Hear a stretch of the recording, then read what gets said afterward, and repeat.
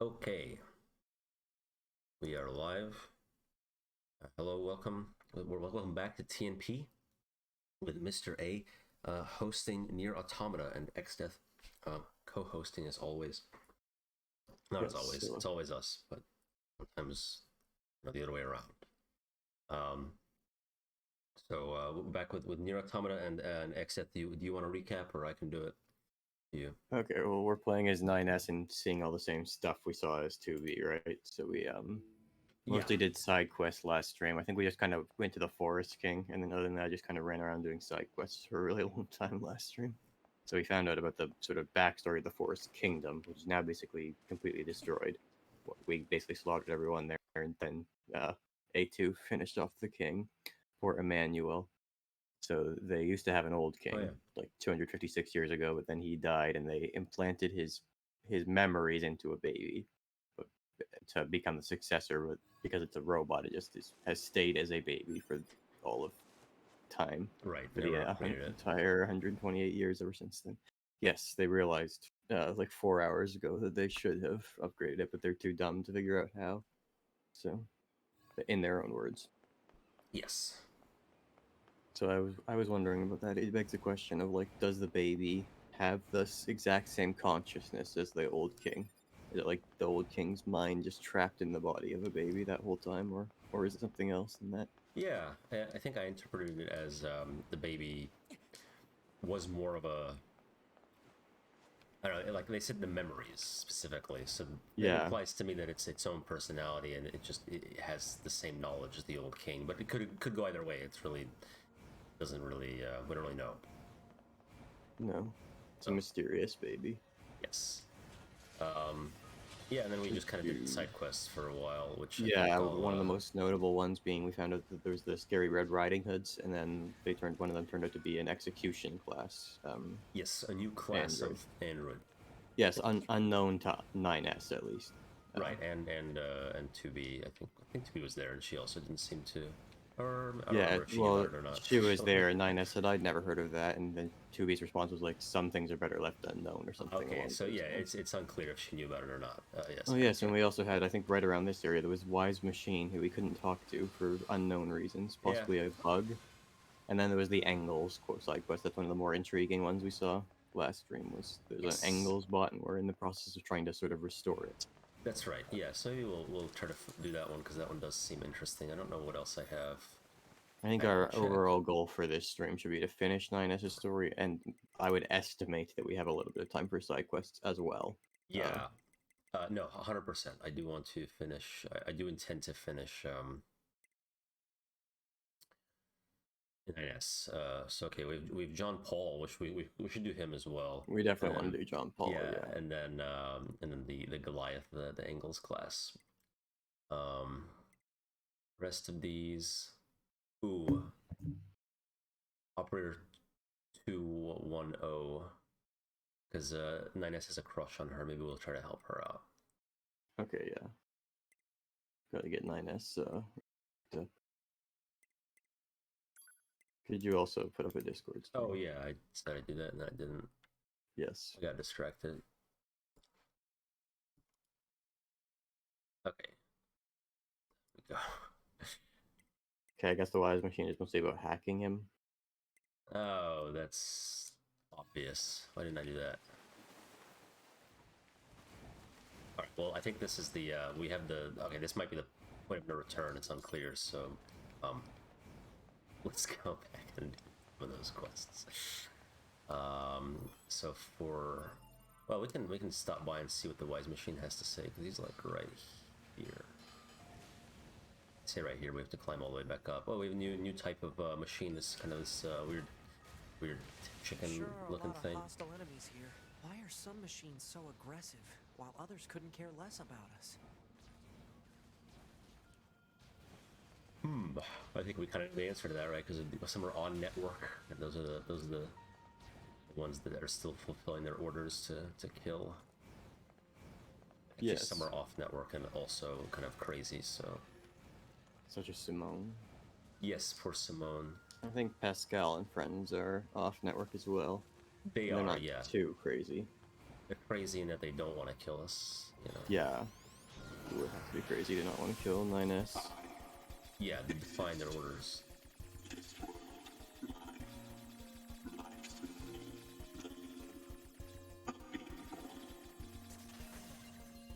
There we go. So they're just stuck in such contemplation that we can't speak to them. Mm-hmm.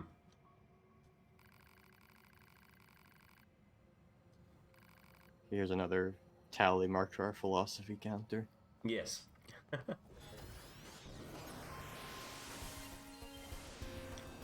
don't know if I get anything from... Oh, alright. No, they respawn though, apparently. Yeah, if it's a important quest. Alright, we'll deal with that later then. Apparently, my understanding is that there are other wise machines as well, and we have to go and like hack each one of them. That sounds familiar. Machine examination 2. Okay, this is good. This is where I need to get the part for Engels, probably killing this big one. So, well on our way. Yeah, so Engels, we need to repair him or her. You know, we don't know. Presumably him, because Engels is a man. True. In order to speak to it. Doing that by getting specific parts. This is very annoying. I think Engels might be the second most obscure philosopher in the game. Grun. Oh yeah. I had no idea who the fuck that is. Engels is sad because everyone just forgets him and that he's completely overshadowed by Marx. Like, we looked at Reddit's list of top 200 books over the course of the week, and that had the Communist Manifesto by Karl Marx listed on it. yeah, nobody knows. Yeah, nobody knows about for Engels. It was written by Karl Marx and Engels, but the Redditor didn't credit for Engels. No. I was listening to, my wife was watching the Philomena Cunk on. Oh yeah, those are great. Well, I like the Cunk on Britain series, but then like there's a Netflix one that's Cunk on Earth. I don't like it because it is the same thing, just like again. So I was like, I don't want to go and watch it because I already saw this. So the Britain one was like better even. So like I like her, but anyway, whatever. How similar, like the same bits even from the Britain one? Is that what you mean? Yeah. Or like there's a bit they do where, you know, in the Britain one, every episode they would play the theme, the opening to that one sitcom. Oh and yeah. Now they just like play a music video. You know, that's the exact same bit. They just change what they do. Like that really annoyed me. Still don't have Okay. And it's the same. It's like she's talking to a professor, but acting stupid, you know. And it's just like. So you just got tired of the Philomena Cunk stuff, basically. I felt even the bits she was doing with like fucking with people. Come on now, 2B. Was better in the Britain one. I've only really seen like various YouTube clips, which I mostly enjoyed. I think I watched a couple of the episodes of Cunk on Britain because they're up on YouTube. Yep, same. And enjoyed those. Same, and anyway, my point was she also did not mention Engels. She just mentioned Marx when she got to the part about the Communist Manifesto. So. That's understandable because she's supposed to be an ignoramus. That's the whole point of the character. Yeah, but I think that one would, like, you know, that goes over people's heads too much. Like, that's not even a joke. Yeah, I think just that's let true. them out. It's just like more excusable for her. Right. Yeah. Okay. Well, I guess I think hardcore communists might actually like get into debates over who was more important, like who did more work coming up with the communist ideology between Marx and Engels. Some people think like secretly Engels did it all, but I'm not too sure because I've never been a diehard communist. Yeah, no, me neither. But that's an interesting little debate, I suppose. Possibly. Oh, I need to get. I kind of just view them as one entity. Yeah, like in the game where Marx is the arms of. Yeah. Exactly. Which I thought was the other way around. So you see, even maybe Yoko Taro is on the side of the debate that says Engels did more. That's what he is. Possible. Engels is the big one.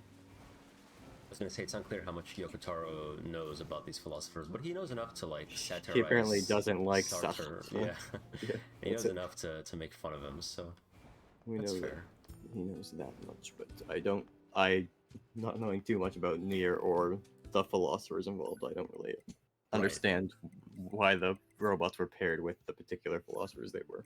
Yes. Like, why is Pascal the peaceful guy? I don't know. Me neither. Pascal's wager. You know, Yep, she wagered. he wagered. That was not a very impressive piece of philosophy, Pascal's wager. No, no. I remember. He's done other things too. I think he was more of a mathematician type of philosopher. Okay, he just dipped his toe in religion. I think there was a lot of religion too. Okay. I remember that being brought up as a. I remember learning. In fact, I referenced one argument, philosophical argument for the existence of a god. And I learned about those in Bible class, and they never particularly impressed me because they rely on assumptions that an atheist need not make in the first place. Yeah. So, and then the Pascal's wager one is like, I remember some girl from my class like really liked it, and I was like, if you believe only because you're afraid of like going to hell, I think the Bible covers that, and you're still going to hell. The other problem with it is that there's a whole bunch of other deities. So this was less relevant in 17th century when knowledge of other religions was completely repressed. Yes. But like, yes, I could choose to accept Christ, but then I'd still be wagering on specifically Christ, and there's like that's right. infinitely The wager other, never ends. many other different religions that could be sending me to hell. Like I could now be going to Muslim hell because actually Muhammad was the real prophet. I only accepted Christ. That's right. Yes, Thomas de Givra, in the book Between Two Fires, addresses this at the end. He says, yes, fear of hell is one of the many paths to get there. Ooh, so there you go. He's a philosopher. That's one philosophy for that book. Yes. I wonder what the most philosophical book of all time is. We know that the most philosophical game is Planescape Torment. Well, the most philosophical book is also Planescape Torment, of course. Oh. The book. I don't know, maybe it's In Search of Lost Time. In Search of Lost Time is so fucking long, but there has to be a lot of philosophy in it over the course of the book. Okay, it's like it's so long that there has to be some meaning to justify, Yeah, I don't think Planescape Torment is that long as a book. It's very, very text-heavy as a game. Yes. Yeah, I guess it depends on. I guess if they, I feel like they probably do try to implement all dialogue and choices into the book for the sake of completion. So it probably is. Even then, not all that long, but not as long as In Search of Lost Time, which is crazy how long it is. Right. It's like multiple volumes, each of which is a book as long as the Count of Monte Cristo, basically. To get In Search of Lost Time. Monte Cristo is already 5 volumes. Six volumes long, yeah. Even, yes. That's right. Yeah. It's crazy. There's also like Ulysses and stuff, which I think is quite philosophical and long. Finnegan's Wake. Very philosophical. Yeah, Finnegan's Wake it's like a really open question, because it's impossible to tell what this book is saying at any point. So maybe every line is philosophy, but maybe none of them are. That's what I choose to believe. But that means its own existence is like another layer of philosophy. It's an indeterminate amount. Oh yeah, that's a recursive philosophy. Well, that's the other thing about it too, is the book loops, so you could consider it to be infinite. Once you start reading, you're actually stuck reading it forever. Yeah, Joyce did say that the ideal reader would, upon finishing the book, turn back to the front cover and start again. That's right. Which is the final sentence that's lead into the first one. The ideal reader would buy another copy. That's what you really want. Finnegan's Wake was truly the live service model of books. Hell yeah! Oh yeah. Are you sad that the live service model of games is allegedly dying? No, I would celebrate its death, but I'm also not totally convinced that it is dying. Me neither. But, you know, I think we're forced referencing the extra punctuation video from... Yes, I think my main takeaway from that was Yahtzee really, really liked that Hi-Fi Rush game. Everyone I think that's did. already a very strong contender for his game of the year for this year. It annoys me. That and, like, Neon White are two games that everyone seems to like that I have absolutely zero interest in. Yeah, I mean, Neon White's a speed run focused shooter, so I don't really want to play it that much. Yeah. That's not my type of game. Rhythm type game, which looks that fun, has a but twink and a cat in it, so maybe I'll play it just for that. I like cats at least. I don't really like rhythm action games. Like I tried to play Trip of the Necrodancer and got really bored of that really fast. Same. Yes, I have no rhythm. They're speaking. I like real rhythm games sometimes, like Parappa the Rapper. Oh yeah. Or, although that game is Guitar kind of Hero. fucking broken. Guitar Hero can suck my balls. I hate that shit. Really? That's so lame. It's just a rhythm game. Yeah. I think I like Parappa the Rapper for like the aesthetic and story and shit, really. And the original music, that's the other thing. It's good to have original music instead of just licensing a bunch of songs out there like Guitar Hero.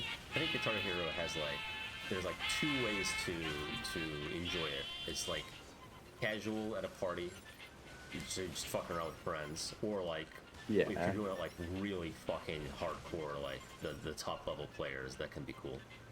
Otherwise, it's like yeah, it's fun. I will grant that, but I think that's true for every rhythm game. Yeah, sure. Because they all have that high skill. So like me, the pinnacle of the genre is like Parappa the Rapper and Guitar Hero, man. Because those have really good original music that you won't see outside of the game, and also like integrated with the visuals and the story. Yeah. So they're the most cohesive experience. Compared to Guitar Hero, where I feel like everything after the gameplay is kind of an afterthought. Okay, a little more. Sure. I'm gonna know Parappa the Rapper. Well, I mean, I know he has a game, but I have only ever encountered the character in well, that too, but in PlayStation All Stars Battle Royale. Yeah. The first game appearance Parappa was in for a long time, but the original creator was kind of sad that it was him fighting, which is kind of out of character for Parappa the Rapper. Yeah, fighting anyone. That's what happens when you sell your creation to a heartless corp. Smash Brothers is kind of the same way too, where it usually doesn't do very much to actually portray the character of the characters. Although it's better about that now than it used to be. Yeah. It's fine. Oh, I guess the original, Smash Bros. 1. Was there anyone in that wouldn't have fought, given the opportunity? I think the most notable example would be Ness, who is a healer and learns a lot about friendship in the game. Yeah, but in his game with a bat. So... He does, yeah, but only so that they can turn back to normal. Rather fair, okay. Well, what is he's in Smash Bros. He's like, well, more of like a rush down brawler type of guy in the game, which doesn't, and also all the moves he uses are not his moves from right. That's true. They are mostly Paula's moves. That's true. So that's probably the most notable one. Most egregious. I think Captain Falcon, in contrast, is fine. His portrayal in Smash Brothers. He had an anime where he blew up the galaxy with a Falcon Punch, so that's pretty...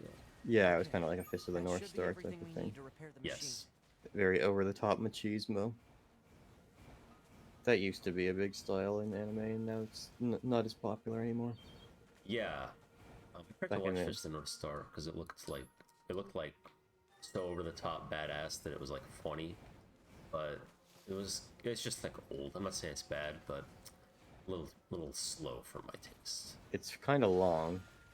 It is. I just wanted to like try it a couple episodes and be like, am I going to dedicate any time to this? The answer was kind of just no. I think the original intention of the show wasn't necessarily for people to watch every single episode in the right order. Yeah, I mean, TV was like that for a long time, right? Like, even if you look at American, just type show. Even if you look at American television, it's only more recently that the format of like shows that demand or that really do best when you watch every episode in the right order is a relatively recent thing, and most of the big shows before were like sitcoms that you could just watch a single episode because back in the day, that you'd have to either catch a rerun if you missed an episode, or just like you'd be screwed, right? Whereas Yeah. the rise of streaming and all those kinds of things makes it much more viable for you to have this format. So, and cartoons are even more extreme about that. Like the cartoons having any fucking overarching storyline to them basically starts in like the 90s. Mm-hmm. I think anime less so though. Like Conan, Future Boy Conan is a serialized story, and that's the 70s. So, as always, anime was earlier, ahead of the time in terms of exploring the artistic potential of the medium. So here we get a. It's 11,934 AD at least. It was when this guy was built. He's pretty old, so. Yeah. It's just relatively unsurprising though that it's in the very distant future. Yeah, it looks like. Yeah, let's kill it. I don't think 9S would want to do that. Him with his insatiable curiosity. He's coming around. He's come around very quickly in the course of a few hours.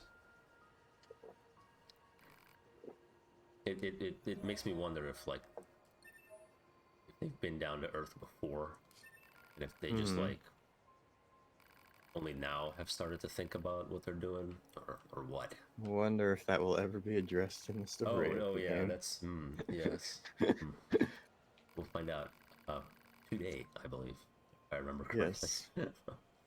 Well, there might be a twist coming up quite soon that relates to that idea you just proposed. Soon, depending on how long it takes to all these side quests. To do these side quests, yes. Okay, he's got a rest. I think we do actually just have to come back every now and then to talk to him. So, how do you think the game keeps track of that then?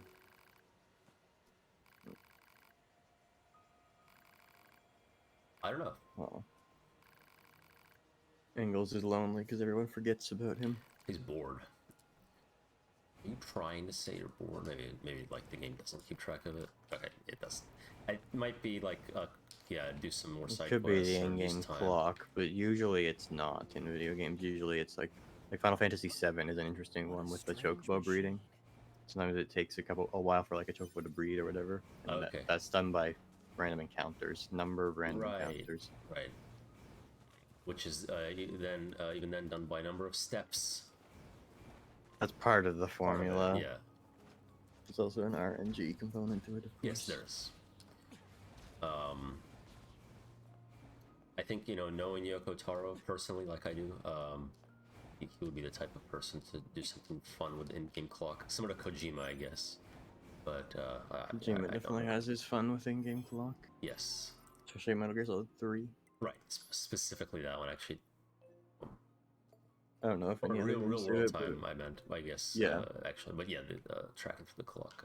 I guess that was Metal Gear Solid 3 was around the point in, I guess that generation was when that became a viable thing to do, because Animal Crossing is another notable example of a game that uses that. That game is very needy, where if you abandon it for a while, people will start to leave your town, and it will get overrun with weeds and stuff. Oh, yeah. In contrast to Harvest Moon, that just lets you leave your save file for as long as you feel like. Stardew Valley, the successor to those games, I suppose. Yes, and of course, good old Boku no Natsuyasumi, the as yet unreleased outside of Japan thing that also is in that same genre. Right. We can fast travel now, so let's speed things up. We can go do Jean-Paul. That's Engels for now. Literally, where did I just... I've lost my memory.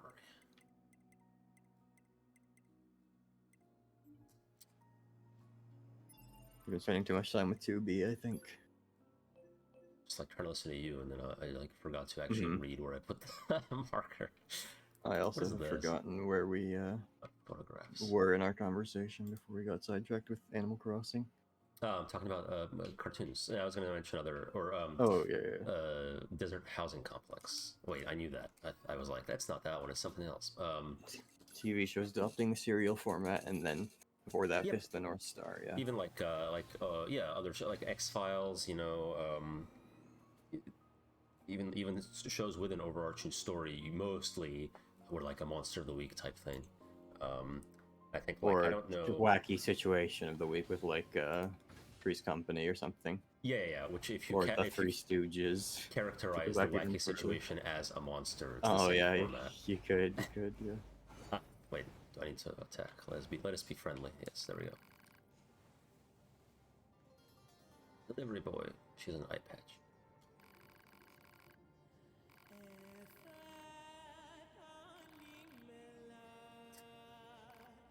Sadism, also French. Most of the philosophers referenced are either French or German, I think. I think most philosophers are either French or German. Germany has a lot. Greece has a lot too, but they're mostly really old philosophers. What's the point of all this? France has Sartre, What's he even getting has at? Maybe you should ask him. Voltaire, Pascal. Then has the, you know, That's three. postmodern neo-Marxist types like Derrida. And You're right. that other guy, Foucault. Those guys are philosophers, but they're not of the same stature of philosophy as Pascal or somebody. There's Yes. a few English ones. There's John Locke, and I think David Hume, and one other one that I'm forgetting at least that's notable. Right. Oh, David Hume is Scottish, my mistake, but still from the United Kingdom. Yeah, well, he would be very offended were he to know that you called him English. Most likely, yes, an 18th century Scot. But see, I come from the time where you can be of Scottish heritage and live in a formerly British colonial nation that now it's just basically has its whole culture be American. Yeah. Where do I see? Maybe it was on 4chan. I forgot what the post was. Somebody was bitching about, like, something being too PC. Somebody was like, I fucking hate Canada. I was like, this reminds me of Exta. Canada is pretty PC. But Yes. I think the bigger problem with it as a country is that it has inherited a significant amount of the massive flagrant corruption and greed that it characterizes the US more so than the rampant PCism, although that could potentially arise as more of a problem in the future. It is a threat. Well, he's nothing if not Or maybe something to be concerned about, like taking too far. Yes, Justin Trudeau style of over the top PC. Something to furrow one's brow at. Yeah. I should say. Alright, got us a letter. Is that in our inbox or? Oh.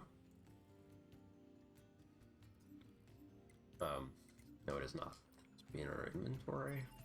Well, we finished Jean-Paul's quest. He left out on a journey. We need to find this letter. Novel. No.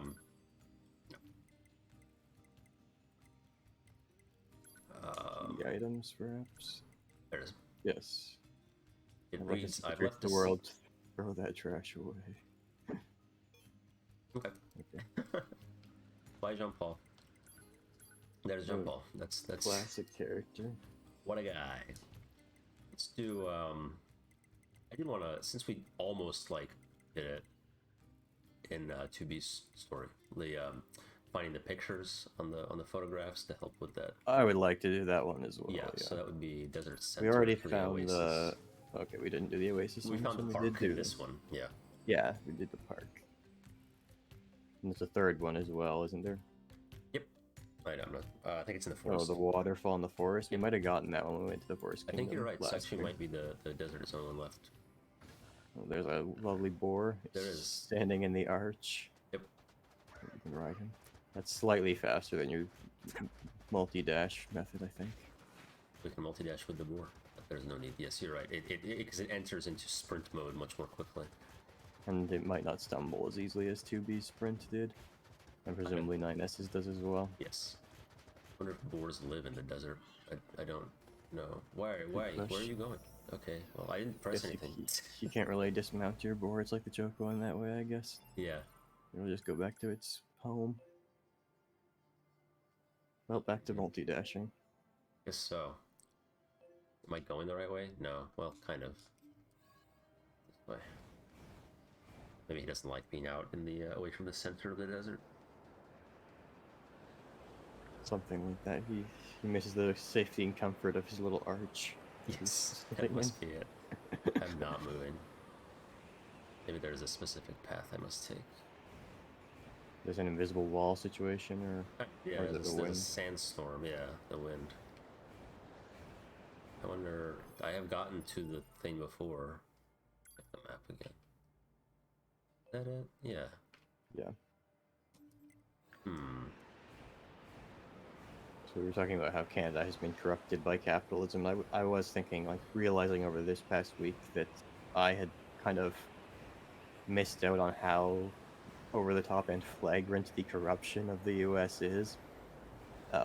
It's like its core institutions, because there's always this argument about, in that country, about like socialization versus like taxpayers funding things like the education system and the healthcare system versus private citizens funding it. But I think, and there's that philosophy about which is better, but that's kind of that conversation basically distracts from the point that all of these things cost way fucking more than they have to because of like blatant and flagrant corruption of those systems, where all their prices are just getting inflated massively to line the pockets of rich administrators, basically. Yep. Like, school does not cost so much that every student has to be getting $200,000 of student loan debt. Every other country in the first world makes it way cheaper than that, whether people are paying for it themselves, like in this country, or like it's like Germany, and the state basically funds it all. Mhm. It's just that in America, and it's a racket too, because the employment system is basically set up that you have to have a university degree to get like basically any decent job. So they can, if there isn't some kind of system to check the prices, they can get away with charging as absorbent prices as they feel like, basically, because what are you going to do? Not get a degree and like be stuck working at McDonald's for the rest of your life? And exactly the same thing happens with medicine, right? Like, doctors can have a perfectly good, like, comfortable wage in every other country without bankrupting people's entire lives because they got sick one time, like America and only America does. So it's just such a fucking joke. And Yeah. and again, it's like, what are you gonna do? Not go to the doctor and just die because you got sick? So they can get away with charging that, and then the corruption like doubles on itself because they then bring like various forms of fucked up finance into it, where you have to like go into debt to pay for your doctor bills, and also get insurance gets brought into it as well. So just what a fucking nightmare of a country America is. Like, I'm shocked about it when I start to consider it more. Yeah. Could be worse though. Could be like Somalia or something. Yeah, exactly. So. But it feels like all these problems could be so easily solved just by like cracking down on a little bit of really ridiculous greed and corruption. This place looks familiar. Yeah, it's interesting. I mean, that's a huge aspect of it. I was thinking like, like medical costs. I'll be honest, though. Simple procedures, whatever, but like medical devices, having worked in that field, are absurdly expensive to produce. Right, so like who would then pay for that? Because R&D won't happen if the company can't make a return. It's just like impossible to pay like that number of engineers for that. When I worked at my last company, a very substantial medical device company, I think we were on like the third iteration of a multi-year long project that, or maybe second iteration, that just it got scrapped because it was no longer financially feasible, and we just started again, right? And like we had like infinite money to work with, but that's in some ways required to produce, to do like research and development on that level. And so like the people, like a person who needs that medical device, they can't afford to subsidize that. So who does? And I think the answer is like the government, so the taxpayers. Like in an ideal world, like yeah, you could just you wouldn't need that money, but like even all the capitalist bullshit aside, like it's a lot of people, high skilled people that need to get paid.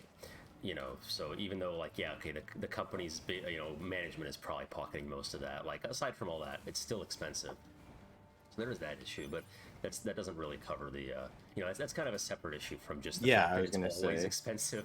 Regarding that with the medical devices, that's a a valid debate to have about how that should be funded, but that is kind of separate to what I was talking about with like the labor, like all these costs that are much lower getting massively fucking inflated because they can, basically. Yeah. Because the alternative in system is I guess like rampantly capitalist as America's is don't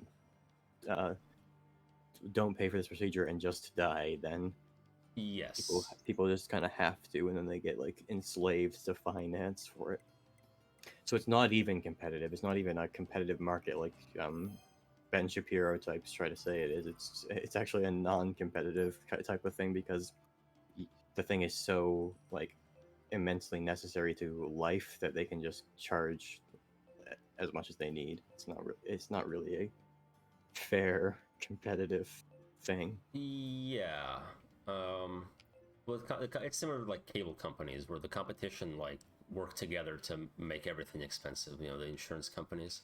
Yeah. And like medical school is competitive, residency is competitive, mostly because it's the number of slots for residents available is decided by the government. Yeah, and funded by Congress, who tend to be more concerned with increasing their own salaries. Well, they don't need to because they insider trade, so I don't know why they need to get paid more. That was something I learned about from the Jet video that went out recently, where Dr. Eggman took over the U.S. health system. Yeah, yes, but that video very educational. Well, video. it's just you know, poor people problems, so I didn't really care. But oh yeah, of course. Yeah. Yes, quite educational. I don't know of any residents like that are pleased with the system. No, it's a lot of people like I know a lot of system. people who were excited about like medical school before they did it, and now like everyone's depressed and hates it. So yeah. I think the biggest, most blatant ones are the education system and medicine in America. And like American education is public education is often lacking depending on the state. Some states generally rank well, some do not. Upper level like university and then post-grad education in the U.S. is generally fantastic quality-wise and like world respected, which is not the case for. If you're going to like countries. Harvard or something like that, at least, yeah. Any accredited and like well-rated U.S. university is going to be respected. I'm not even talking about the best of the best. Like we have really good even just state schools. Like public universities here are generally very good, and then med school like even more so. Like not every school, I mean, but in general, like American like high-level education is great. But that still doesn't justify the obscene cost, right? No. That's not why it's expensive. It is the racket. Similar to the medical thing, like the fact that R&D is expensive is actually not the whole reason why.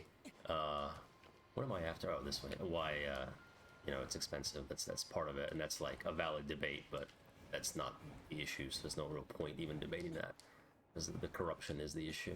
Yeah, that was an argument. I had never like really understood why some people are against Biden's loan forgiveness, student loan forgiveness.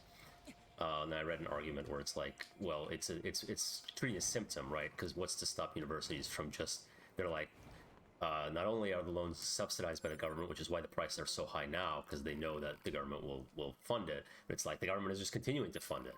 So there needs to be some treatment of the symptom, and that actually makes sense. I still, you know, I think I still agree with the loan forgiveness, but it is a temporary measure. I think it would be better to bring in some kind of more Bernie Sanders-y type of guy who would be more likely to actually go after these corrupt administrator types who are lining their own pockets at the cost of the entire young generation of the country.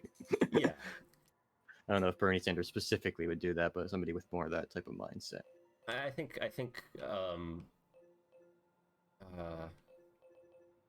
doing. Sorry, let me just check the window real quick. Photographs is there, wandering couple is there, so we can knock those out on the way to the quest. Oh yeah, that's mostly just want to do Engels and the photographs, right? Yeah, and 210, but I remember we looked for that last time. I couldn't find it, so maybe we'll do it later. I don't think it's very story interesting. It's just 9S and 210 have some more conversations or something. So we'll hold off. All right. let's talk to Engels. But yeah, I don't know. To me, like, I think the situation isn't as dire as some people think it is, but I think that's also like on an individual level, but I think that's also just like a failure of the system. Like, first off, you don't need a college degree. You can go to a trade school, which you can already make good money, very good, even better money than like every day, because there's a shortage. In fact, you can probably learn the skills that universities teach you more effectively for free on the internet now. That's another part of the reason why it is a racket, because you have to have that piece of paper from the school to get these jobs, even though the actual quality of information provided by the schools is not really that amazing. Yeah. A lot of the time. I mean, MIT offers all of its courses online for free, right? But you can't do that and say, I went to MIT. No. But I mean, I did that as training for like programming just for work, and they were impressed. Oftentimes, if you go to like a government website that's trying to teach you how to do something versus a YouTube video by some fuckwit on their like in their basement, the YouTube video is way better for actually teaching you the thing. Yeah. But I was gonna say, like cost-wise, I mean, yeah, loans, but for example, many state schools, if you're in-state resident, or I don't know about many, like in Georgia, if your grades are high enough, the state will pay for your entire schooling from lottery funds. So we have that scholarship, and then okay, at least the lottery is doing something useful while serving to perpetuate. Well, that's the entire purpose of it is funds. I think this is true in most states that have a lottery. Is it goes to education. We should put it more towards education into probabilities, so people stop paying for the lotteries. We talked about it last time when there was the conspiracy theory Neil deGrasse. Well, I guess I feel a little bit better about it now that I know that's where the funding goes to. But the lottery definitely is an example of like people talk about. Yeah, it's people think about like unemployed people as the dregs of society or net drainers or whatever. But there are a lot of jobs you can do that actually only serve to cause harm, and the lottery would be one example. That is a gigantic institution that mainly just serves to perpetuate people's poverty by scamming. It is essentially just a gigantic fucking scam that society has decided to approve of. Yeah. Desert photo. Let's just do this real quick. It should be all of her photos. I think so.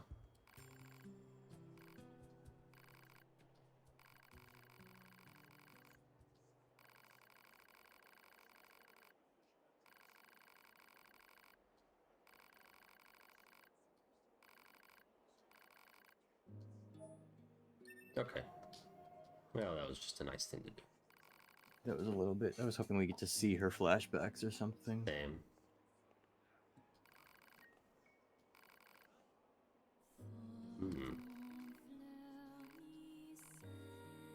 And now to be 9S are gonna have a conversation where 9S is gonna be like, 2V, what do you think the meaning of love is? And she's like, don't think about that. Yeah. She was already like, alright, that's enough of this, let's move on. Yeah. Oh yeah, my last point was, I don't know, you don't have to go to like the best school. I feel like there are jobs that exist that want that, but those jobs are not worth having. They are generally insanely competitive. If you want that, that's fine, but you do generally have to go to a community college. Yeah, community college is generally like relatively. Again, it could be more inexpensive, but generally much more accessible to more people. So situation's still bad, but like I don't know. It's not like the end of the world. I feel like people get into this mindset, and we don't have like again public schooling often leaves a lot to be desired, and so people, maybe the guidance counselor isn't very good and doesn't tell you that you have a lot more options than it seems. Like I've heard of people being told that like they have to go to some shit school where it's like their grades aren't even that bad. It's like the guidance counselor. I tried to go into academic courses in grade 8, and my teacher like pulled me aside to say I couldn't do it. I still did do it, but he was like, that's not gonna work. And it's like, that was a shitty memory. And I also basically got driven out of high school at the end by my vice principal of the school to like put a bounty on me. He said, go, if anyone if he shows up to class, to all of my teachers, he said this, if he shows up to class, send him to me first. And so instead of doing that, I just stopped going to class altogether. Yes, that sounds rational.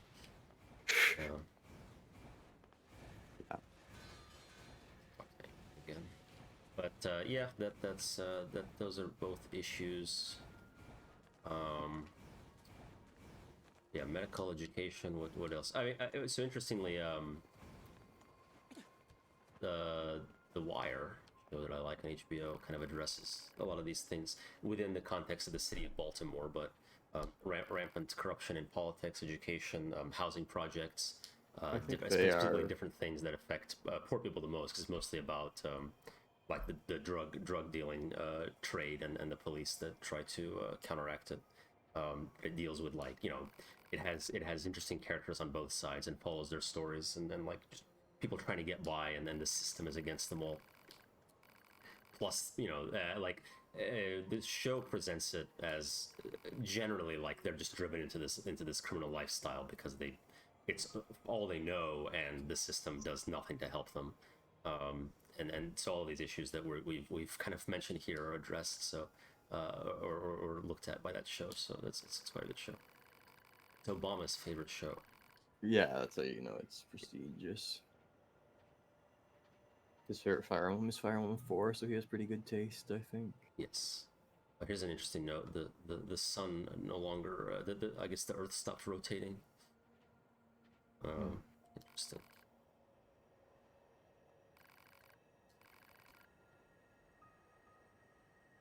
No, not gonna happen. All right, so it looks like a timer thing. It doesn't even take that long. So No. I'll try to come back to him every now and then and chat. All right, let's move. I think we're good to move on, which I think may be the point of no return for quite a few quests, but I think we did most of the ones we to wanted talk to out. Engels any further. I think we will. I think we should be able to. Not then, but I don't know what quests get locked out. I mean, I think that one doesn't.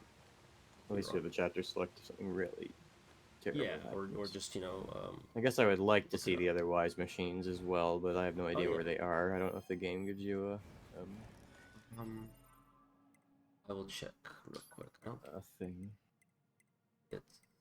We could look it up on Google, though. Yeah, we can do that. Let's do that real quick and see if... Wise machine locations from Nier. Thegamer.com has a guide. Okay, perfect. We're gamers.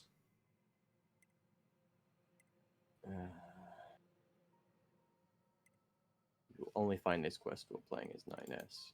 Right, so you have to hack.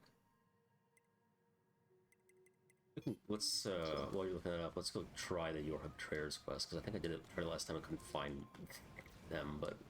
And now like, it was time to it might be better if you look up. I'll post a link, because it shows screenshots of the map, which would be good. Yeah, that makes sense. But I don't want to like try to describe where they are on the map. No.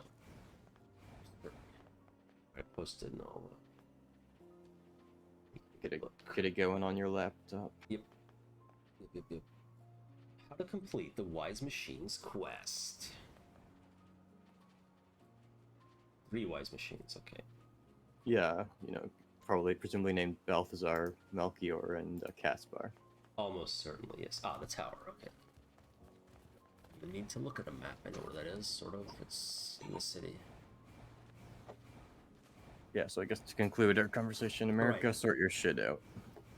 Yeah, it's, most of the shit is probably not that hard to sort. I feel like most other Western countries do it passably well. I think it's one of those things, if it's going to get... I mean, things, I guess, tend to move in a generally good direction with regards to I agree, these types of issues. But this kind of entrenched corruption can be what destroys a society, like with Rome. A lot of things can destroy society. US has survived for now. This could be it. Could be not. I don't know. I hope all I can do is hope things work out well. I am not going into politics, and if I did, I don't even know. I don't even know what it takes to change this sort of thing. I think another thing people can do is try to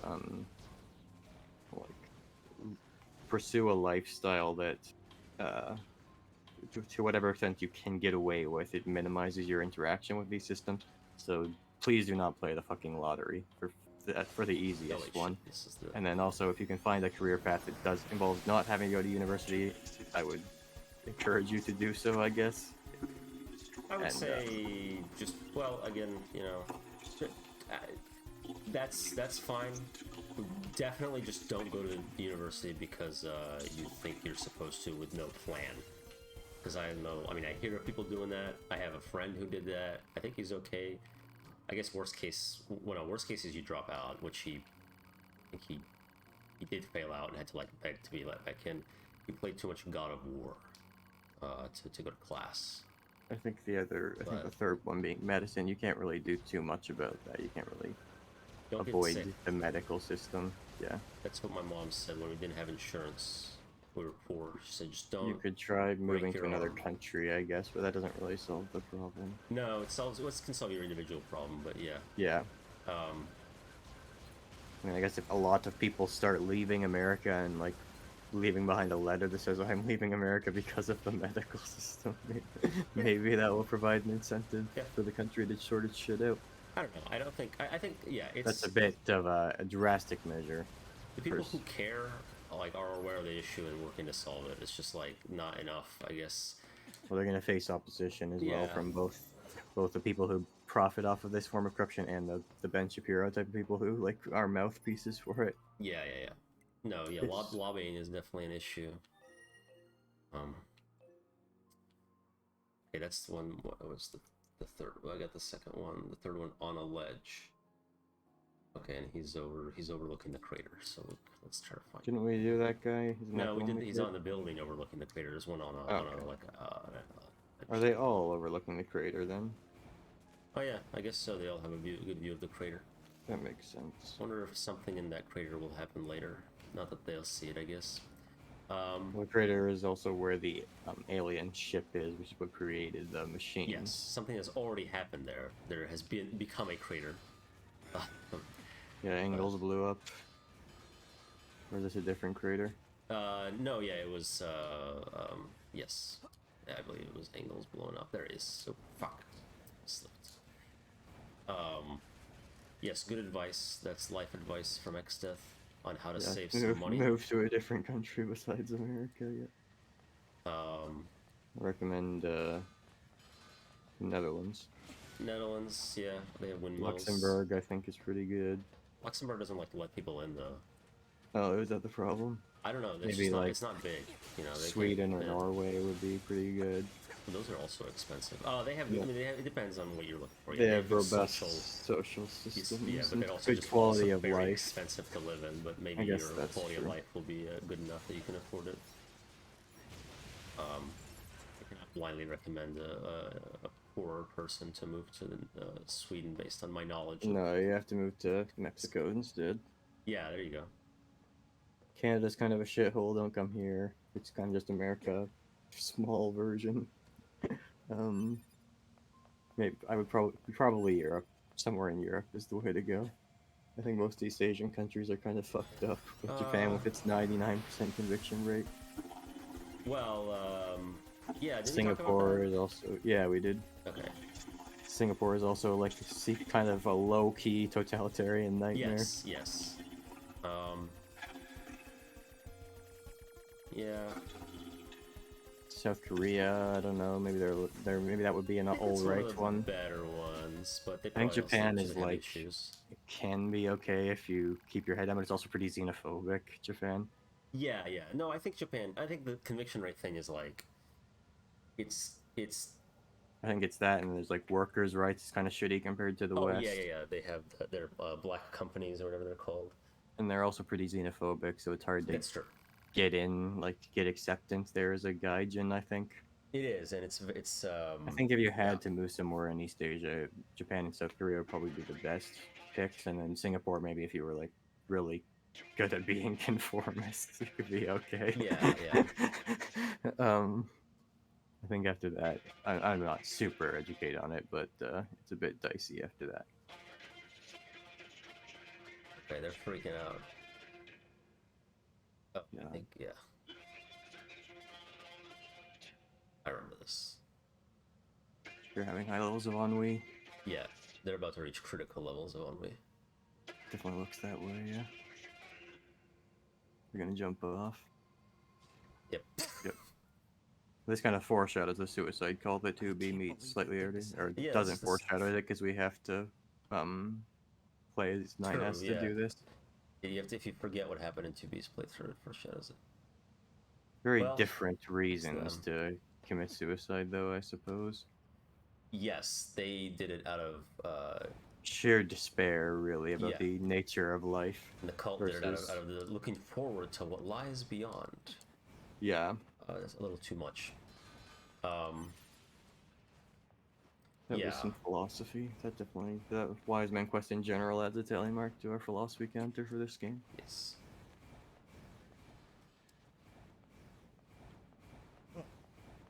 Alright. No. Yeah, let's check in on Engels. Minor attack? No, okay. What's going on?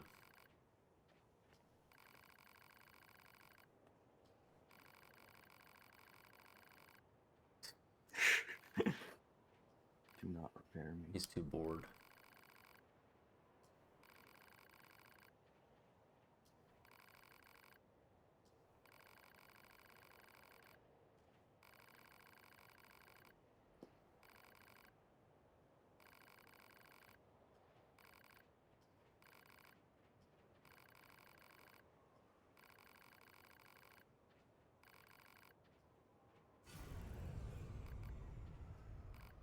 You know, that was a very, very communist way for him to end his life. Yep. That's Engels. Wow. It just chose death. Okay, We so were here's a different. recurring theme emerging between How this so? and the Wise Man We Quest. destroy Yes. machines beyond counting. Perhaps someone sees that as a sin. To be. Okay. Yeah, They philosophical. trade off, kind of coming to some levels of understanding with the machines. I mean. Hmm. All right. Well, let's keep moving. So that's the side quests.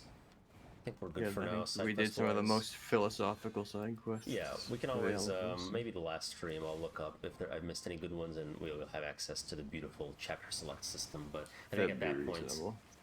people will have forgotten about side quests because the story just gets so intense. So I think So gripping. so Yeah. gripping, so I'm turbulent. definitely still waiting for that, but I guess the Well, statement yeah. has been that it's when we play as A2. Yes.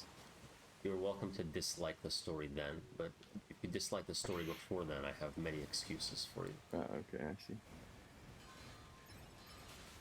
Actually, I would agree with you. It was I fine. don't dislike it. Right, that's what I was gonna say. It's like, I don't dislike it. It's just This like, is not oh, that was on it. one of my list of greatest game stories just yet, though. No. I think this is the right one.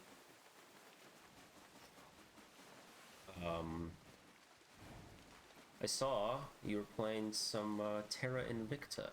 I did purchase that game, yes. It was a questionable decision. I was thinking, yeah, it's hard to get into.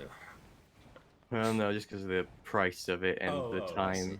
the time I have. Yeah. Because I bought it and then on Saturday I was like, I shouldn't buy this game, but I don't know what to do with myself right now, so I'm gonna buy it. And then I played it for 3 hours, and then I haven't touched it again since because I'm either at work or I'm like making thumbnails for TMP or doing the YouTube chapters or something, you know. These books, brother? Okay, but let's let Yeah. Eve and Adam.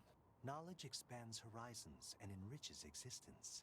I'm glad that they are reading books besides the Bible. Instantly? Yeah, well, they're Into your probably reading head, more. perhaps, but not to your heart. I guess. Hey, so This looks like Yes. South Korea. my name? Eve? This It book might be says it's based a on woman's Japan. name. Like, Shouldn't we just the be general called look of this Cain city and Abel or landscape. something The instead? apocalyptic Humans first in wouldn't Drakengard change are always in names so Tokyo, easily. right? Besides, Oh yeah, you should be that proud of is your name. that's right. Huh. This could be Well, if Tokyo. that's what you think, then I'm fine Tokyo with is the most Glad populous to city hear in the that. world by a very large margin. Did you know that? Tokyo fun fact? It's kind of Is there cheating though something because it's else? so fucking After massive. we're done reading, Sure. can we go out and But Like, New York is I'm pretty sure massive it'll be too, right? tons of fun. Yeah. But I guess a lot of But U.S. only cities, not after that I we're guess even then finished. they probably wouldn't be more mean it? populous, or like split Then into I'm gonna try suburbs. extra hard So to the city finish this. proper is actually relatively small, but like Greater Atlanta is massive, but Atlanta itself is big, but not that big. So if they split Tokyo up more, then it wouldn't, because it's one big city. But even then, it's Maybe. probably I still don't know it's if more that's how they populous, count so- it or not. Yeah, don't know it's either, yeah. it's crazy, Tokyo. Yeah. Seoul was like that too. I remember. I think that's another thing that I would not like to live in Japan. I think I'm not even sure if I would do well visiting because the population density. Like, I think I would have like an anxiety attack if I tried to go to Tokyo. Because the public transit and everything there is so fucking crowded. I hate. Sometimes at work I have to go on like a really crowded bus to get to work, and it's like I fucking can't stand it. Oh, okay. I'm the wandering couple here. Tokyo has a population of basically 14 million people in it. That's a lot of people. That is a lot of people for one city. Let's see, what is the size? Total surface area is like 2,000 kilometers, it says. Okay. How many people per kilometer? 16,480 per square mile. Oh, okay. I was trying to do the math in the kilometers, and I was like, that's not right. But square mile, yeah. What about per inch? But then it says the metro is 13,452 kilometers. Yeah. Yeah, I don't remember, like, when I was in Seoul, I mean, again, it's not Tokyo, but it's a similar, like, kind of East Asian mega city, basically. Never felt, I guess I don't like mind crowds, but it never felt very crowded to me, but there, people were always around. Yeah, New York is only like a quarter the size of Tokyo. New York is crowded. I remember New York feeling crowded. The bedrock here was bombed out in the last war. Looks like the whole city is starting to sink as a result. Even more so. Somebody got onto me once because I said, a lot of people say Tokyo, but it's Tokyo. Tokyo. Tokyo. Yeah. A lot of the time, Is that what we need to protect? we have trouble, like, understanding the way things are actually pronounced in any other language, but including Japanese. As long as you perform regular I think it's not super hard to learn the spoken part of Japanese because, in part because of it has a very phonetic writing system, or whatever. Like, or the way that speech is broken down is very limited, where it's like it's not there's a different term besides syllable that I keep forgetting, but it's like bisyllable, So that, which is also the reason why we get things like kuraudo for cloud or wafuru for waffle.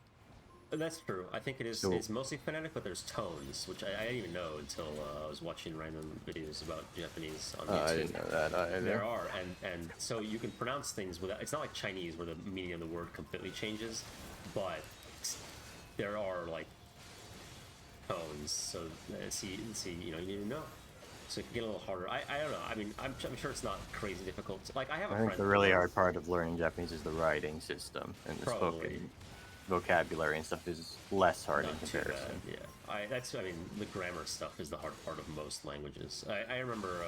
I had a friend who took Japanese in college, and he said it was like by far his hardest class. Yeah, I remember that story. And that was like I thought it would be an easy class, and then it turned out to be as hard as right. Yeah. I think the writing system is really hard. So that's the biggest reason. So, especially with the multiple, you have to learn katakana, hiragana. The kana themselves are the easy part. It's when you get into kanji that I think it gets really hard. That's right, kanji, yeah, because then it's like Chinese characters. And there's thousands of them. Yeah, kana are basically 2 alphabets. Like, it's not that much more different from learning Cyrillic. It's just that there's a weird redundancy. Like, every sound can be spelled in both katakana and hiragana, which is odd from a language learner's perspective. But people who are learning the Roman alphabet have to learn the capital and lowercase versions of every letter as well. So. Yeah, Japanese has that too, right? The size of the letters in the word determines some pronunciation and meaning. Possibly, yeah. That's something I haven't gone into because I've only tried to memorize a table of the kana so far. Oh, sure, yeah. Yeah, I do have a friend who I think self-taught himself Japanese. He's kind of a weeb. He's a weeb, yeah, but I think Sora on AFT can read some amount of Japanese from having done that. He's like a legit weeb. Like if you actually learn Japanese correctly, I respect that. Like if you only learn some tidbits from anime, then it's like, you don't know Japanese. No. What was it? He had a L, from Death Note, necklace just said L. And I was like, what's, you know, one day I was like, what's the L? He's like, it's just L. I'm like, alright. Now I get it, having seen Death Note. I was like, okay, don't tell me then, whatever. It is a specific type of L after all. It is, but I was like, what does it like, stand for anything? He's just like, nope, just L. He didn't explain where it was from, so I'm like, alright, whatever. I guess you like the letter L. Yeah. Very well then, keep your secrets. Yeah, he's that type of person. So,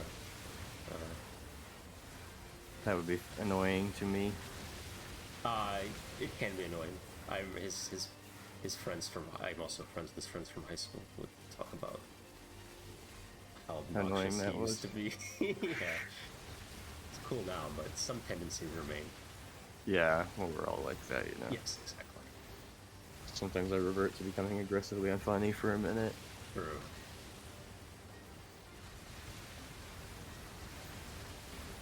Everyone does. I think everyone can be aggressively unfunny. Possibly. To different degrees. Depends on how aggressive your personality is. True. Mine's not, so I guess it would be hard for me to be. Mine's like very passive in real life, which I think is why I put on a more aggressive persona. Yeah, you gotta get a vent somewhere. Attention, this is Carrier Blue Ridge 2. Requesting support from I don't any know. friendly units at Yeah, range. I also find myself Come getting under like heavy mad fire at from dumb the shit enemy. Our on escort ship is like on taking damage AFT. and is unable to So engage. it's the We're environment as currently well. resisting with all Like the remaining support constant fighters, but we Elon can't hold Musk them off for long. whining. Fucking So I think- constant whining. I remember like when I We need immediate speaking backup of from any medical available costs, when I was android like, my dad sent me a text about like Eli Lilly dropping or capping the cost of insulin. I posted that being like, this is nice. I was like, what about the EpiPen? Mario well, had it's to their have a fault in fucking... the first place. It's Yeah. like, okay, fine. Sorry. That was like Mario. You just have to ignore And Wally, him. you know, Wally too. He will never be happy. That No. fucker. Yeah. It's like, I guess I can see the point of like, remember that this company still sucks, but you know, when Yeah, they're it's doing like, something you're good, right, you can but be I was like, just okay, look, good job news. this time. Yeah. It's like, I won't be happy till it's all free. It's like, okay. Yeah. Okay. I think those two have a bit of a too much of an ideological They crusade do, going on. They do. Which it's you know, whatever, but it did annoy me in that. Well, you know, me with my big fucking diatribe about the corruption of America, I might get in with them at some point. I think most of the time when Mario says something I agree with, I'm very reluctant to actually post that I agree with him. Just because... Anytime even when I agree with him, it's like generally to a lesser degree. Yeah. Or it's like, you know, a normal person is like, you know, cops need to be held accountable for their actions, and Mario's like, kill all cops. Yeah. Defund the police entirely. I think that's kind of another one where, like, the police in most other countries besides the US there's issues with them, I'm sure, but the rate at which they kill people is so much lower compared to the American one. There is an issue of, and there's some issues of, like, the American cops, it's not 100% their fault because they do have some challenges that, like, Swiss police do not have. Yeah. But also, you could just, I think America needs to have more willingness to just copy other countries that do a system better than they do. Yes. If it's that big, we should be able to see it. That's interesting you bring that up. I think that is a big problem. Like, you know, we want to be so individualistic here that if we look at another country doing something, it's like, well, we don't want to be like them. The it's idea like, well, you do. of... Why not? You do want to be like them. What's the There's problem? also that myth of American exceptionalism, right, where there's a significant portion of the country that is unwilling to accept that any other country might have a better system than the American one.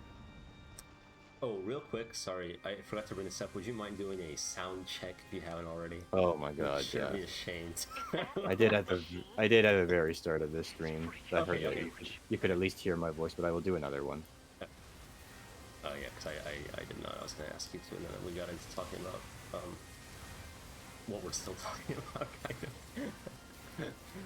Yeah, it sounds okay. I would turn up your own voice a little bit. Oh really? Okay, because I found myself too loud in your video, or at least at first. But I think that was because let me crank myself up a teeny bit. Yeah, not too much, just a smidge there. Maybe like 0.2 decibels. We'll go with that for now. It should be okay. As long as we can hear each other, it's, you know. It's not nothing disastrous. Yes. Okay, so we're doing this. For anyone watching, which is no one, but be like, we're talking over the whole game. We've already seen this stuff. because Coordinates to your this is map 9S. Yeah, But we this also is just talk over Grun. the whole game anyway. But We will get some more Grun backstory during this we encounter will. with him, That's right. since we're Oh, 9S. that's right. I forgot. We would be getting the Grun backstory. Very excited. I Yeah, guess so after we start blowing him up a little more. I've been looking forward to the backstories. I think the Forest Kingdom is my favorite backstory so far. Yeah. Yeah, that's a good one. True, I would rate it higher than Simone's. I was a little disappointed by Simone's. I thought it would be more sad, I guess. It was It's kind of fairly like- sad. Yeah. It's a bit horrifying, I guess, in a, but not like, yeah.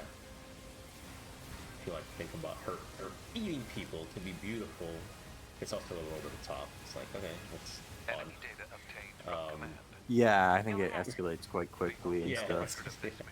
I like that where it was like, you know, she sought out this jewel and like physically lost parts of herself on the mountain, and then like immediately escalates into like the stratosphere. It's like, oh, You know what I geez, think? okay. I think it is what sets the Forest Kingdom apart compared to Simone's is that there is more subtlety. There isn't this big like crazy over the top twist to that. It's just this Yeah. weird case study into what the robot mindset is like, with their Yes. sort of almost complacency of just having to accept that they are too dumb to fix the king. I thought that was neat. Yeah, they're true. They're just like, we don't know how, but we have a way to preserve him, so we'll do that until we figure something out. And then 10,000 years later, he's still a baby, or however long it was. I don't remember what it was. 128 years between Oh, right, when the that's right. baby, when the Yeah. king babyifies and when we fuck them all up. Yep.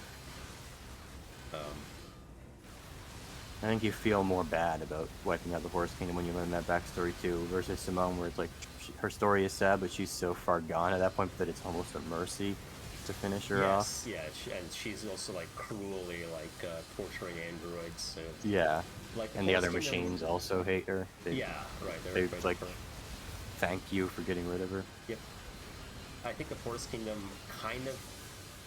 I feel like it might have been even more impactful if like you were the one to kill the baby for some reason. The fact that A2 does it, it kind of takes away Yeah. from some of the bad feeling, but you know it's still there. It's just You still killed like all of the bodyguards. right. though. To be fair, they attacked first, but they were protecting the king, so it's not like. I will be Just curious to misunderstand. find out why A2 felt the need to kill that baby. Okay, maybe we'll find out. I actually don't Confirmed remember elimination of either, electromagnetic so we'll see in her interference. playthrough Okay. maybe. Stand by for I incoming hope it's satellite addressed. laser strike. It might just be that she hates machines. Like, it could be that simple. Like, all machines. Well, that's the Yorha standard, but she's one who's like going against Yorha. Yeah, maybe she's like so anti-Yorha. She's Oh. super Yorha. It's got Yeah, her problem with Yorha is that they don't kill machines enough. Yeah. We'll see. Having trouble over there? Are you Yorha? No. These guys, Hunter they all Squadron die. deploying out of North 12C Defense Yes. HQ.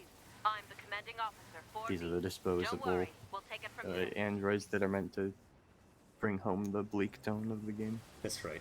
2B, let's leave this area to the reinforcements. But I they have an get idea. they you know they You and I get should meet up at the spot I just marked. new bodies in the bunkers. So it's not even that big deal actually. I kind of forgot about that. I forget this game has no stakes. We've got mortars lining the shoreline here. All the EMP Well, but we shields might in the lose the world hero will that help against close exists in range this very mortar fire. moment. Got it. That's right. Yes. Very philosophical. Okay, I get to hack to help 2B shoot Of course. laser or whatever it is, cannon. You're doing her computerized aim assist. This reminds me of Evangelion when we shoot down the when they shoot down the tetrahedron. You might. I think you said that last time.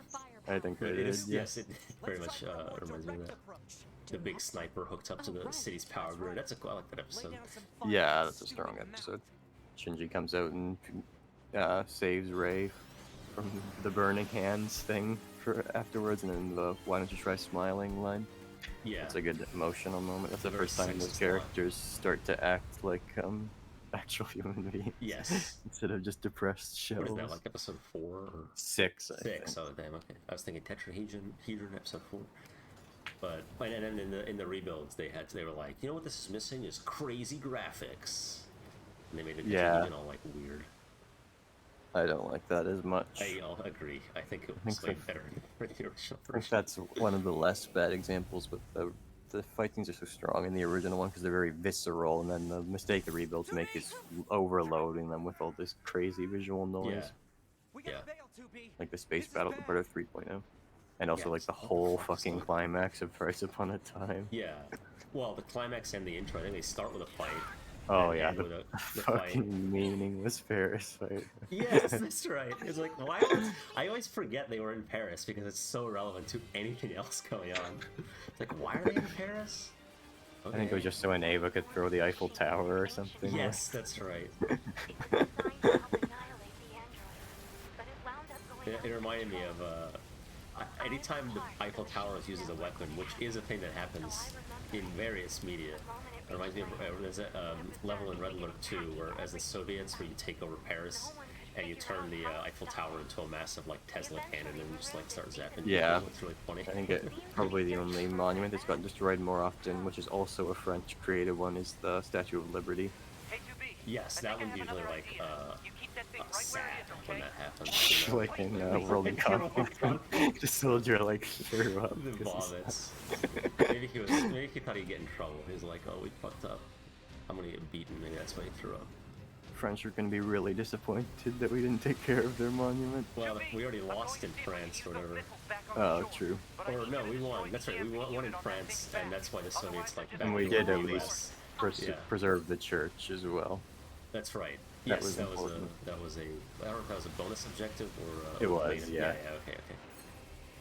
And then Bannon like got a bunch of people killed multiple times. I realized I couldn't remember any of the characters' names from like Homeworld, but I can still remember the characters from World in Conflict. There was Loose Cannon Bannon, of course, and Parker and Sawyer. But I think it's because because we did Loose Cannon Bannon. Yeah, so that and helps we made me fun of remember. Parker and Sawyer Yeah. stuff.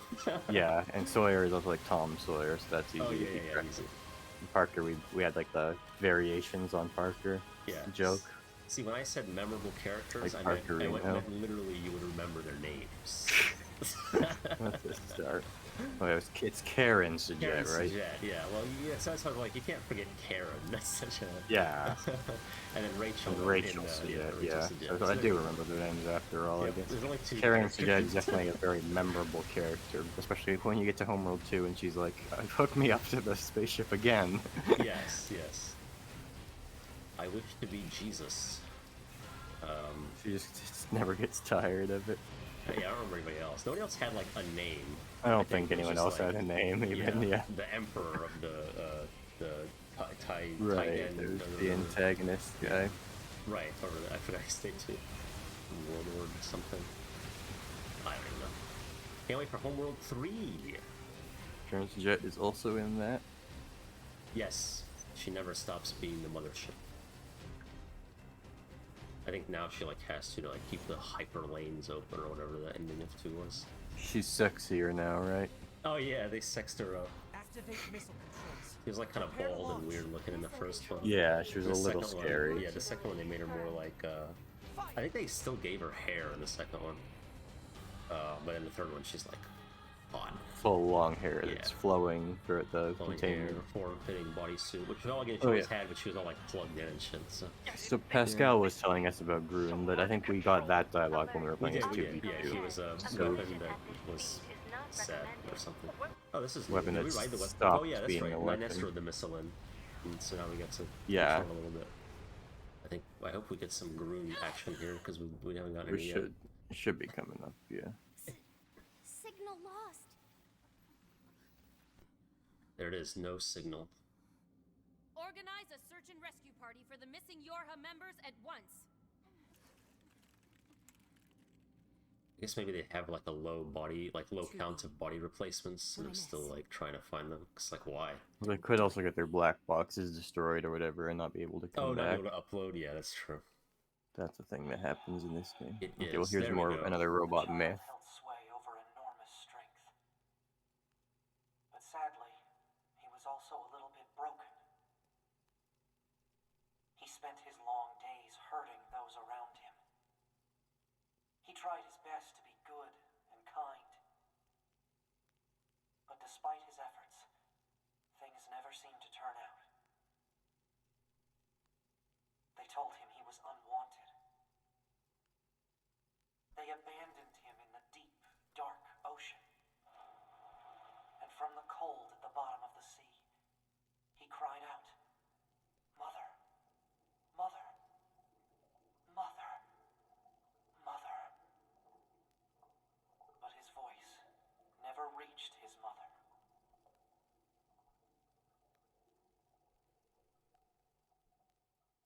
There it is. Poor Grun.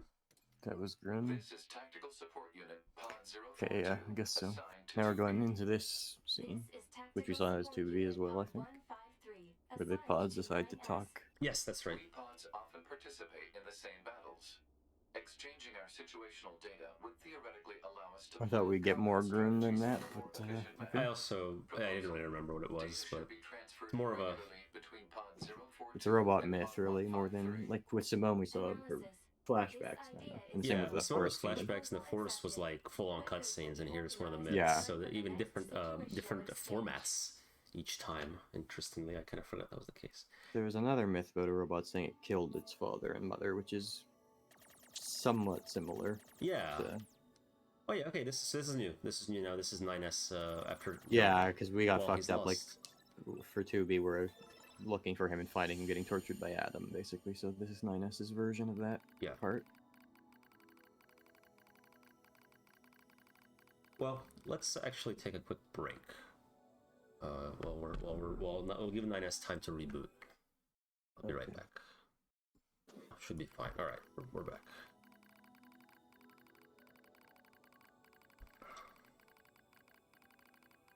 So here we have the first person narration, which is also what Simone's backstory was delivered through. That's right, and the same pure text on a background. It's also Simone-esque. Simone adjacent. Yes. All right, memory storage here.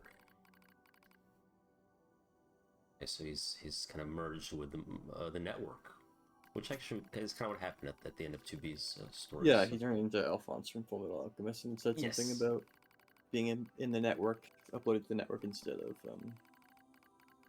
his normal place. Mhm. Which portions of my memory may have been destroyed. Wonder when that might have happened. Yes. Just now, or earlier, or both.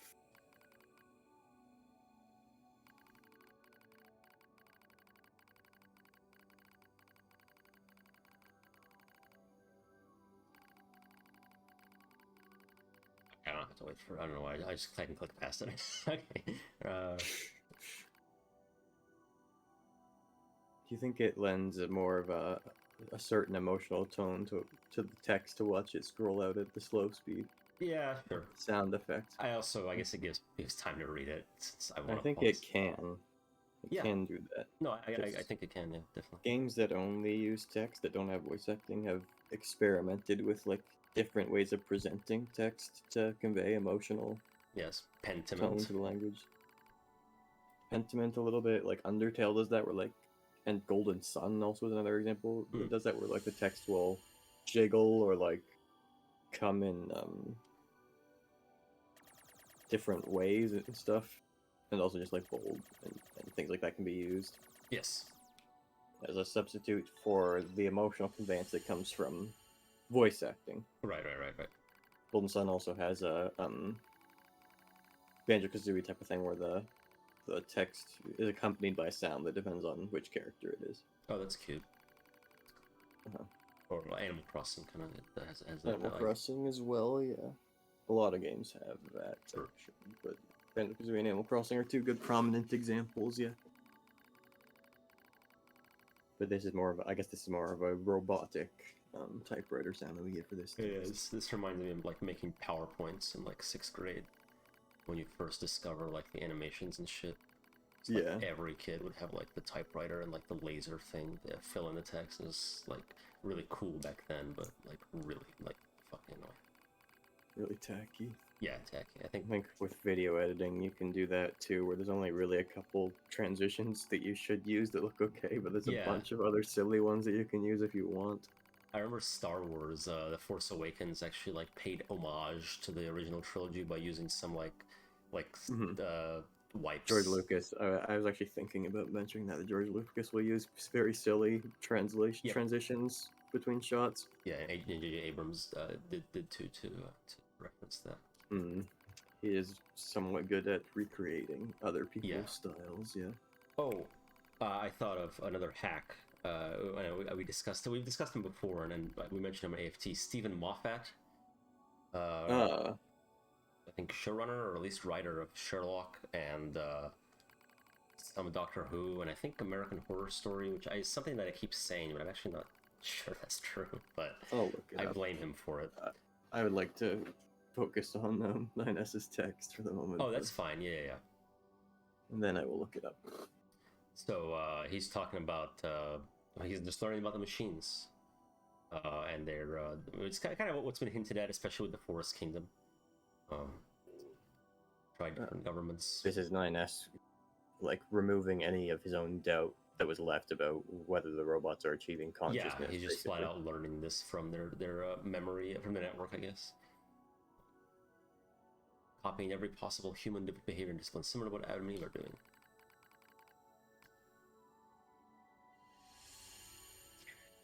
What really is a human? I think that's the central question of this game so far. True. It's a question the game itself has not quite reached yet, but it's definitely edging against, or has been for a while. Yokotaro watched the Star Trek episode Measure of a Man and just got really inspired. Yeah, maybe. That's very possible. Find no indication of the machines creating new cultures or values. Okay. True, we have noticed that as well. They misunderstand things in trying to imitate them. Sometimes comically, sometimes disastrously. Sometimes a little bit of both. They don't learn more things.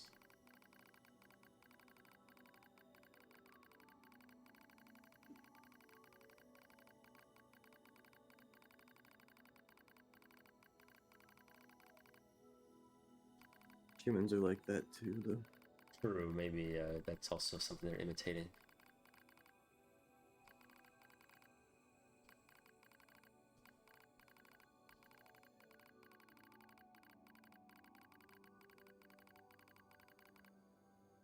Learn! Learn is in all caps. Yes.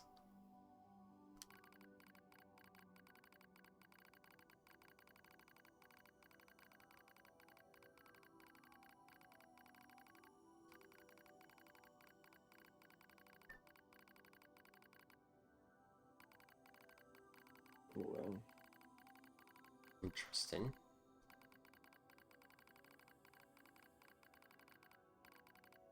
It's interesting that the robots have pulled so much from humanity, but not from their own creators, the aliens. True, yeah. We really don't know anything about the aliens still. Apparently they were just vegetables. Yeah.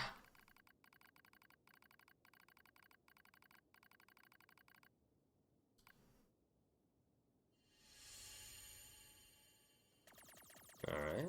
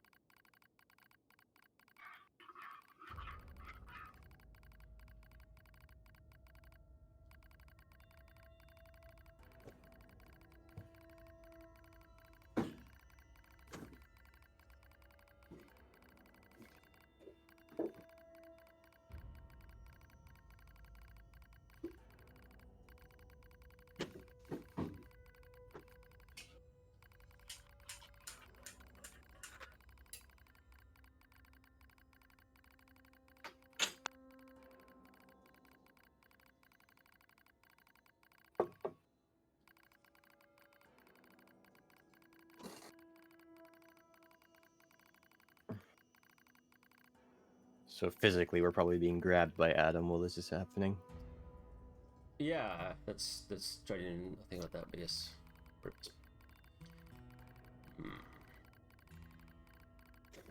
You can see our thoughts because I guess we're on network. I guess 9S could be speaking out loud, but He calls us boy. yes. even though we're older True than him. life is hatred. Physically, we're older than him, but model-wise, Yes. younger, I suppose. Eternal boyhood. Hmm.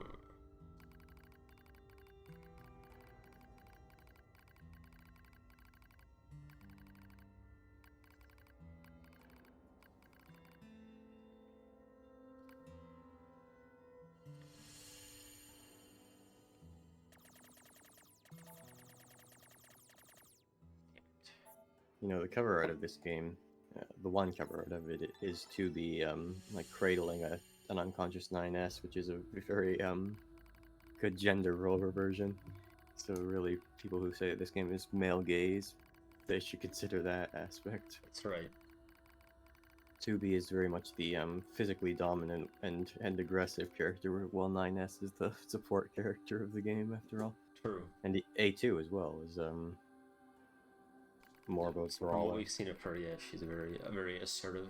And she's known for her good combat mechanics versus 9S, who's the hacker, the mini game, Right.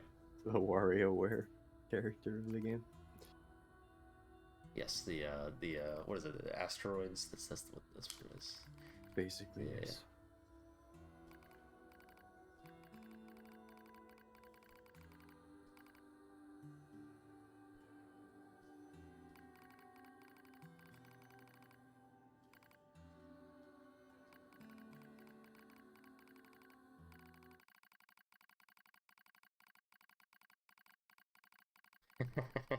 There it is.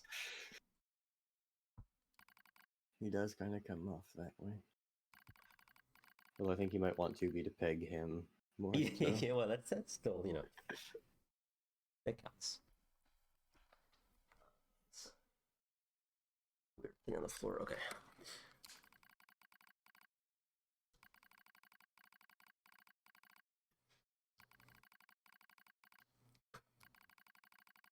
So here's a lot of denying going on. Yes. How much? You know. A lot of nearing is right. happening in this scene. Yes.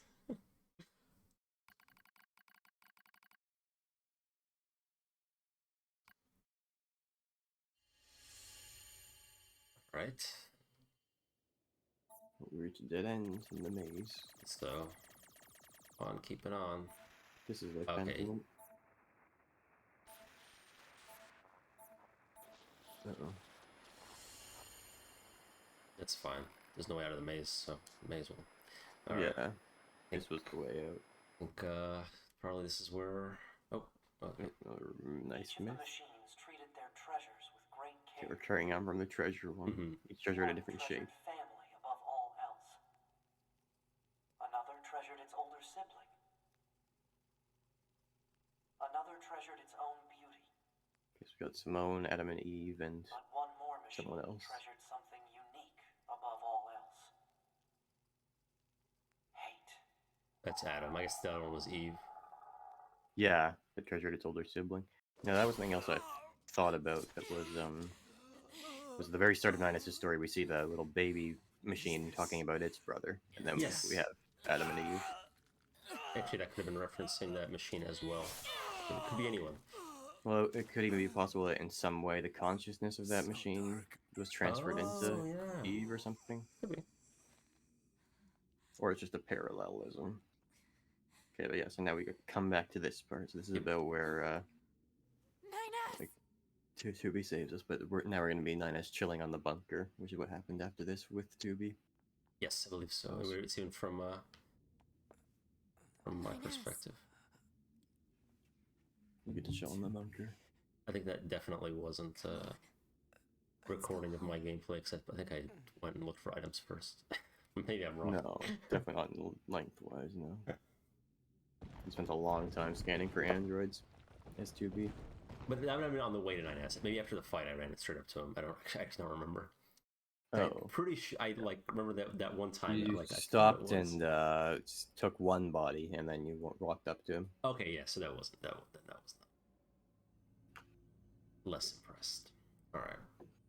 I think it probably only used the recording for the options thing at the start. Yeah, if even that, but I'm pretty sure it was. Why It am I looked laying like like it. that? What the fuck is this, cyberpunk? Somebody put you down like that, I Yeah. guess. That was awkward. So Of bad. them. Okay, yeah, we get to reboot. Proposal. Engage memory core diagnostics. Yeah. Yeah. A single reply is sufficient for acknowledgement. Fine.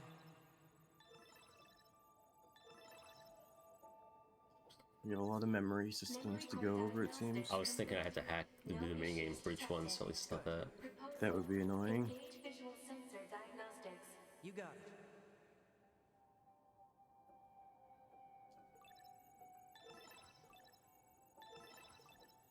Visual sensor diagnostics complete. No issues detected. All checks complete. Took long enough. Don't you think it's overkill to perform a full data overhaul? Unit 9S was seized by the enemy and placed in a non-controlled state for an extended period of time.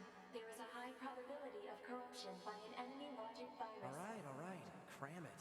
Anyway, I just gotta sync up with the bunker server and He's then I'm really outta here, right? snotty with Yeah, the he internal is. robot. I want to get back to playing with 2B. He generally is a little bit snotty. He But is. it's really getting played up at this part. It is. Uh-oh, that didn't look right. What was that? Unknown. Halt the data sync. Alert. Data synchronization is mandatory for all Yorha units. Yeah, I know that, but we just got some kind of weird noise. Halt the data sync for 2B as well. Affirmative. Let's figure out where that noise came from. Just to be sure, you know? Open a port to the server. Okay. There's the bunker. It's all server. It's also round. No time to examine everything. Better stick to the main data nodes. Okay, now we get the privilege of playing the minigame. At least this is a very easy Yes, version of it. I like those ones. Best. Detected. Access log to Council of Humanity's lunar server. Oh, okay.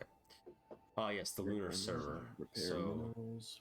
bunch of empty Materials. shit and just water and repair materials. That That's all looks they've been normal. receiving. Does it? Or is the rest empty? I don't know. Maybe there's Oh normal. I yeah, don't that's know. true. They could be redacted. I What's was up thinking there? maybe just nothing happened in those If times. that's, Looks like records for supplies shipped to the moon. Strange. I guess will tell us what to think. Yeah, so we are supposed to So notice strange that that they're empty. suspicious. Okay. Why would they do that? Maybe they just, you know, they have people whose job it is to send containers, and they send them whether they're full or empty.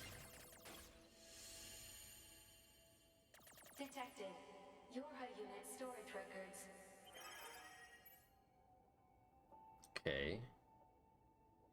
Something about 1S, something no, 2B, yes, Maybe yes. 8H, 9S, yes, no. 24S, yes, 9S, no, then 12D, and the rest, a bunch of lost ones.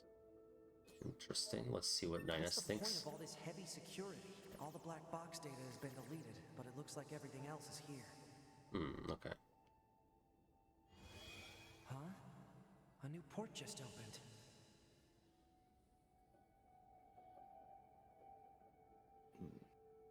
Let's go check it out. Detected. I guess we're gonna get to the Council bottom of of some Humanity and plot Project mysteries Yorha here. Records Index.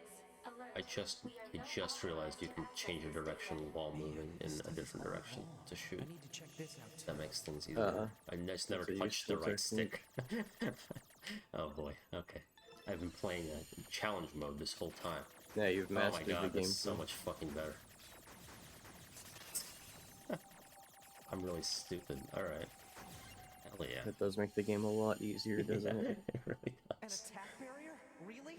Why the heck would they install one of those in this server? Level S, confidential.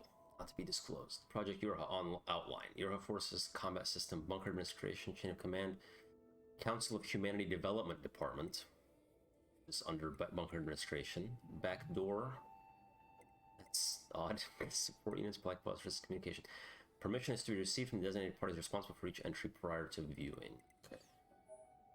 Let's see. Looks like info about how the Council of Humanity was formed as part of Project Yorha. Wait, isn't that backwards? After a long period of battles and adventures, the prophet spoke. Oh, grant me the mercy of the land. Oh, grant me the joy of the heavens.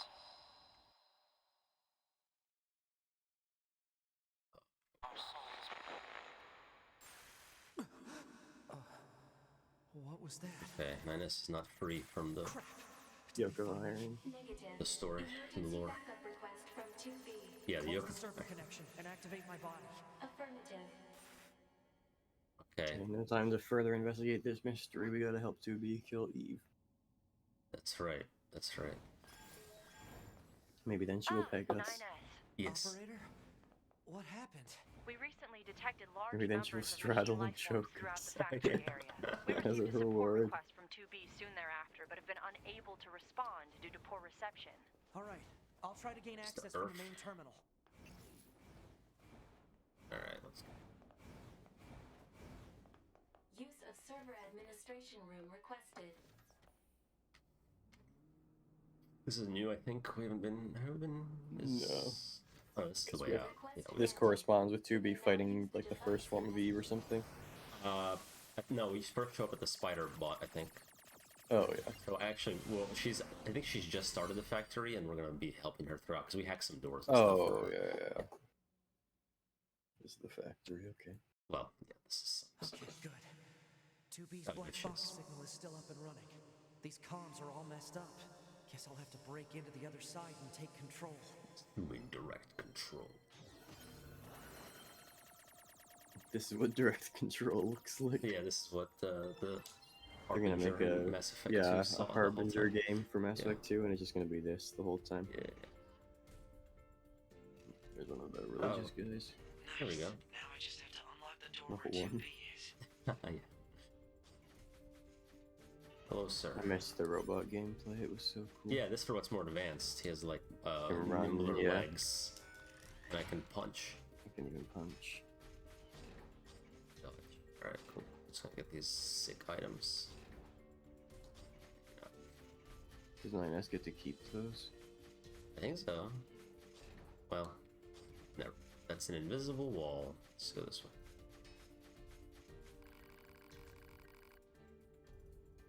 Does it? Oh, okay. This looks more purple. Transfer of consciousness. Yeah. It's a higher level in society. Here we go. This is where we Detonate, can. subjugate, the remote control. Yep. So this is I don't know if that every time, but you can definitely mind control enemies through hacking. But maybe from now on, maybe this is where they introduce that mechanic. Maybe. Wait, I said subjugate. I should want a remote control, right? Yeah, I think the remote control would have been ideal. Alright, let's do that. I wasn't clear on that. Once subjugate turns him into like a servant of yours. Yeah, it's got a little halo. Yeah, Alright, well, yeah. we'll just get the next one. Its combat has evolved now that it has that halo. Yes. I think we were talking about Terra Invicta. Yeah, we were a little bit. So, what did you think from your few hours of gameplay? I thought I was just starting and we'll probably need to play more to form a Okay. good opinion. Alright. As I sort of said I would in the past, I picked Project Exodus. The guys want to just peace Okay. out. Yeah. And my overarching goal is to I started going to like the UK and related countries such as Canada and Australia. And so I'm going to try to kind of put the empire back together and then do a Brexit from Earth. That's Okay, my that's fun. overall. No, that's a fun little role-playing goal. Yes. So I have I got Canada and Australia, and I got New Zealand, but then the Institute kicked me out of New Zealand for Ah. some fucking reason. Yes, And I yeah. have myself and the Resistance are like sharing the UK at the moment. We each have 2 of the Oh, nodes. yeah, okay. So my next goal is going to be to get a guy with high espionage or whatever it is, so I can try to kick them out of Yep. the UK and take Yep, it yep. over for myself. Crackdown and then take over is the The meta. that's the only way to do it usually. And yeah, cool. Yeah, Resistance. So I would like, I guess, do what you want, but my advice would be is pick some guys to be. You don't have to be enemies with everyone. So like Resistance is generally pretty chill. So I don't know if I'd share a country. That's annoying, but No. It is unfortunate that it's them there because the Resistance is a country or a faction that I do think I should support, if only because, like, well, I think the faction can basically be grouped into 3 groups, which are pro-alien, anti-alien, and neutral. And Project Exodus is one of the anti-alien ones, just the least extreme one of the 3.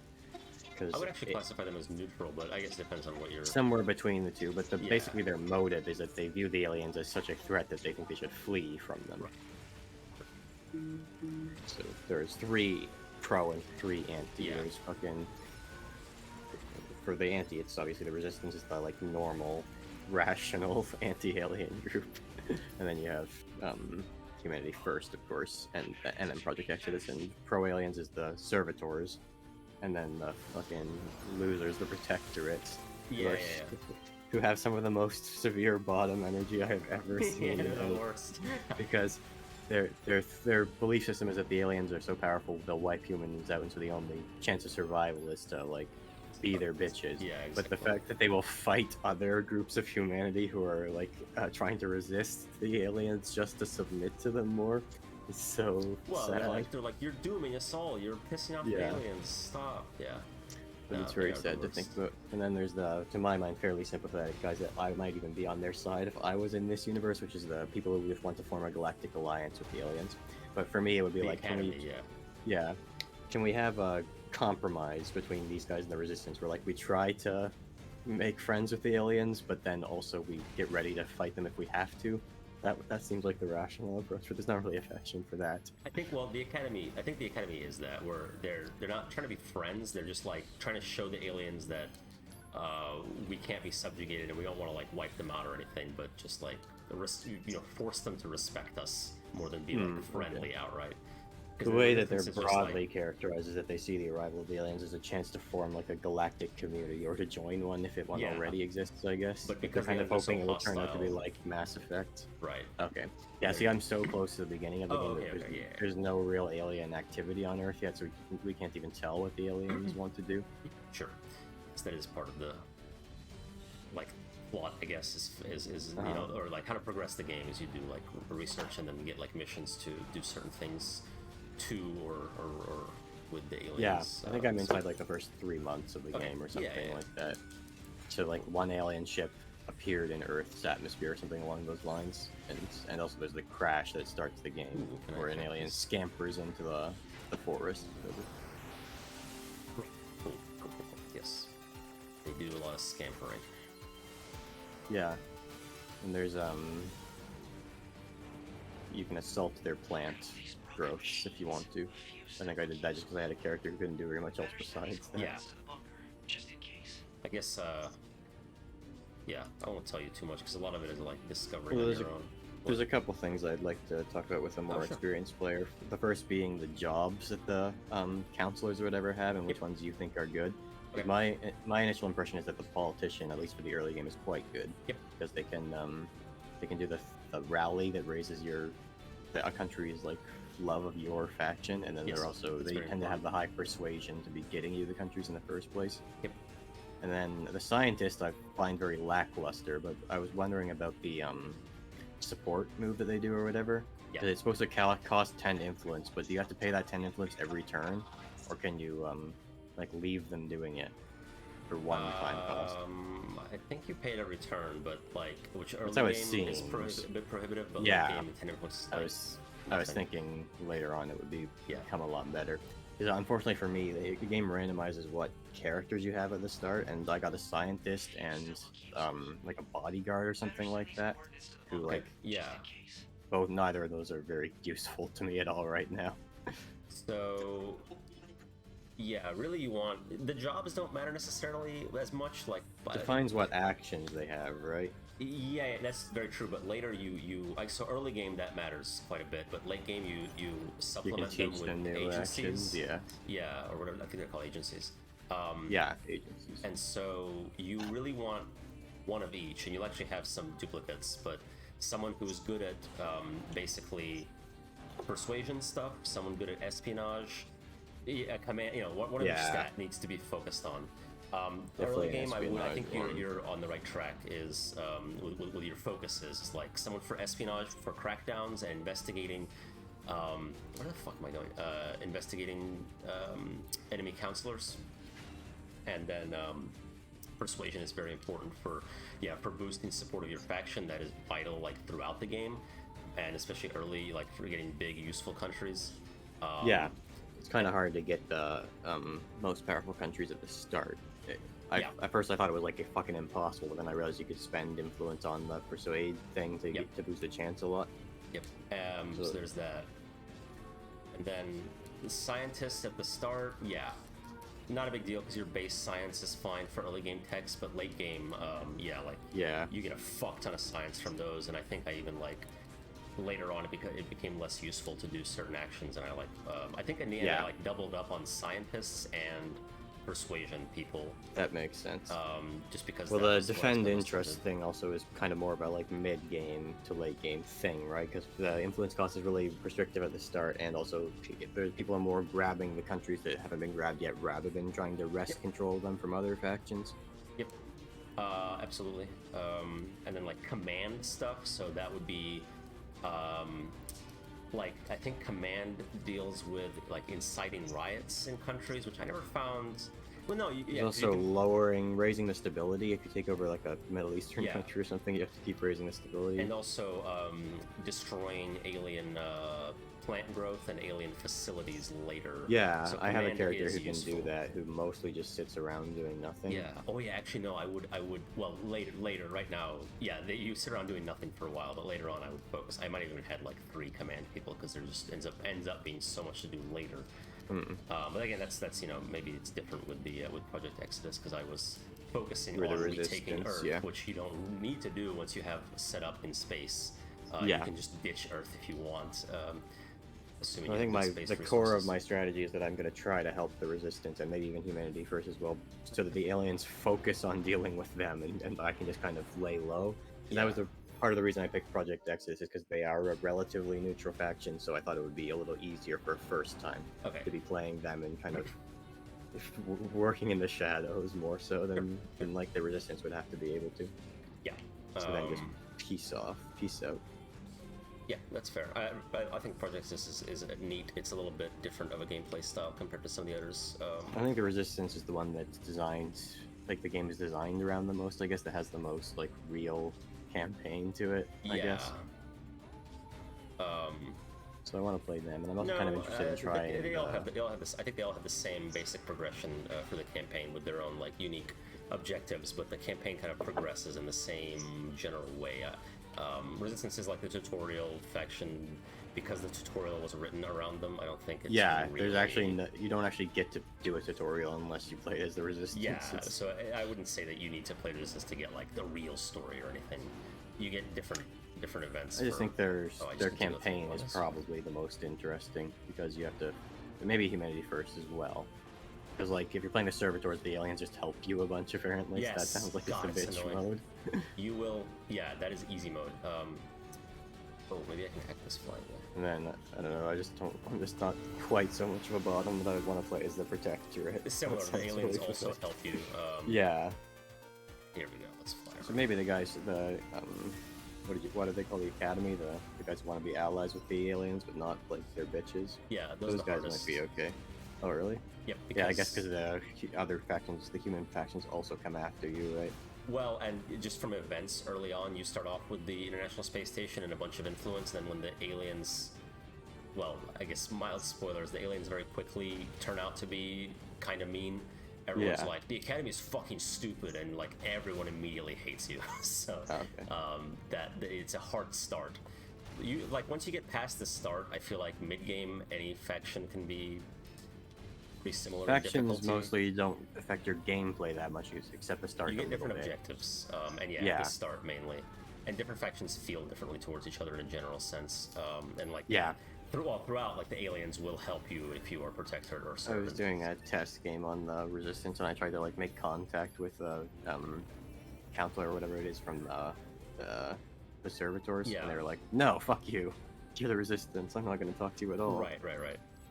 And then one thing, I guess not that this is what you have to do, but my most successful game, and this is a bit cheesy, so maybe you want to avoid it, but if you focus on like really good espionage early game, you can just constantly assassinate factions counselors and just completely cripple them. I remember you said that, and that did sound really cheesy to me, so I think I will try to avoid doing that at first. Okay. But I mean, the game is hard as fuck, and like that. Even when I say successful, it was still like a really tough game.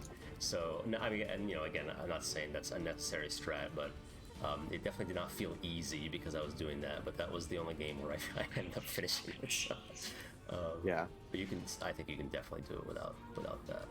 I think so. But yeah. How do you feel about the investments? What should I, like, what do you think is good? Should I be doing, like, investing in the economy of countries early game then? That's kind of a meta. It depends on the country. So, like...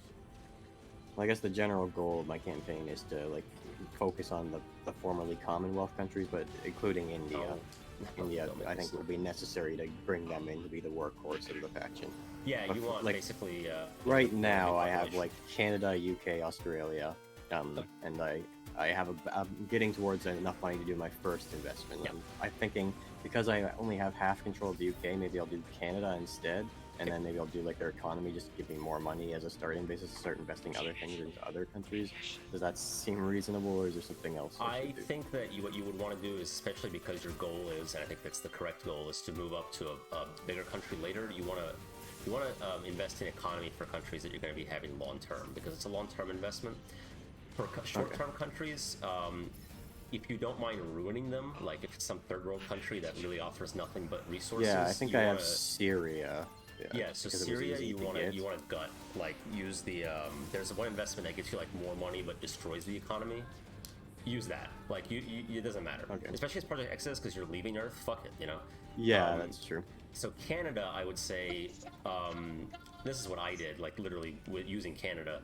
It's not the best place to focus on developing a space center because it's not equatorial, but it's... I was thinking I wanted to start... I was thinking for Project Exodus especially, you have to start getting the... You need to, as any faction, I would say, but especially Project Exodus...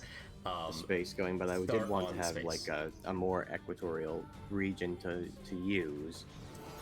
I would just start with Canada. I mean, or well, Britain has like some amount of boost production at the start of the game, right? But I think because of their African holding. Yes. I think the Resistance actually has control of that part of the country right now because I'm not getting any boosts from it. Possible. Yeah, you want a boost. If you have it from the UK, then not a huge deal to develop it elsewhere. Yeah, but, like, the factions as well, because I think one of my next moves is going to be to try to like create a British Empire faction and make Canada and Australia join that. Yeah, can I like abandon them as countries and just have them in my faction, or should I just like still keep them? You can do that. It's I think a little harder to do if you don't have full control of their government. Actually, well, you know what? I'm actually not sure because I think you need to. Yeah, like do you still get like their resources from it, or if you do that, or? No, I think you need to hold their executive branch to be able to consolidate into one. Oh, you can have them in your faction, and then then the next step is to form like a super state. Okay. And I think for that you might need control of their executive branch, but yeah, you can abandon them as countries and just have them in your faction. Yes. Is that practical to save the points, or is it better to actually just keep them and get the resources from them directly, or something like that? That's kind of what I'm wondering about, I guess. Depends. I would say if what benefits really does being like I'm in control of the UK, let's say, and the UK is the leader of the faction, or whatever, and then I'm not in control of Canada, but they're in the faction. They help you in wars. You don't only get any resources from them. Might be more raw, and they might share some stuff with you, but. It's mostly like a stepping stone so that later you can consolidate them and have like more population for less point costs. Points, which you can do by war as well, right? You can do that by war as well. Warfare is not. I was thinking a funny place now might be to like take over an African country and then just like make that country conquer the rest of Africa. And just have a gigantic Africa super state that would have high population as the backbone of your. That works. Your thing. I think it would be more practical to just take over India, but. Yeah, it's meta countries like early game, and again, you don't have to do this, of course, but meta countries are US, USA, Russia, everything as about well, USA early just game. pump investment into their military purely. Russia is absolute shit, just like in real life, but you might want them. I think to they're get useful nukes. for early game boost as well. Would that They be? do have boost, but what I would say is actually Because they're also, it's mostly by economy size that determines how easy a country to take over is, right? So it's actually, I think, slightly easier to get Russia than it is to even get like the UK. Yeah, but then it's like, what are those points worth? Like the UK is just worth so much more, and they also have nukes. Russia really is only good for the nukes. They do have boost, but here's another meta country that's easy to get. Kazakhstan has a good boost, and they're really easy to grab. I held Kazakhstan They used to be part of the Soviet Union's space program or something like that. Yeah, well, Russia still uses them, I believe, as like landing site. It's just desert. They just dump rockets. I would not have thought of Kazakhstan. Yep, Kazakhstan is easy and highly recommended to take early for boost, especially as Project Exodus. So you might want to give that a shot. Yeah, maybe I'll dump Syria and get Kazakhstan instead. Because I'm like at my points gap. Yeah, dump Syria. Syria is only useful if you're like playing in that region and you want to again like make a super state. That was kind of my. I just got them because the guy popped up and said, "Oh, it seems like people like us in Syria. We could take them over because it'll be easy." And I had like a guy with low persuasion, so I just was like, "Okay, you take over Syria, while my high precision guy takes over Canada or whatever, right?" Also, look and then I thought it would be like useful to help me see that area of the map. Oh yeah, like, see if somebody's fucking with Turkey or something. It's like maybe that's useful. But yeah, I think Kazakhstan sounds like they're probably more valuable because boost is like I don't have any, and then obviously Project Exodus you need that. Yeah, you want to even like focus more on space. Once you get good space build up and resources, you can easily ditch Earth, which I think is the intended gameplay style for Exodus. Like just not even have any countries on Earth at all and just play entirely on space stations. Like I was thinking of trying that. I think I was thinking my next game would be Project Exodus, and I'd try something like that. I wouldn't recommend that for a first game necessarily. No, that sounds a little crazy. But really, like, what are countries for? They're for getting resources, and you can get way more from space once you get to the right planets. And then, like, the only reason I kept Earth, you know. Resistance has to keep Earth. Resistance has to, yeah, and Humanity First, like, even more so. I think Humanity First has to have, like, absolutely no alien presence on Earth or close to that, whereas Resistance is like 70% or something free. Let's look at this. Oh, this is a reference from Nier, Project Gestalt, 2014. Yes. So the White Fluorination Syndrome that emerged in 2003, which is the to the appearance of the Giant and Dragon. Yes, Drakengard. Which is the end of Drakengard. So some kind of weird disease that could not be cured. And some kind of a way to separate the soul and body and preserve both in order to prevent humanity from dying out while their bodies rot. And that's Project Gestalt. So that is, I guess, spoilers for like some of the plot twists in Nier. But yeah. You might do this by like putting a soul inside of a robot, for example, or an android. Possibly, yes, or whatever actually happens in Nier. Actually, I mean, it could be that, or fucking. Well, we'll find out as this game spoils more of that plot later on. But okay. So if we were looking to, when people do something that could be described as a Gestalt, and then they replicate. That's what happens in Nier. Basically. There you go. Alright, so this is how we're unlocking the doors, right? Yeah. If you, and I mentioned U.S. specifically because you talked about military.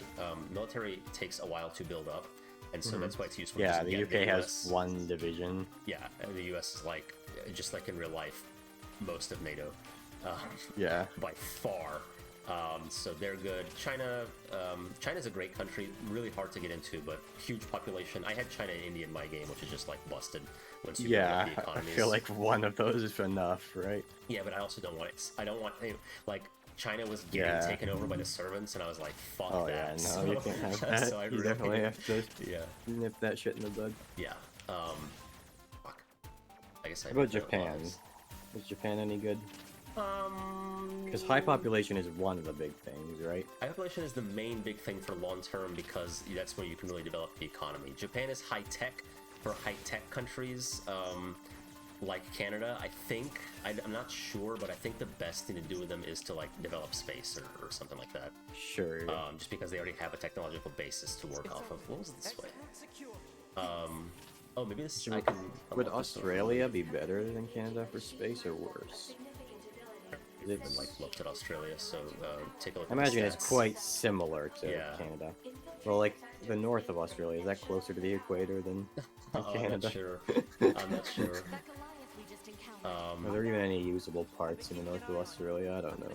I don't know. I would not think that Australia is better because I think the population and technology level is probably lower, at least in the game. I don't know about IRL, but or population definitely. Similar. Yes, technology is similar.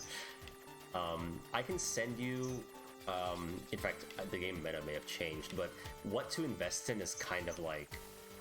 You might just want to look it up. Like I can send you something because it's really like it's like many things in the game, a little unintuitive. Yeah. And then another thing is ship design and what engines and weapons to use. That was a fucking rabbit hole. So when you get to that part, I'll tell you, early game missiles are a great way to overwhelm enemy forces, but later in the game you want to switch to lasers and projectiles. But the exact designs of ships are like also something you can fuck around with, but you may in the end just want to look up as well. But I can help you with that too. But that'll be like way down the line. Like ship design is like mid to late game. Early ships are like whatever the fuck you can build and strap some missiles on it. Yeah. Here's Gestalt Report 2. So it's spiritual preservation method that was disclosed in protests. People are protesting this Gestalt thing. Gestalt process is being tested on sick and elderly. Gotta do it on someone. Nice. 4 civilians have undergone it. Wonder who they could be.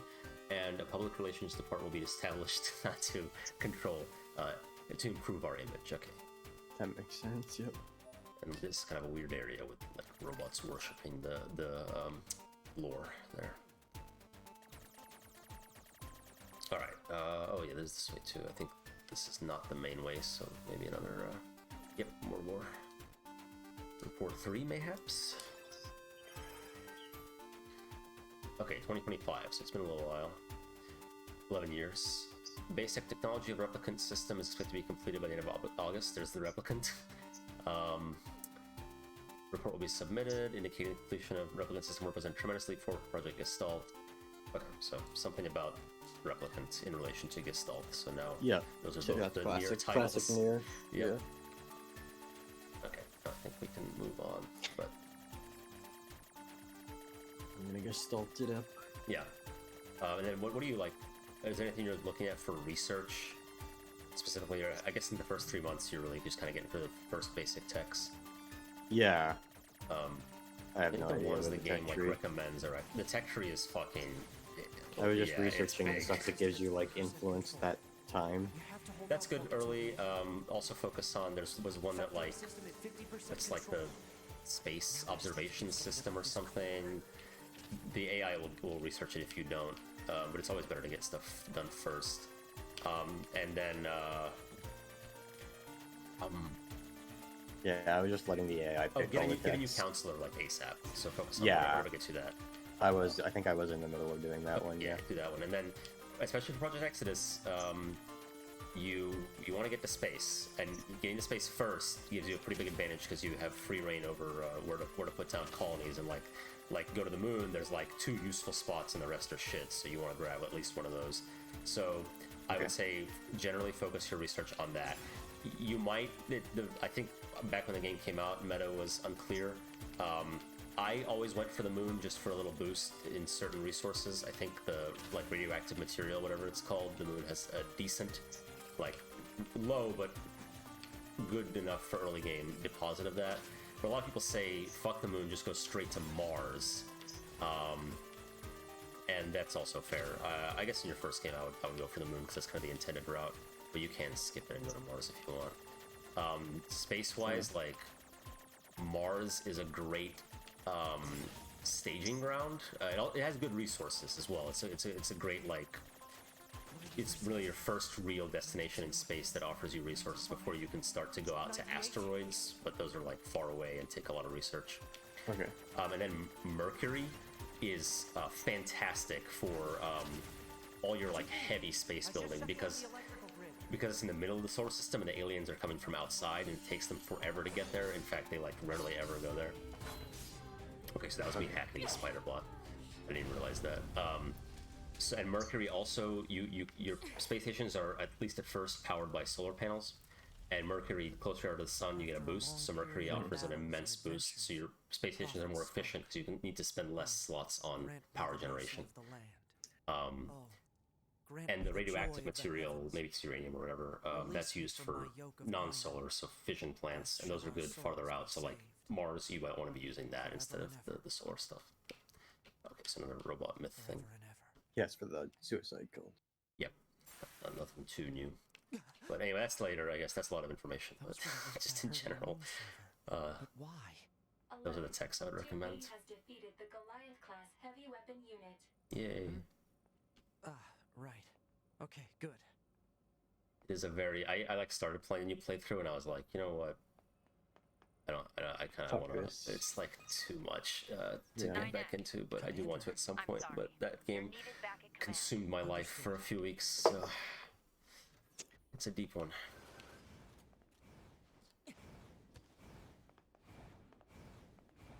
But I'm glad you don't hate it. Seems like your kind of game. I just like a lot of people are like, "Dude, why sucks? It's too complicated." But you know, for us Victoria enjoyers, I'm not a scrub. Yeah. The UI isn't great, but it's like, fine. where's my pop screen? Yeah, Why exactly. can't I produce any sulfur? What are the graphs? Yeah. That's what I wanted to Severe speak with you lack about, of Commander. Oh, this is some deep shit here. Okay, yeah. Get into some of the I central found mysteries of records Yorha stating here. that the Council of Humanity was established as part of Project Yorha. Especially this one. Yeah, this is the main one. But I'd always heard it was the other So way far. around. So did Yorha actually create the Council of Humanity? She's gonna be like, I think it's time for your regular memory checkup now, 9S. Yeah, it's just like, yep. We installed the Council of Humanity's server on the surface of the moon. Damn. But that means... What a twist. Mankind no longer exists. Yeah. I think we all There you kind go. of saw this one coming. So that's you can check one off of your predicted twists here. I kept saying there was no mankind on the moon, but no mankind anywhere else. Yeah. Apparently. Humans never went That to They the never moon even at went to the all. moon. yeah, that doesn't surprise me. Any transmissions received from the moon are just dummy signals we set up in advance. The only thing there is a small bit of data relating to the human genome. But why would you... Humans were already extinct when the aliens I attacked. forgot about that. All the details are stored on this memory chip. If you want to look at it, I won't stop you. Okay, I do want to look at it. Wait, you're just giving me this? But why? No one fights without a reason, and we need a god worth dying for.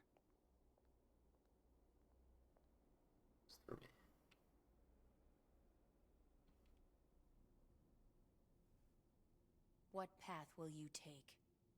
It's up to you to decide. There's something so funny about this really grand, lofty conversation, and she like says that, and then you just flash your character, and it's like a twink dressed up in BDSM gear. Like blood. Why? Why did you have to die?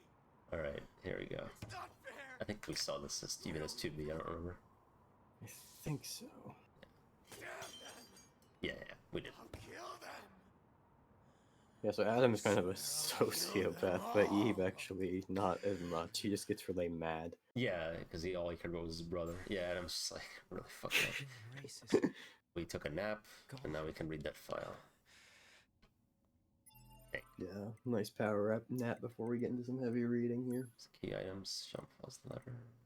That's a more important item, I think. Might be an intel. I don't know what. Fuck. This is a good UI. Here, it's top secret. Top secret, Project Yorha. Project Yorha. Please do a dramatic All reading sorts of of stuff. this. Okay, yeah. Project Yorha is a comprehensive information project intended to enhance android morale. This entry details the circumstances that led to its proposal, as well as information related to operations conducted during its individual phases. All right, so this is the highest level confidentiality. Only the commander is allowed to see this. Okay, so following the collapse of Project Gestalt, so This Project human Gestalt failed. extinction. Sorry? This is human extinction. Yeah, human extinction, right.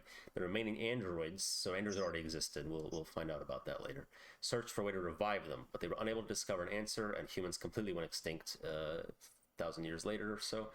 Afterwards, the genes of Gestalts and structural information of the remaining replicants were recorded and sent to a storage facility on the moon. You're right. So Gestalts, one of those is the soul and the other is the body. Replicants and Gestalts, I'm pretty sure. I can't remember which is which. Loss of android morale. So rumors of humanity's extinction started to leak, and android were like, well, that was the one thing we were supposed to protect. They got sad. So Command designed Project Yorha as a means to lift their spirits. So Project 01 to 03, Lunar Server. Yes. The first stage of the project was spreading the word among resistance groups that humanity was not, in fact, extinct, and that the last remaining remnants had managed to escape to the moon. This deception was supported by installing a communication server on the lunar surface to send regular transmissions. Said server was designed to be manned by as few maintenance personnel as possible. Project 0201, Establishment of the Yorha Squadron.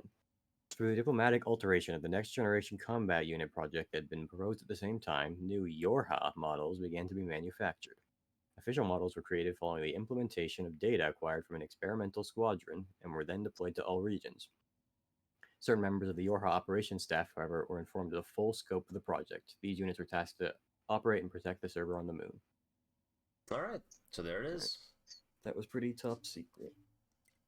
Yes, that was level S. Top level secrecy. S lore. How do I Oops. L2B? S for 9S. You should. Uh-oh.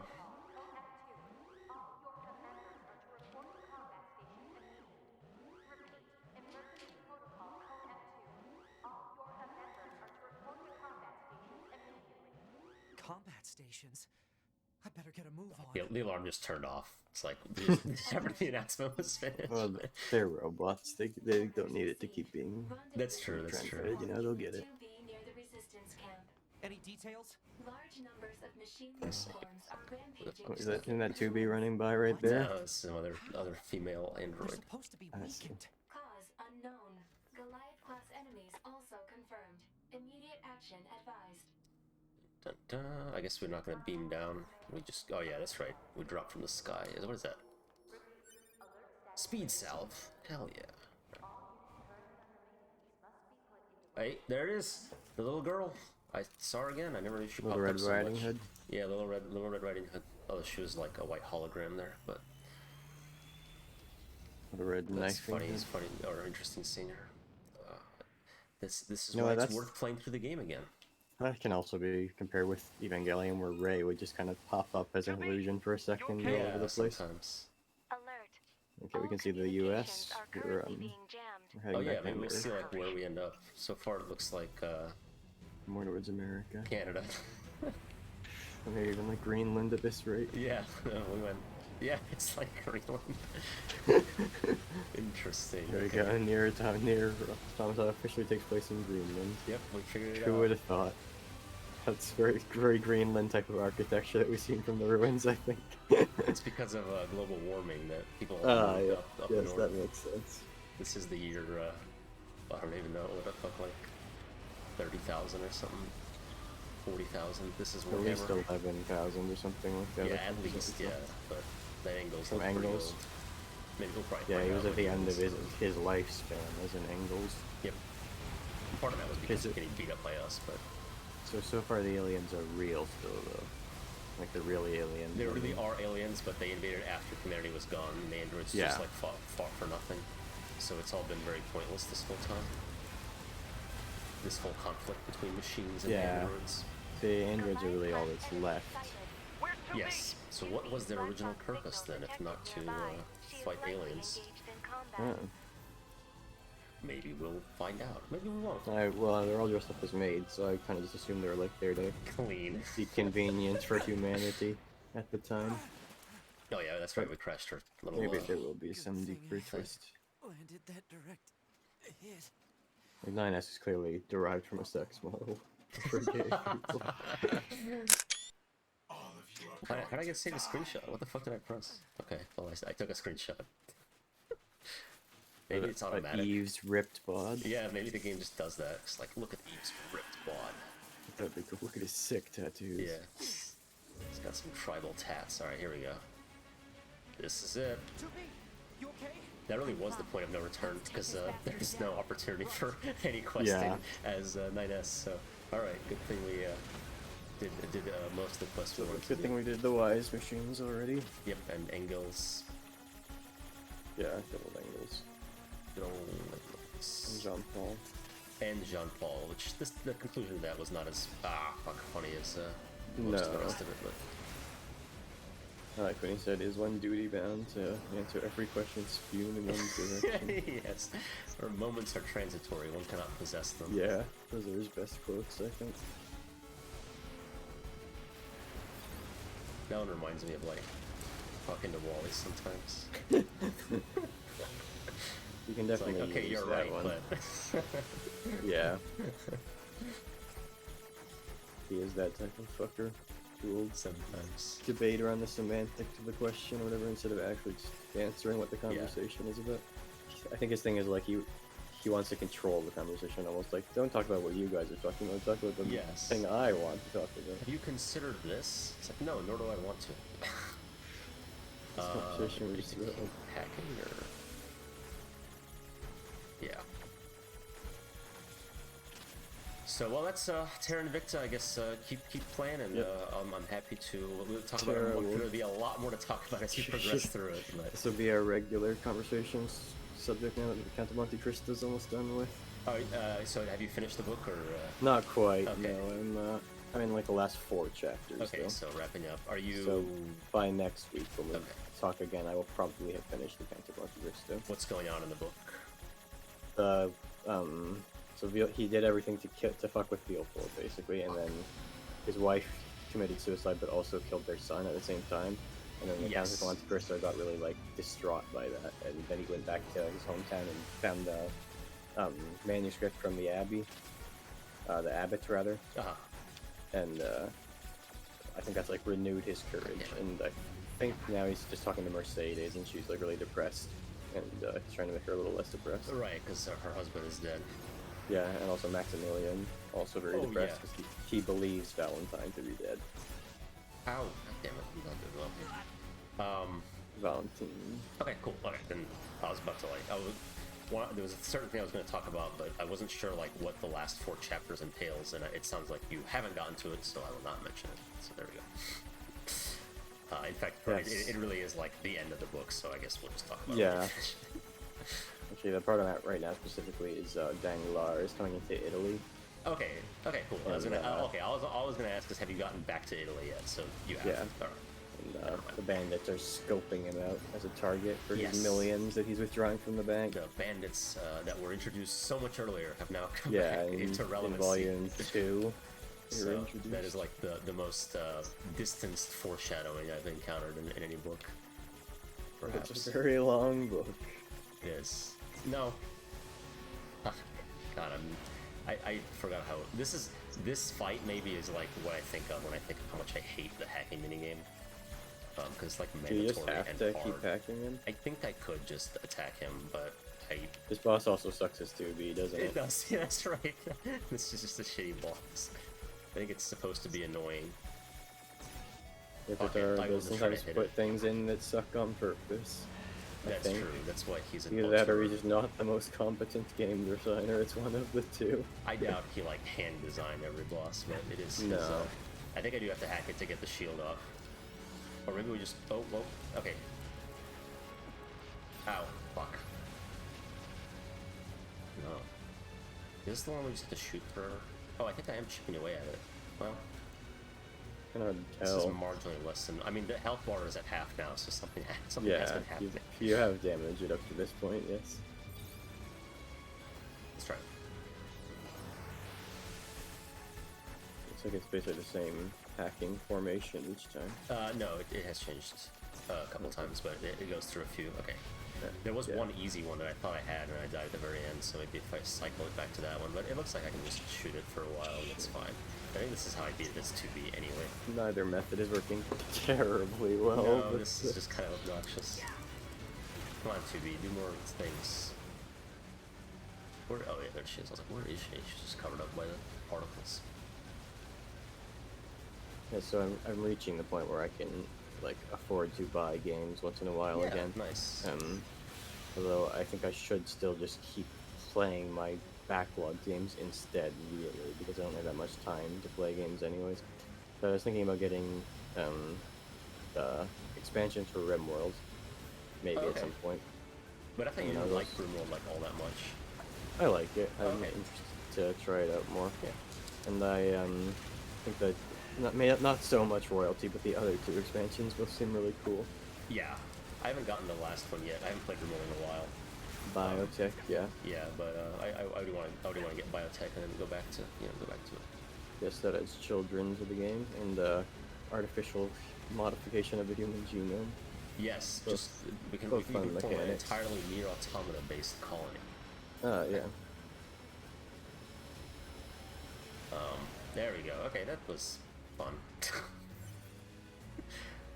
Let's.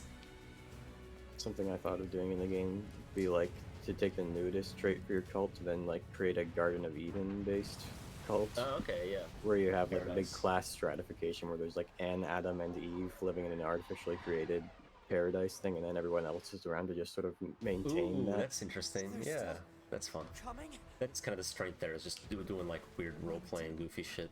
There's too many. Yeah. 2B? 2B, can you hear me? Our village is under... I always wanted to do like a cave people run, but now I can just play Dwarf Fortress, so maybe I'll just something That's else. true.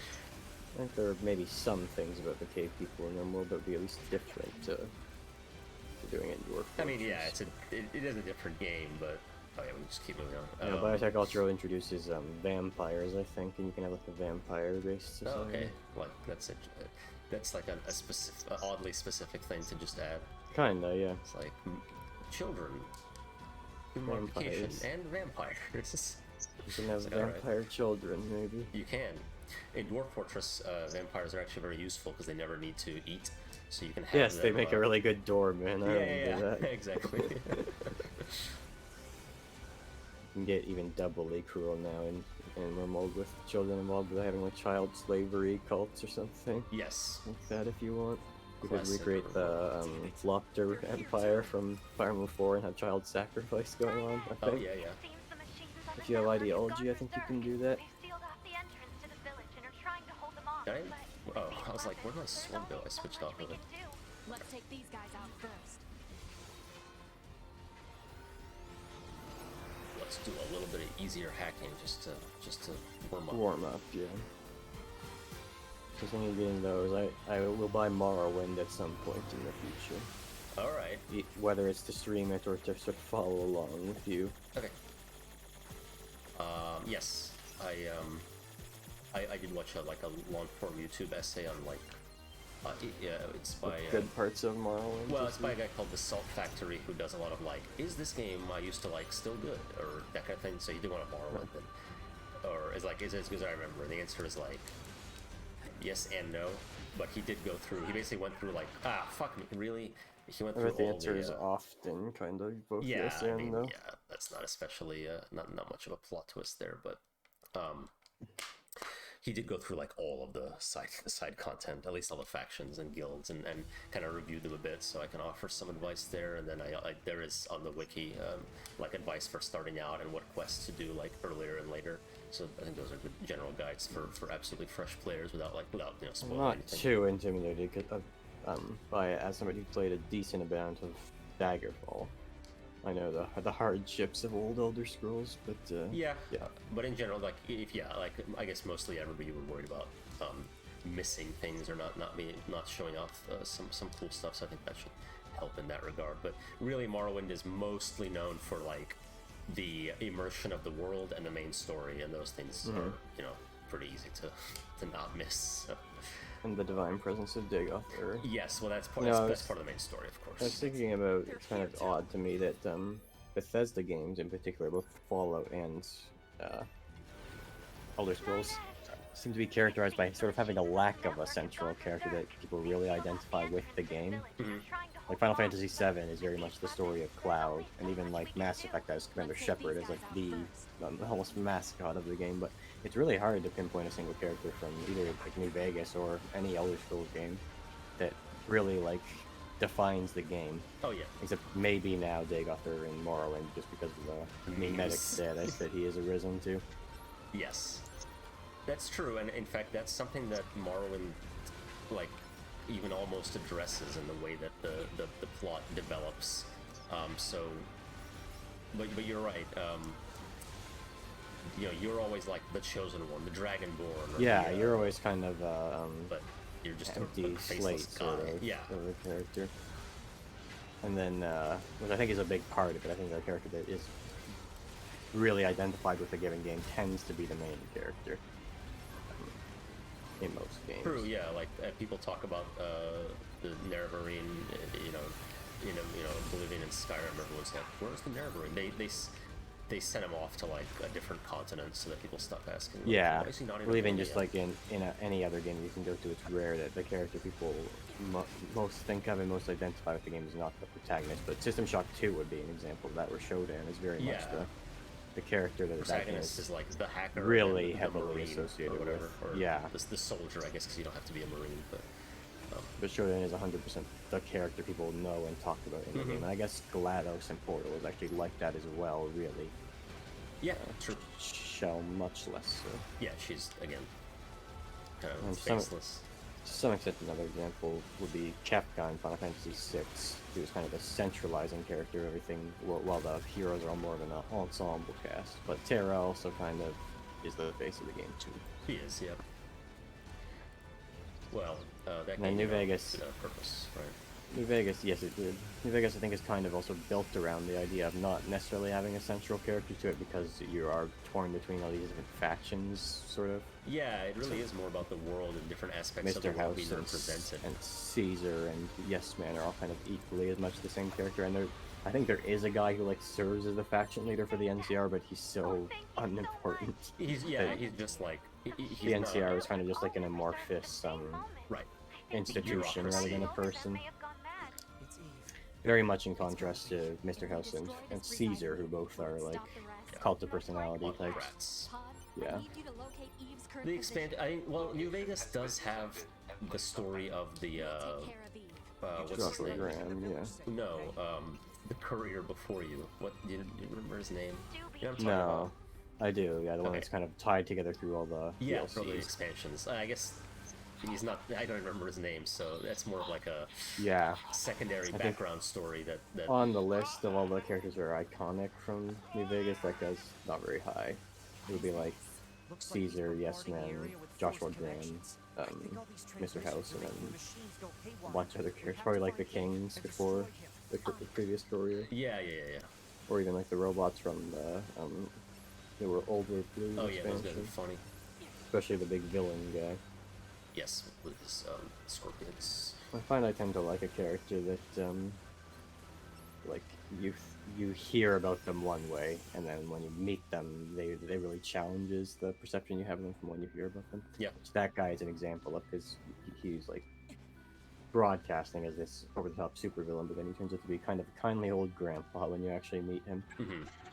Reminiscent to another character that is like that for me is Ravel Puzzlewell in Planescape Torment. Yes, that's right. You hear all the legends about how evil she is, and then she's somewhat of a nurturing old grandmother to you when you meet her. Yes, to you specifically. And but- here you are.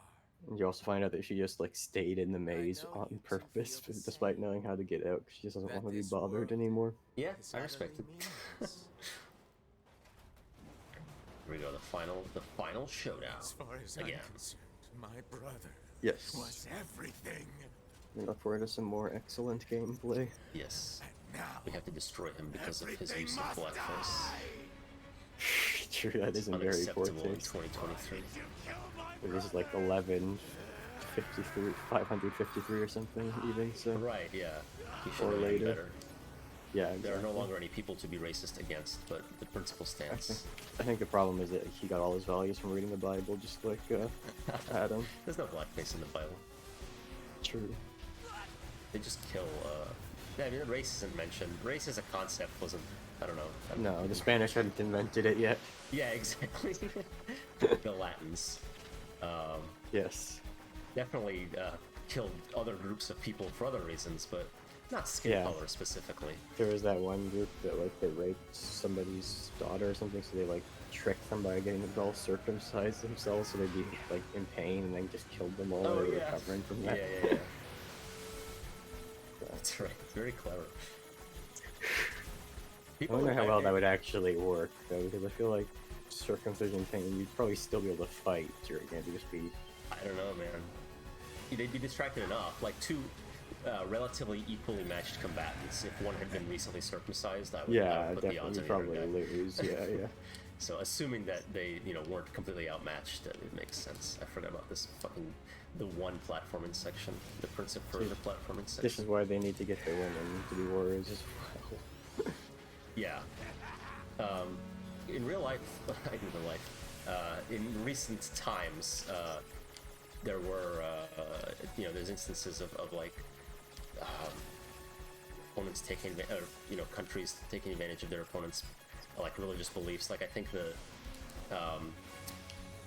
a number or a specific Muslim country attacked Israel on like the Sabbath or something, so like they were less likely to be as well defended. I think it worked. Yeah. Like they won, but then like Israel struck back and they were like just way more powerful. And just that was this whatever 6-day war or whatever. I think 6-day war was the retaliation to that. So Israel just like maybe it was Egypt, like just rolled in and just like annihilated them. But it worked. The first attempt worked. It was actually pretty. Oh no! Don't fucking heal. I was gonna say this is actually pretty easy. God damn it!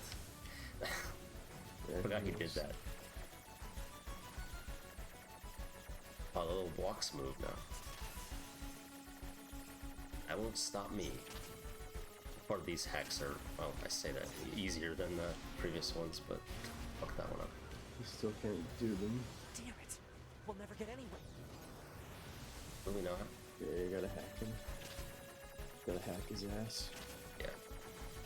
This one I did before, but let's see if I can do it again. Okay, we actually didn't really complete our rate to hack on Stephen Moffat, did we? Oh, right, because, yeah, I kind of interrupted I must admit I don't have much exposure to this particular hack, but I've heard tales of his hack levels. Yeah. I don't know. I would like, if I were you, if you're interested, I would just like watch Sherlock or some of it and just like recoil. Yeah. Okay. I don't know. The show started off fine. Like, modern version of Sherlock, it's got good actors, but I feel like it went so weird. They made like Moriarty gay, just like flamboyantly gay, just to like, I don't know. Okay, that's fairly random. It was weird. Like that was it. Like it's like okay, whatever, but it's like I don't know if it was. Is it like an offensive characterization of no, a I wouldn't gay say person? so. Flamboyant isn't the right word. Eccentric, like very eccentric, and definitely like heavily crushing on Sherlock, if I remember correctly. This is a unique here we go. cast. This is new. Stupid barriers. What are we trying to do here? Just survive, I guess. Well, We were trying to break through those barriers. Well, we can't break them. They're white, so I see. I'm guessing we just dodge. Maybe, I mean, we can. Maybe we shoot I E. can't tell if shooting him does anything. But yeah, I just think he's not a good writer, and he keeps getting like pretty big name shows and all this stuff. Like he doesn't know how to wrap things up, so he'll like introduce a bunch of plot points and then just like drop them at the end.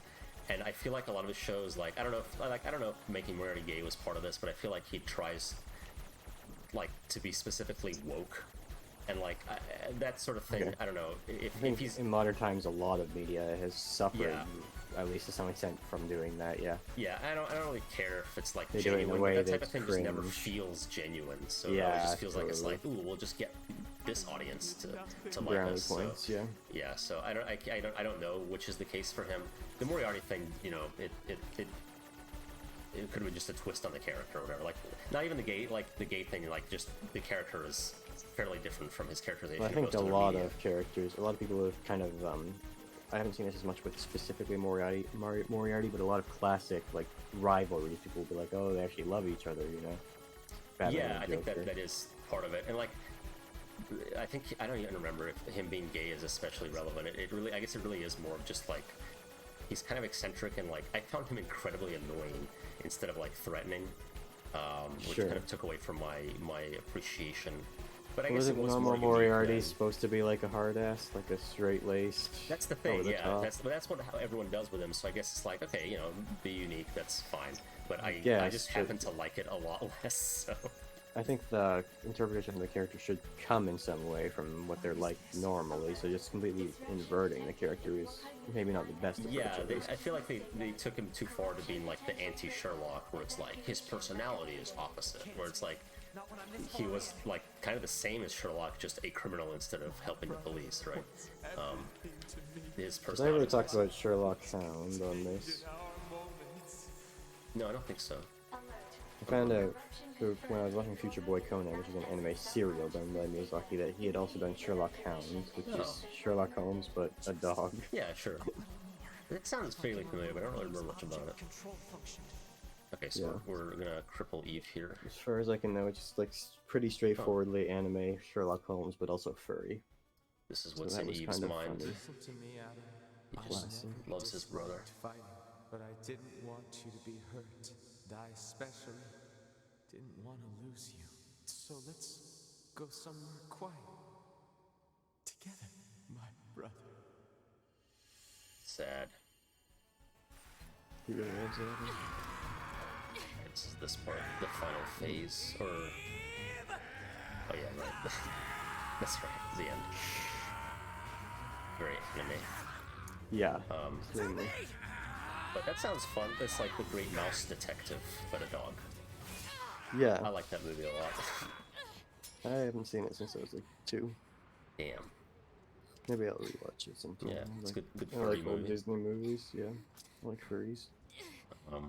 There's also, what's that, like, Sherlock Holmes in the 22nd century. There's been a lot of Sherlock Holmes. There have been. I remember liking that one a lot. Okay. Well, I mean, I remember a lot. I watched it as a kid, and it was like, okay, this is fun. Okay, here we go. Classic part. No, but we can still move at least. We can't move yet. Yeah, that's right. So what's your ranking, like rating for Stephen Moffat as a hack then? I have to look up if he did American Horror Story. If he did, then it's going to be lower, or he's going to be more of a hack. Okay. I'll look it up right now then. Okay, sure. As what we were going to do earlier. And, yeah. Ended up forgetting. See it. What kind of Stephen is he? Oh. V-P-H? I don't know. I'm sure you'll find them. M-O-F-F-A-T. Yeah. V. V, okay. He's a V, Stephen. Okay. Most of the Stevens I've known in my life were P.H. Stevens. The lone script he wrote was used in Spielberg's film The Adventures of Tintin, eventually released in 2011. Oh yeah, I remember we talked about that. Oh yeah. Writing credits, television. Jekyll, Sherlock. Doesn't have a writing credit on American Horror Story. Might not be him. It might just be another showrunner that I guess is also a hack. But a hack? Not Moffat, then fine. Fine. I suspect. Okay, here we go. I have to be very diligent with my healing because it's gonna start me from the fucking beginning, and I cannot handle that. Okay. What do we do? Just hack? Can't remember. Oh no, we just shoot him. Yeah, on 2B all you can do is shoot him.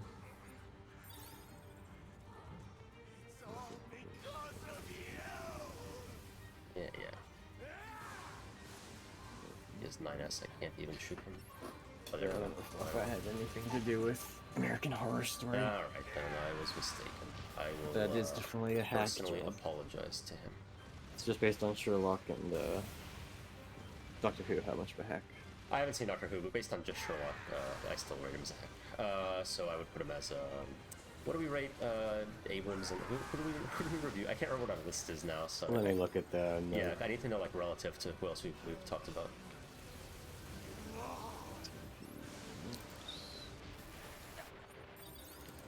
I'm thinking like not obscenely high, like a 6 or something. Okay, Yoko Ono's a 10. Yoko Kanno is a 1, and then we actually don't have ratings written down for the other guys. Okay. So I'll have to go back to the VOD and see if we gave them ratings, I guess. Alright. So, but tentatively with Yoko Ono is a 10 and Kanno is a 1 is the only frame of reference. What would you give Stephen Moffat? I put it, I think like a 6. Not as high as I would, like an 8 if with American Horror Story, but... I'll have to, I don't know when this will happen, but I'll have to look into his work no and rush. Alright, You know, I was thinking of... Okay, well, let's actually do the cuts. Well, this is the same cutscene, but... Sure. Is it exactly the same? I am pretty sure, but... What about the voiceover? Could we go to 2B voiceover at the end? Well, we can... We'll see if we get a 9S Yeah, voiceover. let's see. Finally. I'll let it run a little. Take a break, but I'll be right back. Okay, I'll use the bathroom as well then.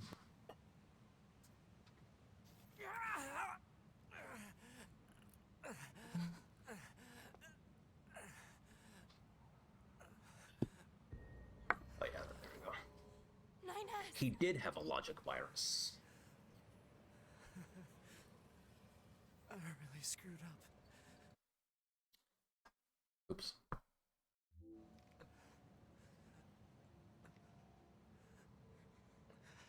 Okay, we are. I must have been corrupted well. when Eve detached from the network. No. It's okay. I can always reload my backup data from the bunker. But you'll lose you. The you that exists at this very moment. Guess so. But we can't upload this corrupted data to the bunker. So, 9S.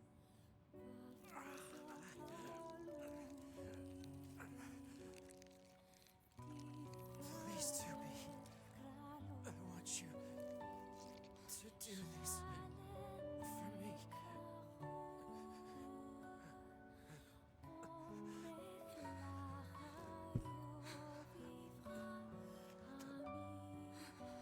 His thin wrists.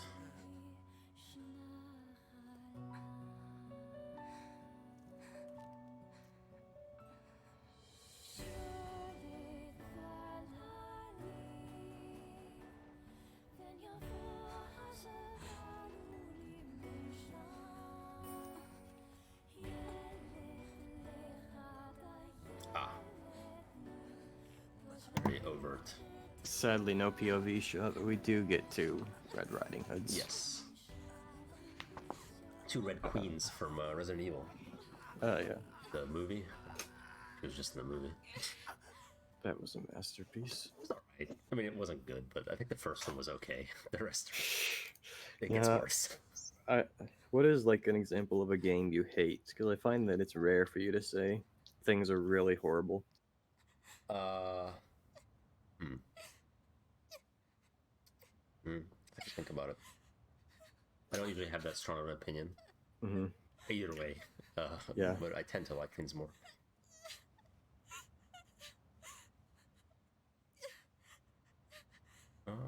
Game no, I I'll hate think is about it. Borderlands. Oh yeah, I hate Borderlands. Yeah, I think Borderlands is an okay example for you too. It's definitely like my go-to example of a game I hate. Yeah. The writing makes me want to fucking tear my own skin off. It's kind of boring. I mean, the writing was whatever. Wasn't my style, but that's. I mean, it's fair to hate that. It's pretty hateable.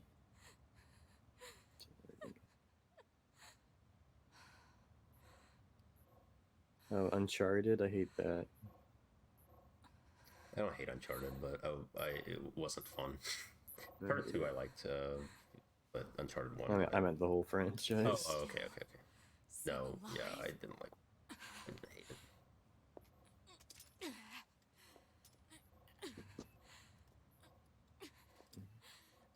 I think I hated Monster Hunter World for like a while, but then But now you like really liking it. So. I actually also hate Monster Hunter, yeah.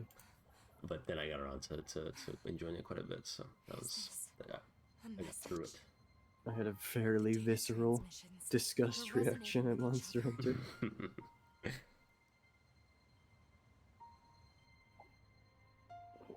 So far, apart from the Red Riding Hoods, is it the same, yeah?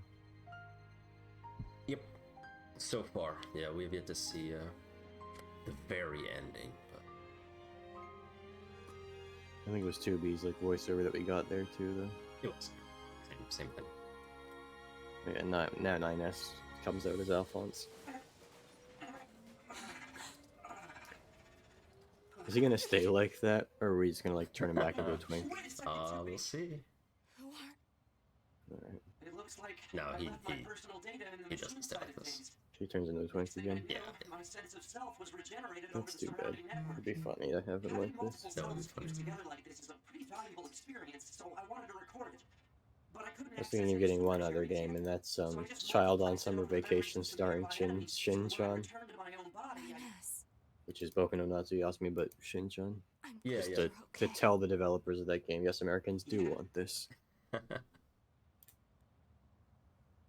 So maybe they'll actually release the real Boku no Natsuyasumi in America. Maybe one day. One sweet day around the same time Mother 3 comes out.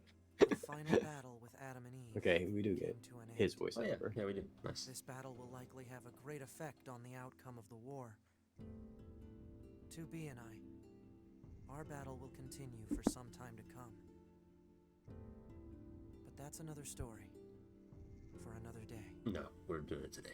Kind of funny that that's what he's reflecting on instead of the massive bombshell mysteries he just uncovered slightly before that. Yeah.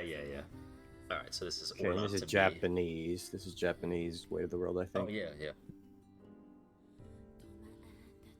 This is my favorite version, but we will still be skipping it because I would say just look it up. And crank it up, Well, put on your we vinyl. could reflect a little bit about Oh, yeah, sure. 9S's story, I suppose. So what do you think about, I guess, the old stuff we've already talked about, but the new stuff? What do you think so far? Any changed opinions or?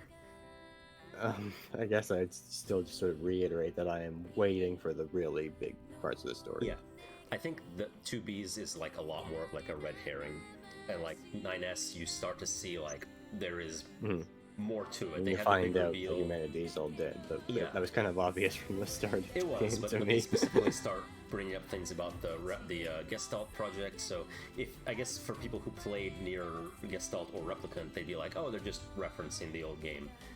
But for new players, like, "What is this?" And so it's not immediately apparent that that's not just a reference. Like that is stuff that will be expanded on later. But here's a little be on the bunker. Okay, I'm gonna skip this, I guess. Might have skipped it before. 9S was a little more philosophical, wasn't it? Because he started hacking into the robots, and that gave him more insight into their mindset. Yeah. Kind of. Can we control her? Yes, apparently. Recover Cool. designated items. Okay. This is new. Recover designated items. Yes, let's go get his items. These guys have something to say. You did great. Thanks. You're welcome. Oh, did I say this? Hello, 9S. There's 9S. Hey, 2B. I was waiting for you. I needed to give you this. Thank you for those Yeah, designated speed, items. speed salve, that is very important, 9S. Never mind. Just be careful. Planning preparations complete. Confirm equipment delivered to quarters. Now we go to our quarters. Yeah, it's kind of just a little more insight. I've got mail, a little more insight. Cannot read The it. ratio of more insight to repetition was maybe lower than I would have liked, but still interesting to have this narrative structure of revisiting the same events from a new perspective and learning a bunch of extra stuff. Yeah. The pain of having your homeland stolen. It's previewing We will never give up our third struggle. chapter. We will Third. take back the seas, Yep. the There's skies, Pascal. the land. I don't know if we know who these are. Devil and Popola, we met them before. Oh, okay. Briefly. They just gave us the scanner. They gave us the ability to scan. There's A2. Yes, she got it here. To mankind.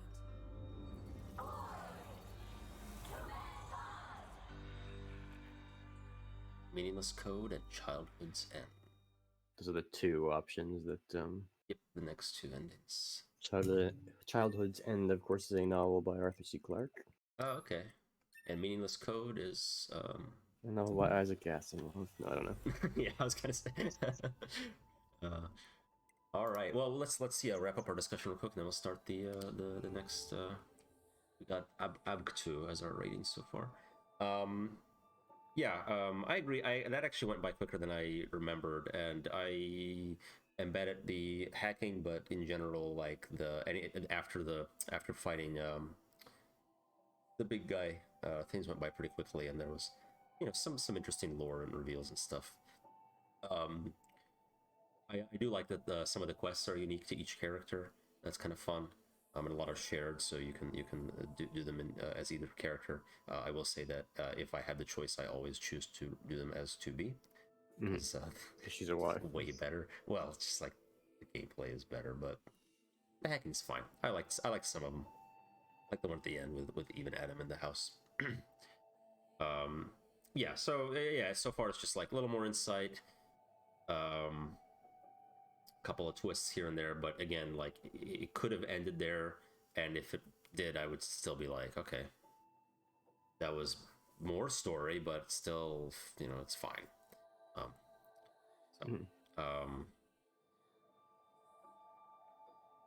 Yeah, let's. Yes. I don't know. Did you have anything else? No, I don't think so. Let's get into A2. This is the good story now. Yeah, it's the hard-hitting stuff.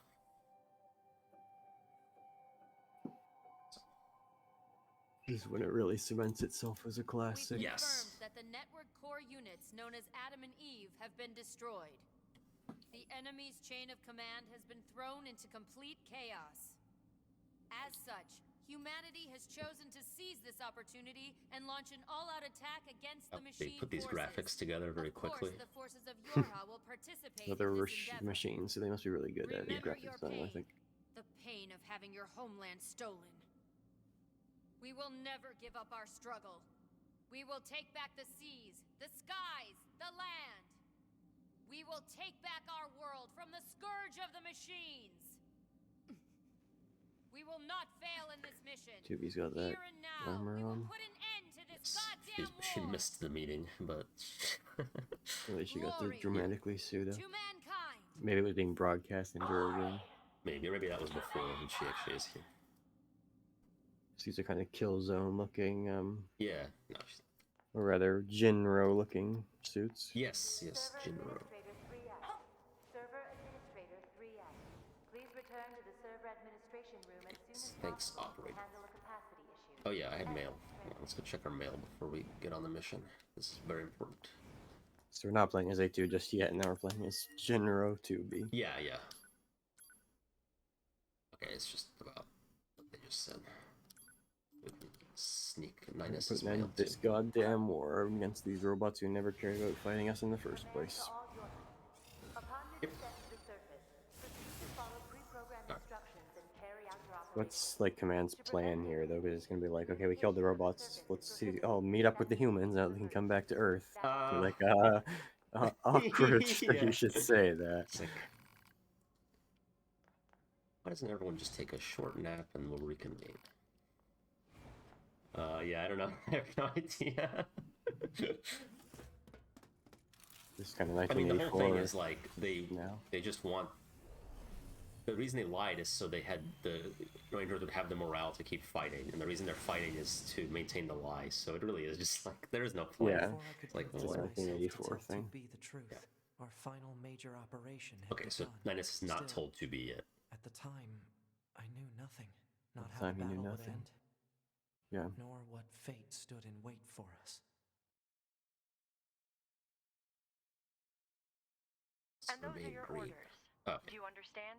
No, we're not an ass. The scanners are going to hack into the enemy's anti-air system and shut it down in advance of an all-out assault, right? That's right. Good job, 9S. Why are you talking to me like I'm a child? What? That must be your imagination. wow. Okay. Gaslighted, bitch. Alright, so we're Here's gonna do some Engels. hacking. Here's our friend. Look for He machines died. that are receiving signals from the anti-air system. They should be located in elevated areas with good signal reception. I've forwarded the general positions of the machine life forms you need to hack. Roger.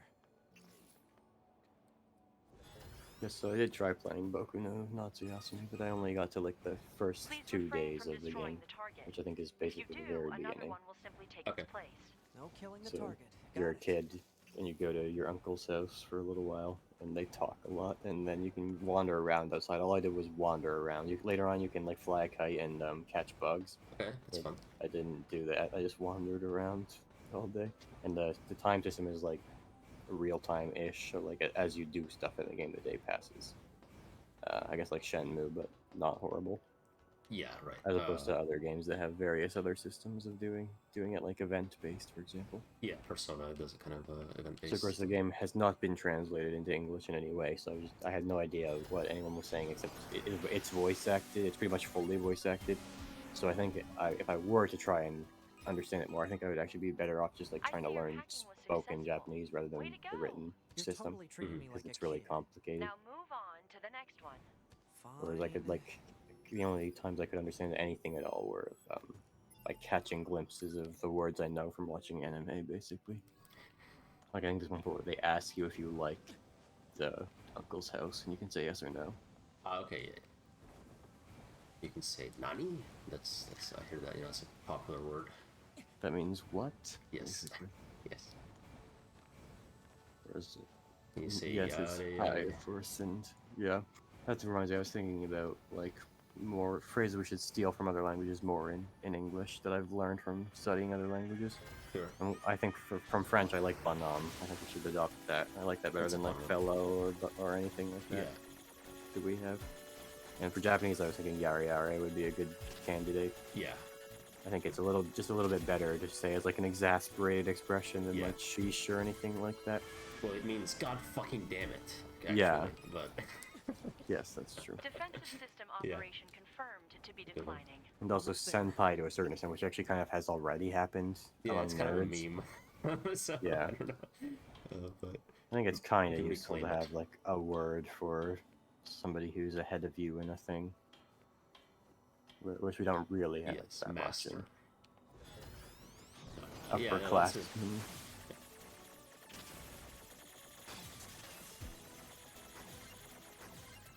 Insults are often fun because different cultures and countries have kind of fairly unique insults sometimes. Looks like it's going I do like the word misérable, although we basically already have that word. It's just less fun to say. Right. Yeah, no falling behind. Got it. You don't really in French you can just call someone a misérable as an insult, which you can't really do in English. You can't be like, you miserable. I guess you could say like, you miserable fuck or something. That's usually how it goes, yeah. Just add an already existing insult on top of it, yeah. To hack a machine in order to then hack this bigger machine.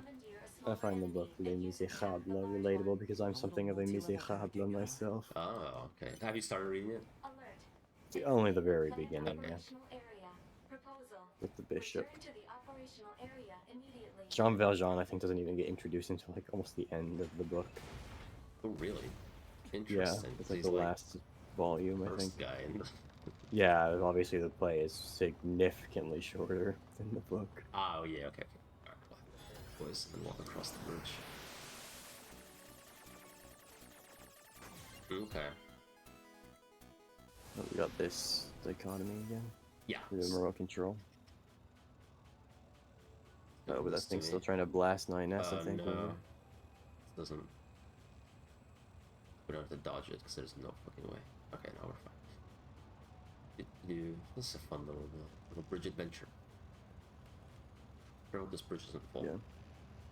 I do keep thinking that there's the potential for a Captain Toad treasure tracker for this game where you just plays the robots the entire time. Yeah, that'd be fun. I remember maybe one of the side quests does have something like that. I don't think so. I don't remember. It seems like they're getting smarter. So, like, you just intend to play through this game, like, not really understanding what's going on, or? I'm not totally sure. Okay. I think I'll just kind of. You might get sick of it, but. I think I'll just kind of fuck around with it once in a while when I feel like it. Sure. One of the things I want to do next is I want to go back to my masterful Java programming and program a code that tests me on the katakana and hiragana alphabets. Okay. Which I know you can just Google something like that and get it right away, but I want to make one for myself. Nah, yes, definitely. Yeah. Just to do it. Practice some Java. It's really a fucking pointless to learn, but yeah. Yeah, no, it's used. JavaScript is used. Please, but JavaScript may be easier to do like freelance stuff with because of like web development. I think it's pretty. Java is like if you're at a company that uses Java, which is common, but otherwise, I don't know. 11S to 9S. Probably because it's like a legacy thing. I think. I'm just about wrapped up here. How about you? Just one left, I think.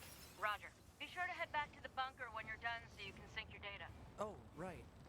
I forgot about that. You Until do your mostly combat just data is like uploaded, wander none of the around scanner models can doing run on random peak. stuff, Okay. so it's mostly the I'll take dialogue, care of which it as soon I as think I'm it is a done here. fairly Appreciate it. dialogue-based game. Sure. It is actually the same developers as Attack of the Friday Monsters, which is like it removes everything except for the dialogue. It's basically a Boku no Natsuyasumi game, but with more supernatural stuff, and also it's only dialogue. You don't get to catch bugs or anything. Oh, there's the card game though, which is actually really similar to catching bugs because you fight other people's bugs with your bugs in Natsuyasumi. That's Yakuza has that. It has a battle card game where you fight other people's bugs with your bugs, but there's not bugs. They're extremely scantily clad women that are barely dressed as different insects. Oh, okay, So that's fun. That's a thing I've seen. I've seen a Pokemon version of that where it was like people dressed in usually scantily dressed as Pokemon. Yeah. But there were some boys as well. No, just women. Yeah, because it's not as diverse. No, I guess not. It has enough boys fighting in the rest of the game. That's very true, yeah. Unit 9S should rendezvous with Unit 2B Here's before the this combat fun situation little worsens. Sounds like a plan. great maze here. Let me just mark the Oh, point not on a the maze, map. just a box. And there. Okay, now we get to go back with 2B, who's sorely missed. Yes. So I'm feeling a little like let down because I thought this was going to be A2 gameplay, but Nope. You get to just do a little hacking. Nice peaceful city. Adam and Eve are gone. just nice music. This is all about. This is the relaxation playthrough. This is the Desolation playthrough. Yes. This is like Shadow of the Colossus now. Yeah. There we go. Full on assault.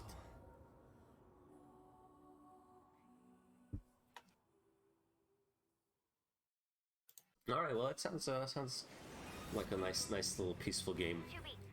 It does sound Fairly like confident that I would quite like the game. It just has the trouble that it is in Japanese and there's no English version yet. Yes. If only Japanese had never been invented, you can play the game in English. Then the game wouldn't even exist in the first place, I bet. That's possible. Yes. In fact, very well.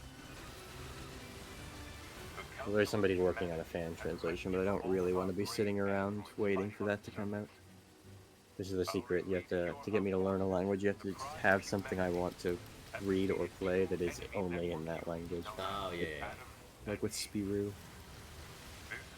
That's what made me learn more French. Sure. In our quest to reclaim Earth, the moon rings out with the cheers of the entire human race. We look forward to your continued combat exploits. So now we're 2B? Yep. We are in our little flight unit, and we're doing the invasion. Since 9S has hacked the anti-air, so now we can come down safely. Although if you left one, I guess that's just, I don't know if that's going to be addressed or not. Hope we don't get shot down. That's just lazy. Lazy work from 9S. We're gonna have to rate the hack 9S. 9 out of S. Oh, I was thinking of another hack to rate, which essentially also has the name Stephen, and that's Stephen King. Okay. Do you think he's a hack? I think he has hack characteristics, Okay. yeah. Because I think with Stephen King, it's a bit interesting, I guess, because some of his books are fine, but I think he does also have a lot of stinkers that he just hacked out. I think, like, yeah, I guess for me it's the attitude where he just loves to write. He just never stops writing, and, like, some of it's good and some of it is like, I wrote it. So it's not like, I don't think he's trying to put out, like, mediocre products. He just never fucking gets off his typewriter. And so, but I guess he could, like, dispose of things that are not good instead of putting them out, but I think that's part of it. Uh-oh. I do think it's hard to make. It gets, like, harder and harder to make. Continue making good stories the more you write, almost. Yeah. Or, like, the more excessively much you try to put out, I guess. Yeah. My wife, like, really likes his stuff, and even, like, his newer stuff, which is generally not considered very good, but I guess, like, for fans of specifically Stephen King, it might still be fine. And then his latest book, Fairy Tale, is fairly well regarded. I'm sure it's still, like, a pulpy kind of fantasy book, but I don't think I've ever read a Stephen King book that I thought was dreadful, but I've also never really read one that I thought was exceptional either. Right. But so if we were to, I would put him fairly low. I mean, I like him, but yeah, I get where you're coming from. I would still put him fairly low, even from what you just said. Is like I feel like a hack has to like put out like bad stuff. If it's just I think if I read more Stephen King, I would find a lot that were actually quite bad. And I've mostly just read some of his better stuff. Although I read like Arrival and Doctor Sleep, which are probably not considered to be high tier Stephen King books by the Stephen King community, the Stephen King fandom. But you have and he's like Dark Tower and It and Shawshank Redemption, The Shining. Well, The Shining, the movie is the famous one, but I think the book is considered to be a fairly good Stephen King, but I also was not very impressed with the book, I guess. Yeah. Well, especially as a movie enjoyer, just like Doctor Sleep was definitely worse. Well, I don't know if anybody really. I mean, I haven't heard that one like highly recommended, except for like if you want more Shining related stuff. I think the movie was especially not good, but the book was also quite mediocre, I suppose is the way to put it. Maybe Stephen King is like a 4 out of 10 hack then. The closer they are to 10, the more of a hack they are, to be clear, in case anyone's unsure. Yeah, right, yes. We're rating them not in their quality as producers, but in their the level of their hackitude, yeah. So high rating equals bad. So I would put Stephen King fairly low, but I also I've only really read his better stuff. I don't really have an interest in reading more of his stuff, and I think my wife has read a lot more of his stuff, but she kind of just likes it. He's much less critical than us pedants. She doesn't care as much about art as me. Yeah, as you specifically. Yes. Because she has like a career and a family and stuff to think about instead of that. Right, that's fair. Okay, so sorry, what's going on here? I kind of missed it. Is weird. Squads, these Yorha squads, we're the only competent Yorha members, so everyone's fucked up and we have to go save them. So we took too long saving one group and they died, which I think is just supposed to make you sad. I'm not sure it has any gameplay consequence, so we'll try to be faster, but let's see what happens here. Okay, so you can save them, you just fucked it up? I think so, but I fucked it up by saving a different group, so I don't know if you can even save all of them. You probably can if you have like better chips. I haven't checked. I have no chips equipped. That would fucking help. Let's take care of this. That certainly help, yeah. Why did they do this to me? Weapon attack up. That will help you kill enemies faster. It will help my weapon attack again. To save faster. Here, we'll maybe movement speed. Yeah, I don't know if let me see what I have here. Shockwave is a very good one. And that one's a weak shockwave, but good enough. Last stand, no. That might want. Well, let's say that Stephen King is a 4 out of 10 hack, and then maybe if we read more of his worst stuff, we'll reevaluate his rating. Yes, that sounds like a good idea. Maybe we should just like redo Abrams and Shyamalan and Uwe Boll as well. I think Uwe Boll is like a 9 out of 10 hack because almost everything he puts out is absolute dog shit. Absolutely. So, and he's done quite a lot of absolute dog shit. The only thing keeping him from being a 10 is that he's maybe not quite as commercially motivated as some people. So, I think maybe Abrams is. I don't feel good about putting Shyamalan as a higher hack than Stephen Moffat. So maybe we'll call him a 6 as well, because he has a couple good films behind him. Yeah. And there is some sense that he's trying to do things that are creative. It's just that he also consistently puts out quite low quality work. Yeah, I think I agree with that. And then Abrams is more the inverse, where none of his stuff is like, well, I kind of hated Force Awakens, but well, his movies are not completely inept. Like they're technically competent to some extent, but also he has like nothing resembling a creative bone in his body. So I'm thinking a high-end score for Abrams for me. Yeah, I would like you can describe him similarly to Stephen King, but Stephen King has more like legitimately good works behind him. Mm-hmm. So like Abrams is more like the mediocre Stephen King stuff, but nothing else. Yeah, okay, I want an 8 out of 10. Yeah, 8 is fine by me. Okay. I like these offensive heals. Maybe Those are some hacks rated then. maybe weapon attack up. We'll just spam that and get more stuff later as we unlock more kits.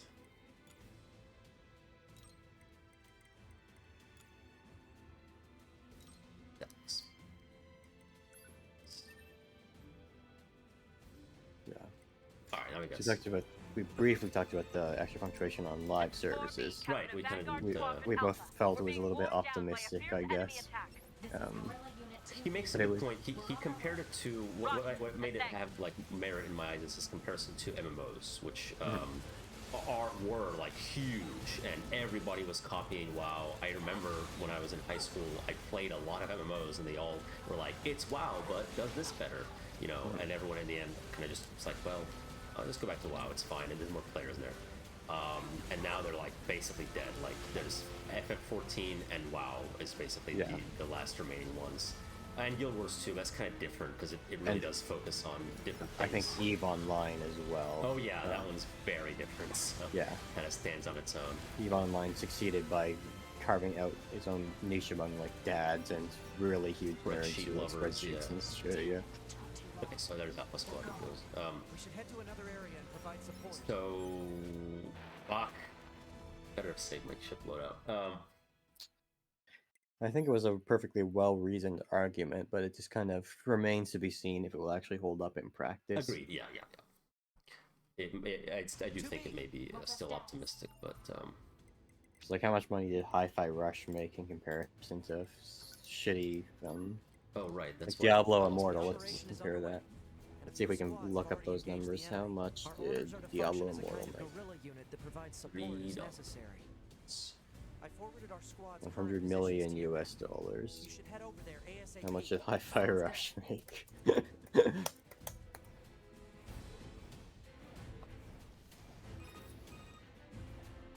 It out-earned Forspoken at least.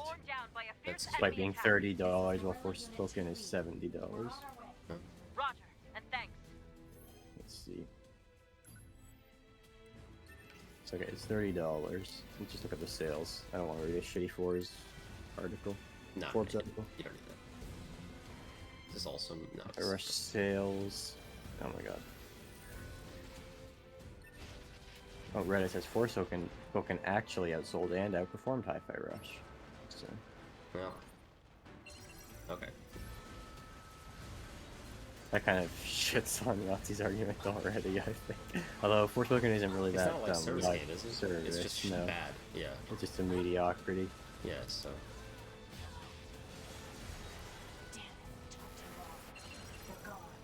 We should head to another area and provide support.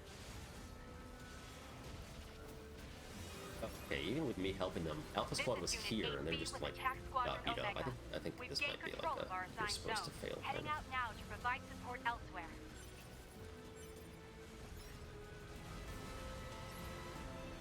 Well, the objective marker is still here. I feel like people are getting tired of live service games. I think it's going to, at least there is definitely an increased antipathy towards them. Yeah. Yeah, the market is going to contract. Probably with, like you said, a couple dominant games surviving. Yeah. Which I don't mind. I like live service is fine if it's not like in your face. There are a lot of free-to-play games that have monetization that is. It can be more and less evil. Yeah. Diablo Immortal is about as evil as it can be, and then I don't know what's the League of Legends. It's not that evil. Yeah, League of Legends is generally fine. Like I was playing Call of Duty.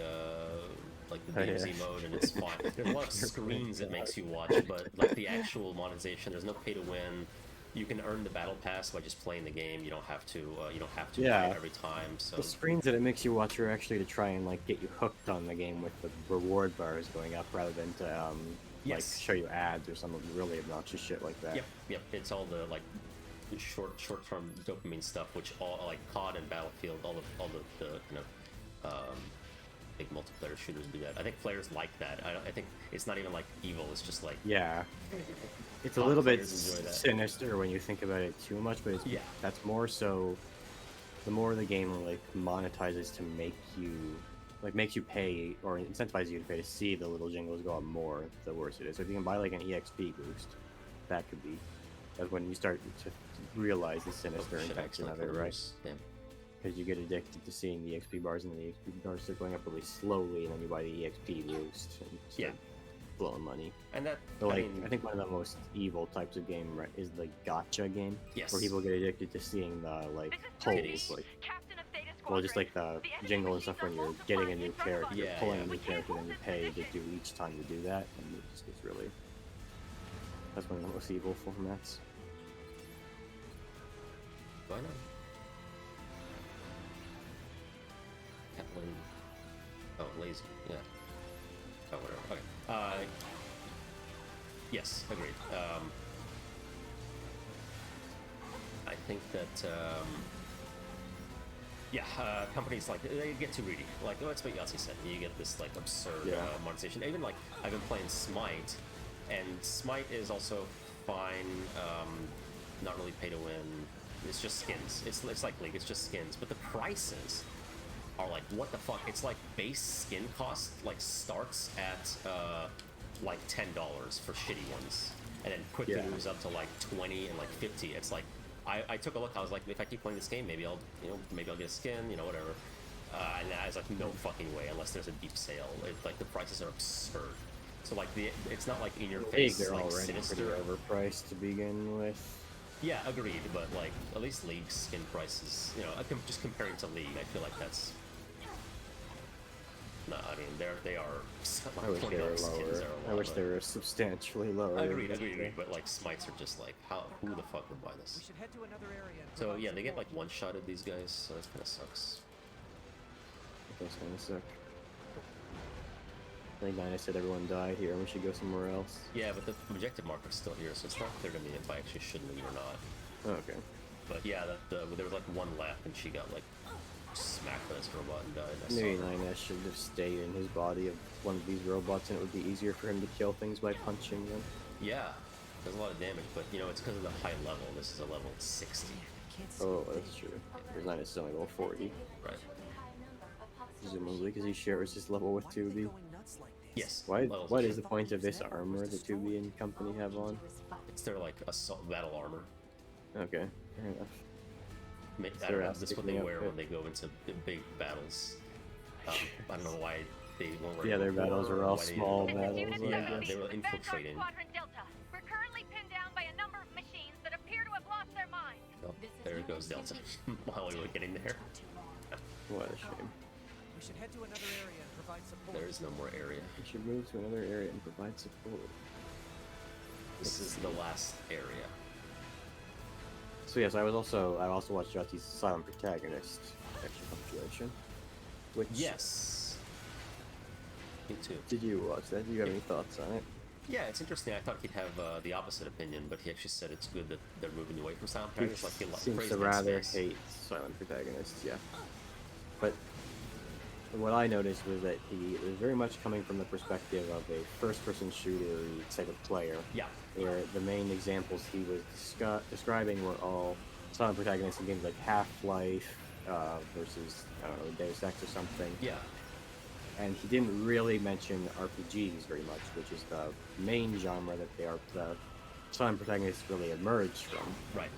Was necessary and even beyond their very early days in games like Mario just could not have had any voice in them. Yeah. For me, a little bit disappointing was because I'm more neutral towards the Silent Protagonist as a device, and think there are some quite good examples of it, like Earthbound, for example, where it works well, and South Park: The Stick of Truth is actually like this as well, I'd say, where it works well because the Silent Protagonist is supposed to be kind of, the fun of the game is like seeing things with the character and having your own reaction to them, sort of, and having the character there telling you how to feel would take away from it in some way. So that works. I don't know that it would necessarily be good in Half-Life, but like in Earthbound, that shows the utility of the Silent Protagonist in games that could probably even continue on to this day. And also, like, Inside would be another example of that. Like, obviously, the protagonist should not have been talking in Inside, but in that game, the entire game is silent and there's no dialogue, so the protagonist isn't really special in that way. Yes, Versus Half-Life, yes, where all he's the other just- characters do talk, except for Gordon Freeman, or Earthbound, where other characters Yeah. talk at you, but your party members generally don't. I think Yahtzee commented on it with Half-Life as like it just started out with him not talking, and it wasn't clear if he actually wasn't talking or if it just let you insert your own voice. But then Half-Life 2 characters specifically mentioned the fact that he does not talk. So This is Unit 2B. We're in position to here's provide another squad that seems What to was be always doing kind of better. a fun thing about the silent protagonist is if they did have the rare exception where your character talked in some way, like again, Earthbound has the Lumine Hall part where you see messages, thoughts being reflected onto the wall. Yep. And that kind of comes off as more special because you never get to hear him speak at all outside Yes. of that. And Pokemon actually also has one. The original Pokemon, you meet a character called Copycat, who just like repeats what everyone else says to her, and when you go talk to her, she says things which indicate that's what your player character would have been saying. Right, yeah, that's clever. That's fun. That's the only time when you ever get to hear the main character's voice, and so it's a memorable game moment to me because of that. Yeah. I like that. Alright, so I'm pretty sure the other squads were like really meant to die, and this one is meant to survive with our help. So, Alright. so this is going to be a Let's see desperate, what it desperate affects, war. I guess. Yes, the game has a very bleak tone. Here we go. We probably could have just like decided to live and let live with what was left of the robot system, but we Yeah. didn't make that decision, I guess. All right, this is you. 2B! Are you okay? She's down there. Hmm. My guard down. She got EMP'd. He hit me point blank. I gotta reboot. I'll provide backup. Oh. They Oh. have visual camouflage? What the hell's going on here? This- I These have to machines are protect much 2B. more advanced than we knew. Hmm. It's fucking losing. I wonder why they haven't used these things before. Just they were hampered by something. They needed By being on the Adam and network? Eve. Yeah, they needed Adam and Eve to free them.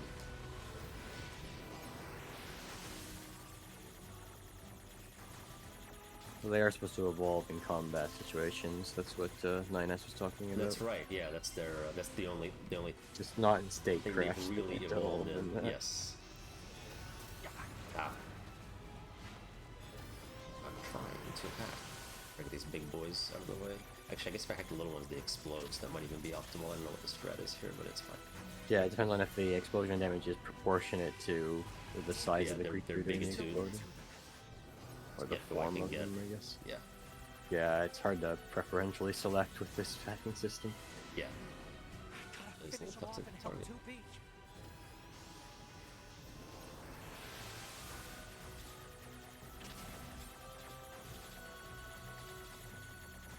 So this is pretty exciting. Getting there. A lot of Yep. stuff happening. On A lot of robots are No. getting fucked up. That's what's happening right now. Yeah. This is just like Berserk, when everyone gets fucked up every second. Yes. Every single moment. Just with When less everyone sexual goes assault. berserk. Berserk have a lot of sexual assault, or is it just like that one part? It has a that few really stands out. instances. Okay. Okay. What part are you talking about? Casca and Griffith? Yeah. This is also Guts' father figure selling him for 3 silver coins. Oh yeah, that's right. Classic part. Forgot about that. Oh, they're just walking away. Bitches. Oh, I can't dodge I think now. that manga just kind of does everything it can to be very edgy at each moment. Very bleak, which is similar to Yoko Taro's storytelling style. I Yeah, guess. yeah, that's true. Everyone's. Yep. I think it's very Everyone's easy to overdo that. I don't think It's Nier true. has overdone it in this game, but I think Berserk probably does at times. Yeah. It's just like I guess it's, if it doesn't normally have that tone and then just like goes way over the top, that's one thing. If it always has that tone, it's like if you don't like it, you can read something else. That's like definitely the point here. So, but yeah, I think it's difficult to get invested in characters who just like start out really miserable and always are miserable and getting fucked up the whole time. yeah, But that's fair. a careful enough writer can make it work. Yeah. Like, that's kind of what makes Evangelion so powerful, is that the characters feel like they deserve love in some way, but are definitely unable to get it throughout the entire series because of their personality flaws. That's because it made the characters come off as such nuanced people. And I guess the thing about that is there are moments of levity in Evangelion. There's a lot of dick jokes in Evangelion, which some assholes think makes the show less good because it also has philosophical parts, but they're completely wrong, and it actually makes it better. Yeah, well, I was hoping the show would have more dick jokes and less philosophy, so this is the opposite opinion. Even Shakespeare used dick jokes. The first scene of Romeo and Juliet, just fucking dick jokes. I think Shakespeare's a hack, though, so... Why? I don't. I'm just the king of witticisms. We can't say he's a hack. Say whatever I want to say. That's the beauty of criticism. No, because we hold up witticisms in a very high regard on TNP, though. That's the thing. So we can't knock the Bard of Avon because he's the king of witticisms.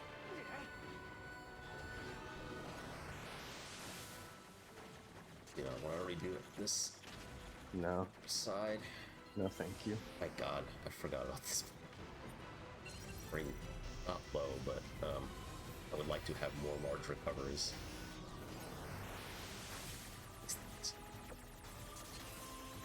Do it over and over. I think I have to kill all the robots. Like, that's how it seems. Yeah, like I hope I'm not just wasting my time. Well, you know what? It's not a waste of time if you're having fun playing Nier. True. Here's something. I did not get it. Here's something both funny and sad. Russia threatening Georgia over Twitter. God, dude. Yeah, Russia's like official state Twitter accounts are like. I mean, I know it's like kind of embarrassing to have an official state Twitter account, but I think they tend to always be embarrassing like that. I'm not sure which one I think is more embarrassing between that Georgia tweet and the NATO one where they said they were fighting Voldemort or whatever. Yeah, so that one, well, okay, so a little more context, not that it really helps, but that wasn't like a NATO, like, missive. The NATO Twitter picked some, picked, like, that was a soldier, like, soldiers wrote motivational things, and NATO, like, picked that to showcase. So it's still embarrassing, but it wasn't like the official NATO rep was like, this'll get to the youth. So someone did say that, and someone else thought it was a a good idea to post on Twitter, but in some ways that makes it more embarrassing now that there's two people. Let me hack. They blocked my hacking ability, so that kind of fucked. The Russian one, they probably just like took some oligarch and then had him pay a employee who actually like writes the tweets, but he dictates them. Yeah, maybe. Like, yeah. I can't do a good Russian accent, but you know. Yes, that one was. Yeah. Remember what happened? Yeah. What happened to Ukraine? It's all you're gonna be next after we definitely win this war. Yeah. Well, yeah. Finally, here we go. Cutscene time. Killed all the robots. All the robots. How does he know which one is? I was gonna say. See, it would be really funny if it was the wrong one. It's like, I'm not 2B. Oh, shit. We put the blindfolds back on, I noticed. I've just now noticed we lost them in that. Well, they're, I mean, that's our HUD, is in the blindfold, so you need them for battle.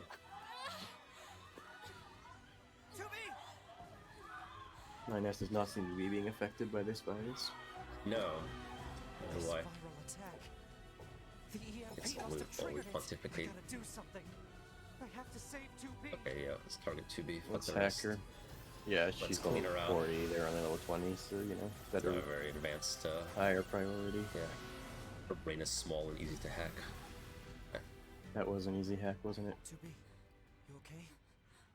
Okay, that seems to have worked. Please start hacking the others now, 9S. He only cares about 2B. This would be a good time for that. Too late. They turned the Beauty and the Beast core from Metal Gear Solid 4. I'm just laughing. Laughing off. No. Oh, we cannot attack. We cannot attack Yorha units. That's because of their Yorha IDs. 2B, I need to hack into you and fry your identification circuits. Do it. Couldn't Command also do something? Because we could attack A2. Yeah, but you know, this is faster. This takes 15 seconds. Yeah, you have to go through a whole bureaucratic process to get them to approve it. it takes like 8 minutes for the signal to get to space, you know? That's not true, like a minute. Less. All communications are currently Okay, so now we can kill him. God damn it!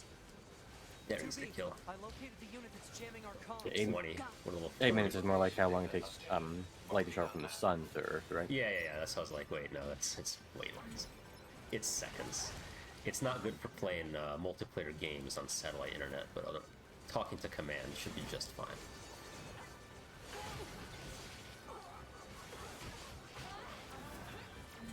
Swarm.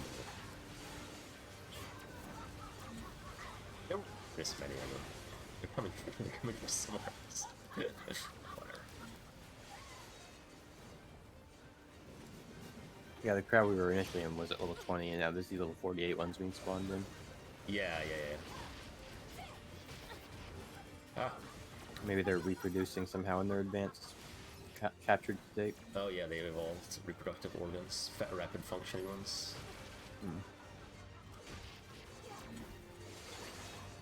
They kind of stun lock me a little bit. Slaughter all these 4 Yorha units. It's justified though, because they're laughing at us, and that's bullying.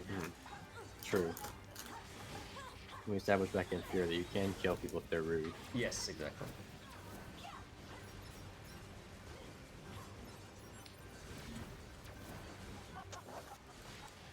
That's why it was okay for Alma to kill her father, because he rudely imprisoned her and forcibly impregnated her. And, at the age of like 15, yeah, that was rather rude. Younger than that, but yes.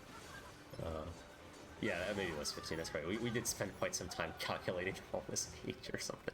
I mean, there's a mention in like a log or something, or a cutscene. The game doesn't really have logs, but... Okay, we're almost done. I do feel like some of these fights could just have less enemies and be just fine. Common problem in hack and slash type games. I felt this was the case multiple times through God of War. Yeah, that's a good example of a game I hate. God of War. There you go, yeah. I probably would definitely hate that more than I liked it when I was a kid, but... Okami, that's a game I hate.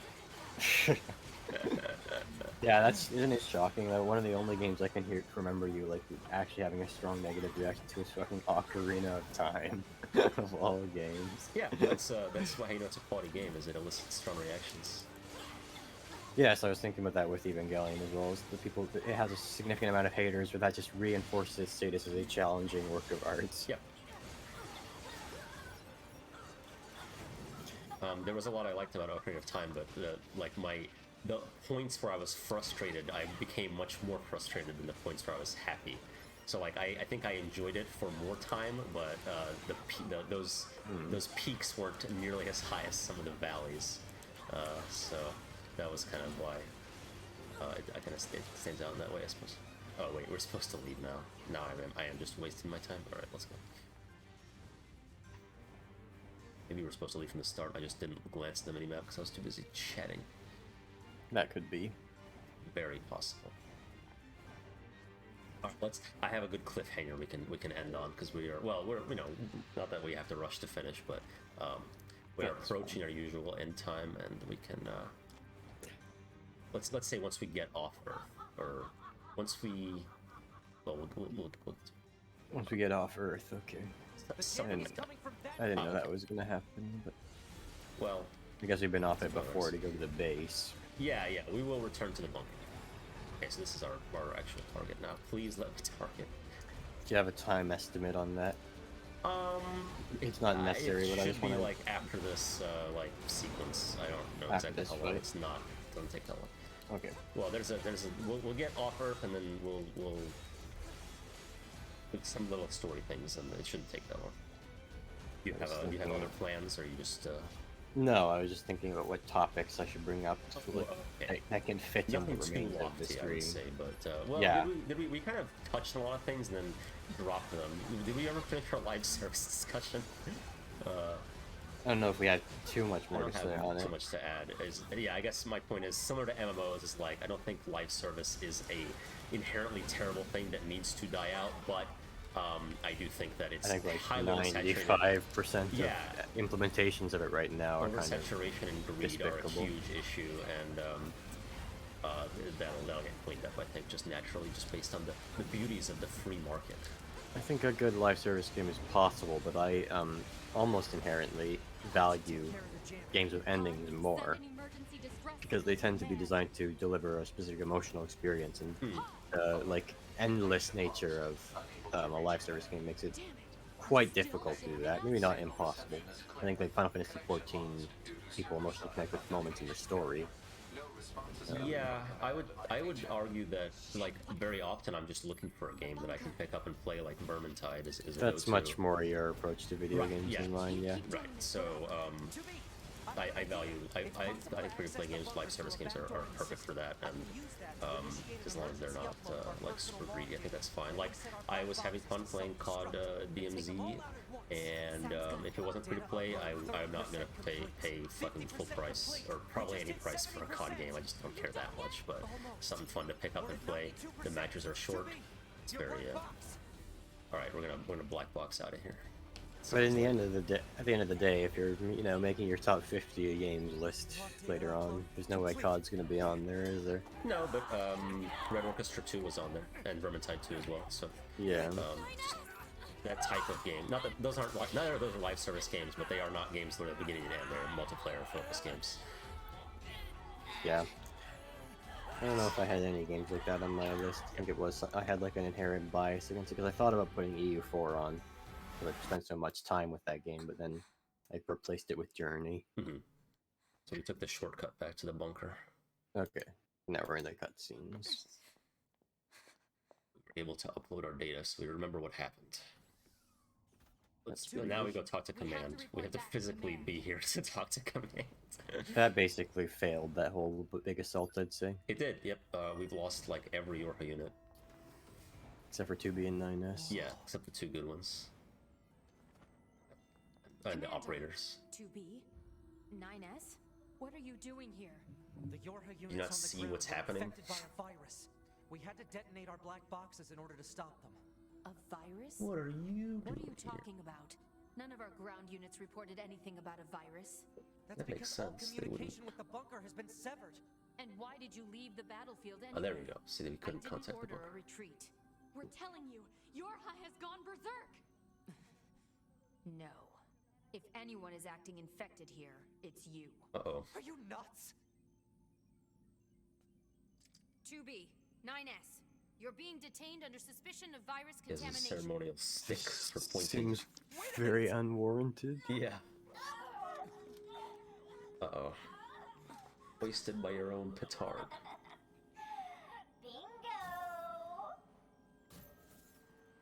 They seem happier being infected. Maybe. A little more, whimsical. Bender gets knocked down Yeah, immediately. I guess she's not that good a fighter. No. All she had was like a baton, or what, like a... That's true. Alright. I guess she's she's changed her tune now that this is happening. Yeah, she's like, okay, I believe you. I don't know if we have to fight. Now the infected ones are kind of talking to us. Yes.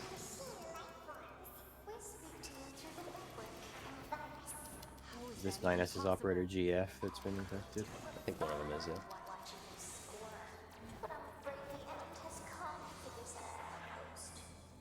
Okay. Are these the Red Riding Hoods that this voice is, or is it just I like... don't know.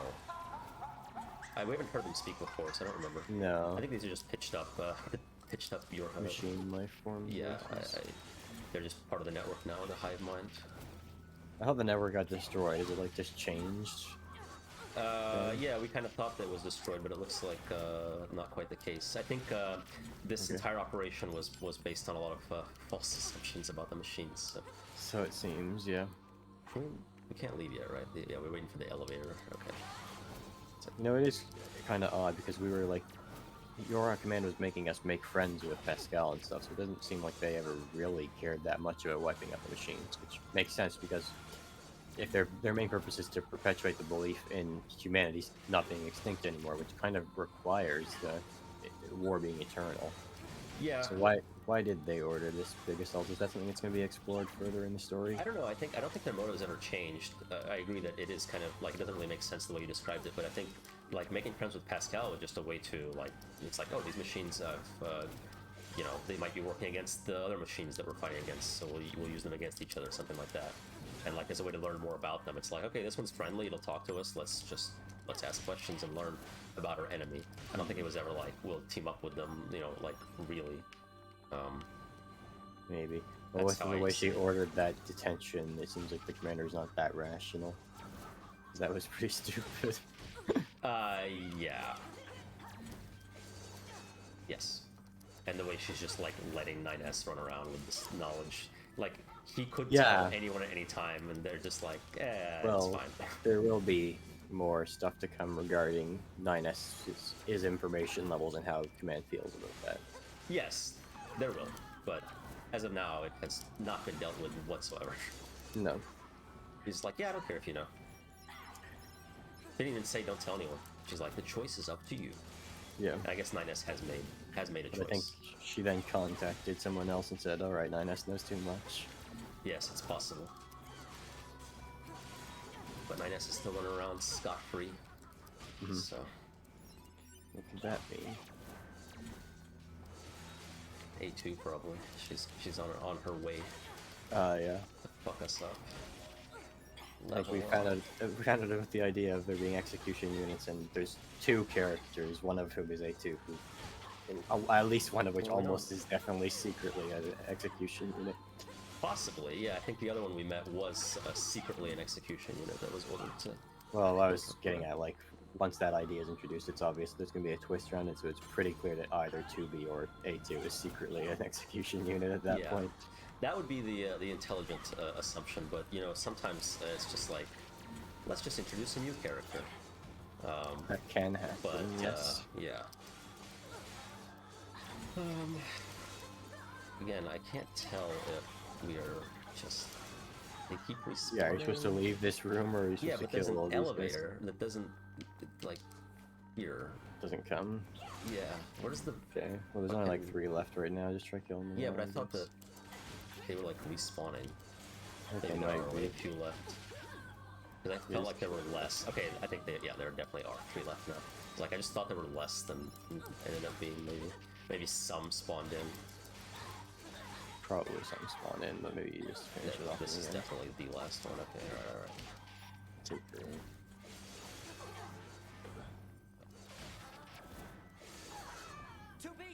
Okay, there we go.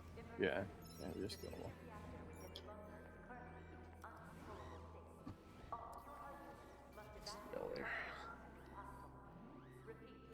Commander, I assume, is just fine. I mean, I guess just fine. This is one of those stories where the twist type stuff doesn't really feel like it's intended to surprise or shock the player so much as it is just to be in the story. Yeah, the mankind thing definitely. The execution thing, I think, yeah, it's also like fairly obvious. It's supposed to like be emotional, but not because it necessarily surprises you that much, right? Which I think is good, because many twists, like if the twist relies on that and falls flat, it's like that whole thing fell flat. Okay, we gotta actually go this way. The whole thing fell flat. I think a really good example of a twist that is not intended to surprise the player at all is Klaus being the masked man in Mother 3. Yes. It's like he basically the fact that it's a secret, but yeah, he basically is wearing Klaus's outfit underneath his coat, and it's like half visible that he's dressed that way.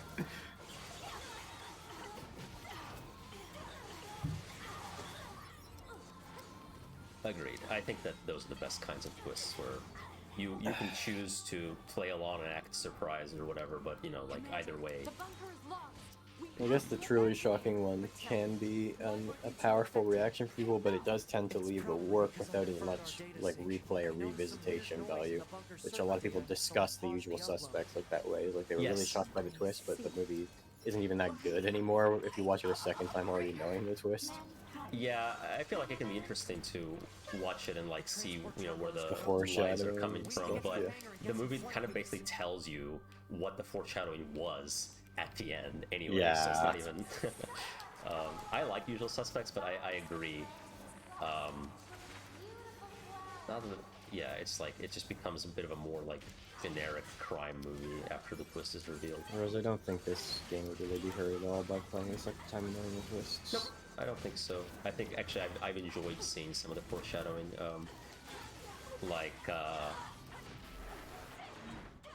I guess we'll still pretend like we don't know who the executioner unit is, but I looked it up. I'm gonna admit it. Oh really? Okay. Yeah. Did you suspect who it was, or you just really like? I would, yeah. Out of the two, I would have guessed the one that it is. I guess. Okay. Yeah. We'll leave it for. But not necessarily for the reason that it is. Right. Yeah. Okay. The reason is clear now, I guess, but yeah. Commander, hurry! All right, here we go. After this cutscene, that's our endpoint, I believe. Yeah. She's going red-eyed. I too was synced up with the server, but 9S can hack into your systems, and there's no time. You two are the. It takes 15 seconds. Just kind of monologue instead. But Commander. Besides. Maybe she just doesn't feel like she has a reason to go on anymore. Yeah, she's like, I have to go down with the ship. My duty here, to the end. I wish she had a better monologue. I wish she said, like, for hate's sake, I stab at thee or something, and took the spear and threw it at one of the robots. Developed by Platinum Games. Okay, that was ending scene. No. That was the end of the prologue. So I see. This is like, I like this part. part. The entire game up to this point has been the prologue. Yeah, literally. Like when I saw this, I was like, what the fuck? I thought I beat the game twice, and it's like acting like it's just starting. Yeah. And the cool music's playing. This is there goes the Yoko Taro type. It really is. So from now on, it's only to be a 9S. If we die, yeah, and if we die, we die for real. Yeah, and also we found out that humanity doesn't exist, and so Yorha's gone now, and humanity's gone. Yeah. So it's just to be a 9S. It's literally just and A2. Yeah, somewhere on Earth, and the machines, I guess. Because I think I'm somewhat invested in Pascal. Speaking of machines, do you think it's a good or bad thing for the story that the game like utterly fails to at any point make you invested in killing the machines? Because the characters all act like they're so invested in it. Yeah, it's I think it's intentional. It's like they look cute from the start. Yeah. That's like why.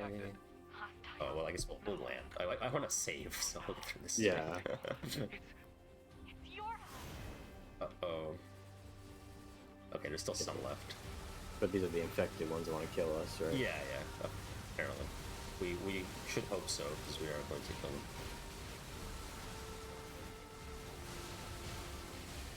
Okay, Oh, okay. Maybe we're supposed to get, 9S, I need to take over your control. You need to what? I'm getting us out of here. Okay. There he is with his bottom energy again. Yeah. So why is she doing that? Just because she is better at piloting? We'll see, yeah. She has a plan. I don't remember. Maybe, yeah. She could have been like, 9S, follow me. Oh no, she's... yeah, she's saving him. Oh, okay. She makes him peace out while she fights you. Yeah. I think I'm supposed to be like losing more, but this chip, the key chip is like, really carrying me. That's the kind of health regeneration thing.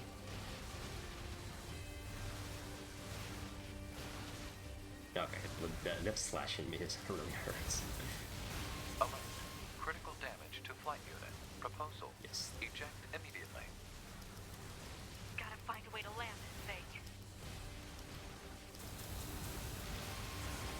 Alert. Reactor core temperature rising. Alert. I wonder how long it'll there's another like really cool part coming up that actually might be a better cliffhanger. Maybe I'll play till that. I'm in no rush. Okay. I kind of forgot how this whole thing went. What? I have to win? Oh, I thought you were supposed to die at that part, I to also be honest. kind of thought maybe I should do more. Maybe it just starts me from the... I don't know where it'll start me from. But it's gotta be... No. Uh-oh. Where is That's this? not good.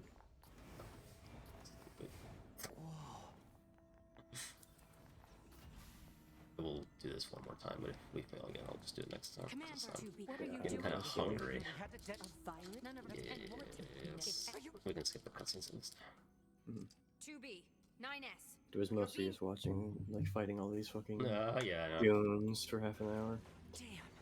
The doors. Did the virus infiltrate Saw a the trailer bunker for a itself? promising upcoming game, and that's I believe it was called Archaeologist and Puzzle Solving Detective, starring Professor Layton. Yeah, yes, featuring some third-party puzzle-making group. Yes. Because apparently the puzzles have been subpar. Yeah, so this is basically the beginning of what is likely to be a third trilogy of Professor Layton, because Professor Layton has so? kind of been sorted into trilogies so far. Okay. With and the first trilogy, of course, you know, Curious Village, Diabolical Box on My Future, and then we had Miracle Mask, Last Phantom, and Azeron Legacy were kind of another trilogy, a prequel trilogy, in fact. So this next game is following on from Professor Layton and the Outline Future. Okay. Which chronologically is the latest Professor Layton game. Unless you count that spin-off thing about his daughter or whatever. I don't, so... No, nobody liked that one. You know, I think what's funniest about seeing this to me is that the Professor Layton fandom for the last couple of years has had this conclusion that Professor Layton series is over, and it deserved better because apparently they hated the Azeron Legacy. I've only played the first 3 games, so I don't know. Apparently it was dog shit. And it was like, what a horrible, disgraceful way to end the series. Which I don't know why they thought it was the end of the series, but maybe it was just because like a game hadn't come out in a while. Yeah, that's possible. Okay, this is why I was confused. Yeah, more do pop in here. Okay. Now they're just doing like another one. So chill, basically. Yeah. I don't know exactly, but so hopefully it's good. I mean, I don't care myself that much because I don't really play this, but there's a a fun little one series. year time gap, so Luke is now slightly aged up. It doesn't really have much effect for Professor Layton. And he'll have to be taking care of the professor, who is now an old man. Yeah, it's gone for long enough, maybe that way. And it's in America this time. Okay, as opposed to well, it's usually in Britain, Europe. I guess. Yeah. Yeah, Britain. Hey, I think Britain, usually Britain, it's sort of non-specific, but probably Britain part of Europe.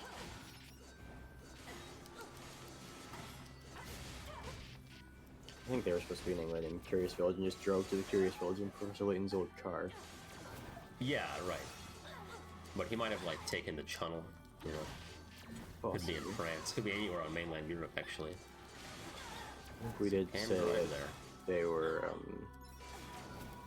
inspired. Oh, yeah, the soundtrack was inspired by French music. That's what it was. It was supposed to have a French vibe. But I think that's true for subsequent Professor Layton games as well. Yep. The art style reminds me a little bit of Tintin, Linclair art style. Yeah.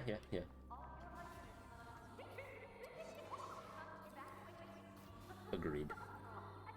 There was some kind I didn't actually watch the trailer. I just posted it because I knew you'd be interested. It has some kind of like airship on the front or something. Yeah, it's Professor Layton in the new world of Steam, so it's a very Steam. Okay. Steampunk, maybe without the punk necessarily. It's always been a little Steam. Yeah, the clockwork people in the Curious Village. Yeah. The androids, you could say. Future has a lot of big steamy machines steaming all over the place. Okay. An appropriate thing to do for steamy machines. Yeah. Isn't that good?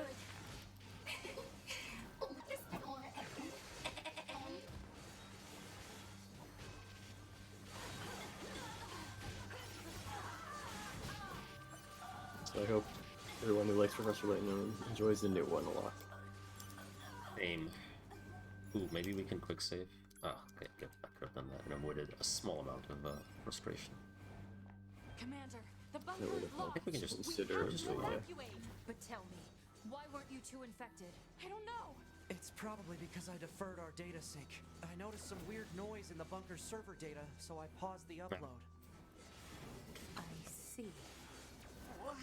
Interesting. Operator. Man. transport terminal is corrupted. We need to get to the hangar and get some flight units.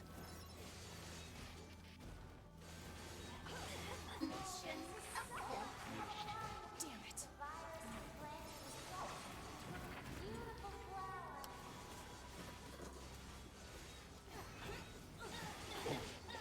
She's just fucking standing there. What else is like coming out? Some game I was interested in like coming out soonish. I don't remember now. Oh well. What's up here? Items. Designated items.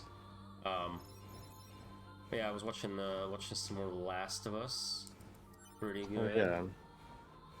Yeah, I like it for the most part. There's a couple of weak episodes, but I think the highlights where the game gets kind of emotional, the show does those well. Because they're only doing the first game. Yes, and I think at the rate it's going, I was wondering if they'd split it into 2 seasons, but I think at the rate it's going to be the entirety of the first game. Alright. So you're familiar with the story, right? So I played the first game. yeah. So it got to that part where they go to the university to find the fireflies, and they're all gone, and then Joel gets like stabbed, and it ends on like the cliffhanger with him like passing out. Well, the next part's like a year later, and it's Ellie alone in the snow. Yeah, with, so my wife doesn't know that, so she was like very upset that Joel is gonna die, or like might die. I was like, I don't know. Well, yeah, I'll wait until it starts adapting the second game, then I guess. Well, oh yeah, right. But yeah, I don't know. I remember Rebecca complaining about like Ellie's actor, and I don't. To me, it wasn't like clear. Like, for me, it's like she kind of just acts like a 14-year-old girl, which is exactly what she should be doing. So I was wondering if Mecca maybe just didn't spend much time around 14-year-olds, because she seems like kind of annoying. No, but I don't know. I remember how. I don't know. I see kids enough. There are children in my family that have been 14 recently, and it's like, yeah, that's kind of just how they talk and act. Like, I don't know. Felt fine, but I think the emotional parts are done well. There was like one that I think was better in the game, but not like hugely. So it hits those highlights. Oh, the game in particularly high regard, so I guess it sounds like it is one of the better video game adaptations that's been done. Yeah, lately. it's professional quality. I mean, the story I think is already good in the game. It's acceptable in the game. You know, I think people overpraised it because games don't usually have that type of blockbuster story. Cinematics. But like, if it was not a game and was just a show, it's still could work. Yeah. It'd still be good. No, I mean, I don't see anything about the story that like requires it to be a game, which I think is like one of our complaints about it. The lunar narrative dissonance. It doesn't need to be a game, but now that it is a show, it's like, yeah, okay, there we go. We were supposed to lose slightly more slowly. Yeah, which is kind of our survive objective. Yeah. Right. Lots of machine life forms. Maybe it's hurt her shoulder. Seems that Joel sanding. There we go. There you go. At least their pod isn't infected. No, the pods are fine.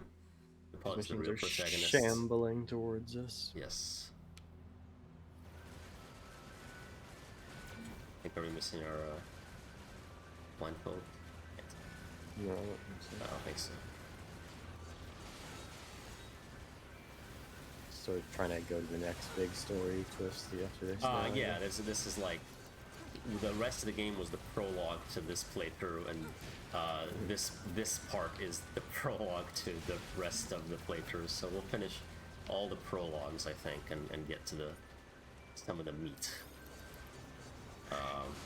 Maybe we'll see a character from before that you expected us to be playing as. Who knows? Yes. Maybe that character's advent would be like the signification that the prologues are all done with at last. Possibly, yes. But this is upcoming is kind of a part that I like the way it's done. Speaking of lunar narrative dissonance, we will have a lack thereof, in my opinion. We'll have lunar narrative synthesis. Yes.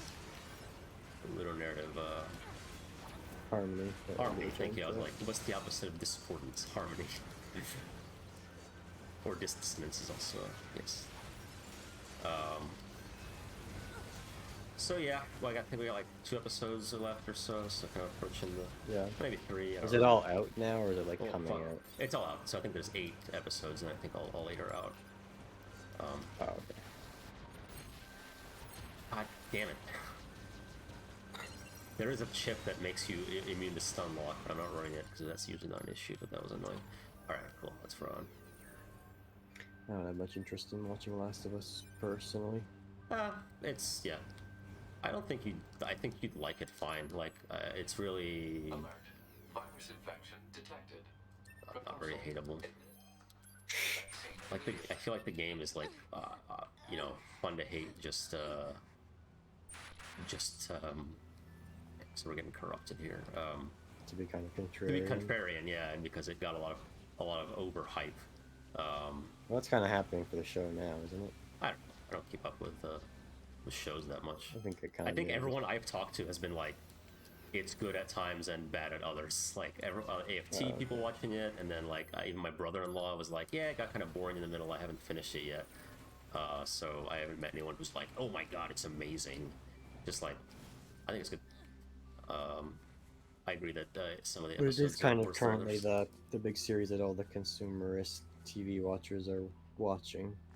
Yeah, it has. I mean, it's kind of a milestone in video game adaptations because it doesn't suck complete ass. So that's already like well, Arcane impressive. Already did that. Sorry? Arcane already didn't suck complete ass.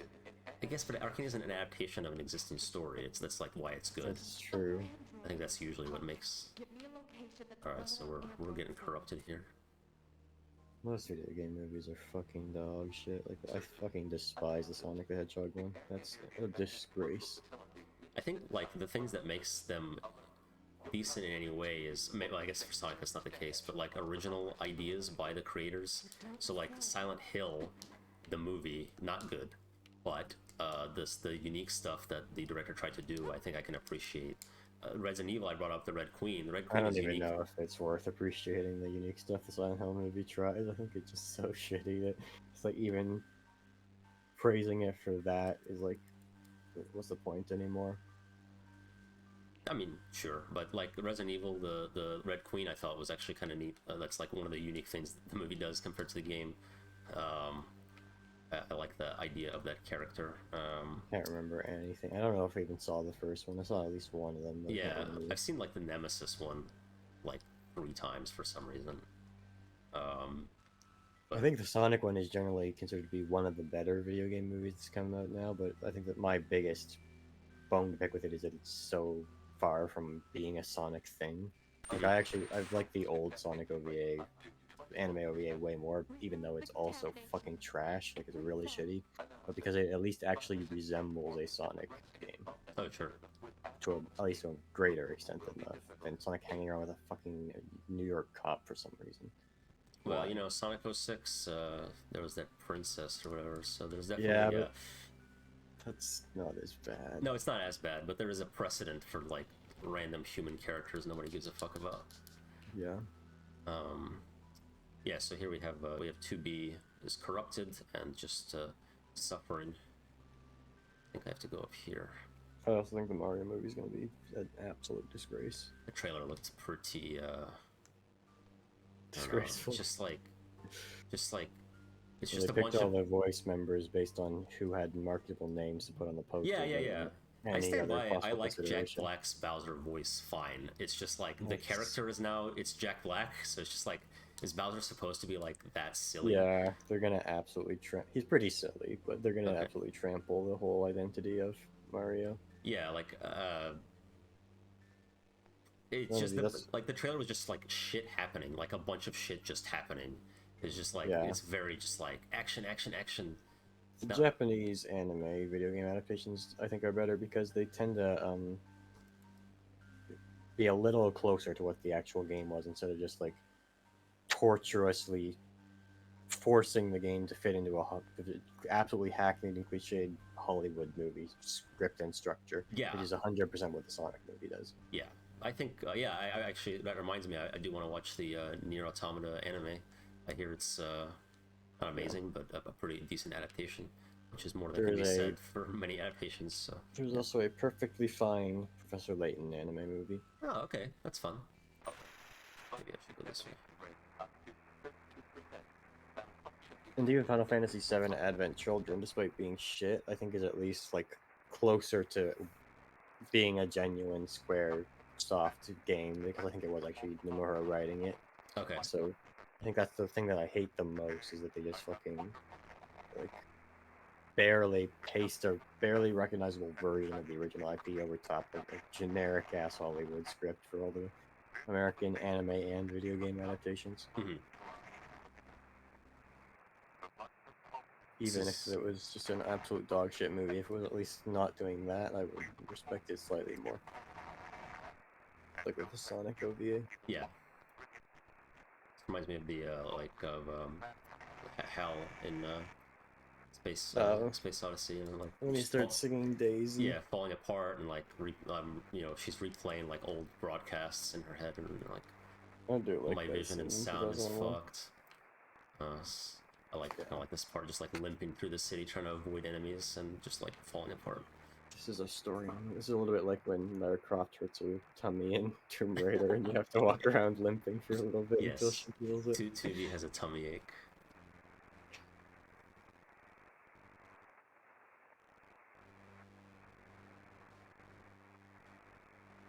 What are some other games that do this, that have a "you are weakened" chapter in them? I mean, Zero Mission. Oh yeah, with the Zero Suit. Yeah. The Naked Riding part is also a little bit like this. Yes, that's true. You have no weapons, and also you are getting harassed by a weird ass machine. Yeah. You don't want to reveal your lack of penis. Yes.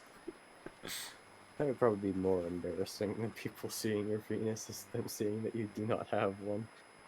Oh yeah, that's fair. Unless you're a woman, then it's fine. Yeah. Or you're a woman without a penis. Yes, important distinction. We don't want a J.K. Rowling our stream here. All right, this is. I think if whether you have one or not as a woman, you don't really want to have a penis. Probably. Probably, I don't know. There we go. This is the part we're looking for. Well, it's we're approaching the end here. 2B is clearly not doing very well. No, she isn't. She's having a hard time. She's lost her color. She's lost the color of life. I hope 9S is okay. She can no longer paint with all the colors of the wind. She's trying to make it to the mall. That's the key here. This she can die in the mall. Yeah. Audio's gone. Oh yeah. There's some robots out there attacking. No. Okay. The cutscene is fucked. Oh, it's Yorha, guys. I see. Yeah. I couldn't even tell because of the visual. Yeah. Oh, here's our friend. She did say Command is the one who betrayed you before. That's right.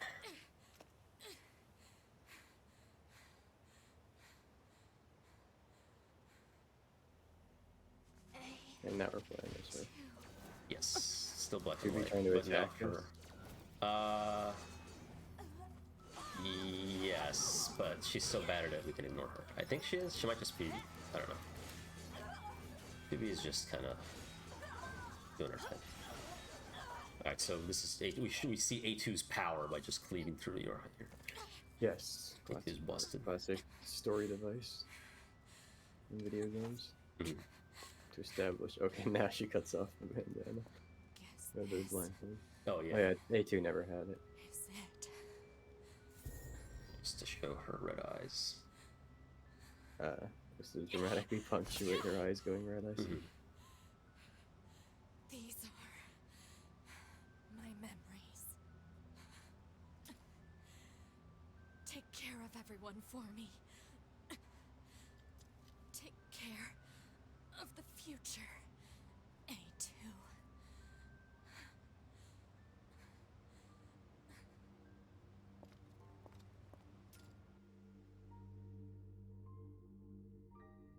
So Where to the be hell is 2B? transfers Okay, from we left gotta, to let's right. go. Fine. I forgot you have to play as 9S briefly. I think it's quick. Large-scale ground tremors detected. We are Underground here. soil structure is no longer Oh stable. yeah, yeah. Cause is There's likely earthquakes a now. Oh yeah, high-magnitude they're right here. earthquake. Proposal: evacuate immediately. I'm not going anywhere. Yes, there's the bridge. Here. 2B.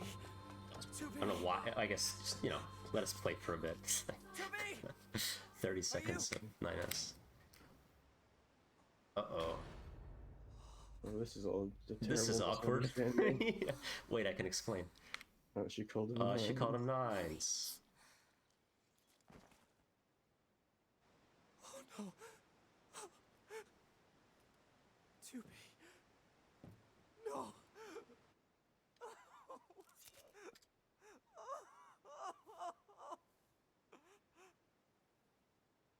Quick haircut.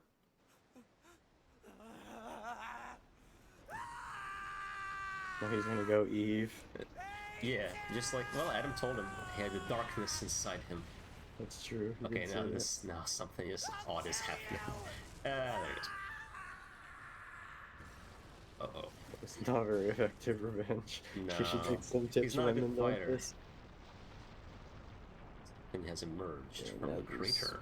buildings or whatever. Oh yeah, emerging that's out. right. We did see architecture like this. This is Yeah, much in more. Adam Village. yeah. The Adam City. It's the Adams family. Adam's This is Animal here. Crossing town. You go in, he shows it to you. Yeah, yeah. I haven't painted it yet, but I don't have any villagers. I did this on purpose. I drove them all out by hitting them with the butterfly net. and the title. That's all I was fucking waiting for. Okay. Prologue has ended. You see this very classy logo. Nier Automata. That's right. Okay, so something erupted from the top of the tower. This will become very relevant shortly. Okay. But we'll just save a This is our stopping point for This tonight. is 2 weeks later. Black box Sometime. signal for Yorha Unit 2B offline. I don't trust the game to have Confirmed. saved for me, so we will make Data sure. exchange engaged. Yorha Unit 9S has completed repair and reconstruction of all Okay, damaged now areas. this is okay. Unit 2B is is ready dead. for reactivation. You don't know that Unit yet. A2 Okay, yeah, also 2B ready for is dead. reactivation. Pod did say it was confirmed. Oh, so that's it. 2B is gone. Eliminate surrounding Rest in areas. peace. He was only around for the lengthy The prologue. prologue, Units yes. 9S and A2 are safe. No She was a problems good android. detected. What a rotten way to die. Only one issue remains. We comprise the Yorha support system. If the A2 and 9S units are operational, we are required to attend and support. Agreed. Displaying positions of units A2 and 9S.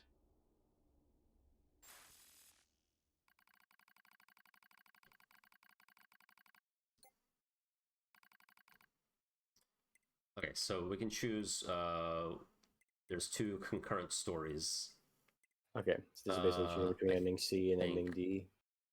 No, Does it no, choose? actually, you choose that. Oh, at the we have to very choose end. A2's section, Yeah. and we have to choose then play 9S's, or we can play 9S's first, more like that.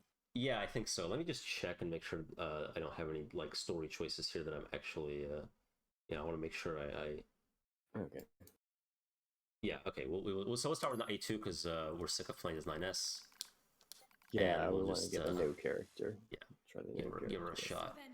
What happened to command? Number 2, go! I can handle... No! Number 4!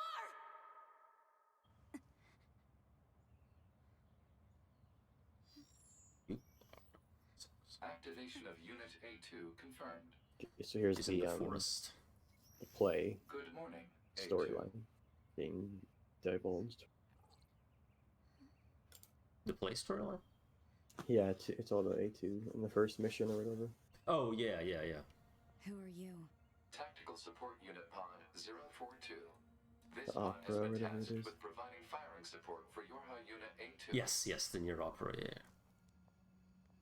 Feel we got a little swagger. That's a better game adaptation than The Last of Us, I think.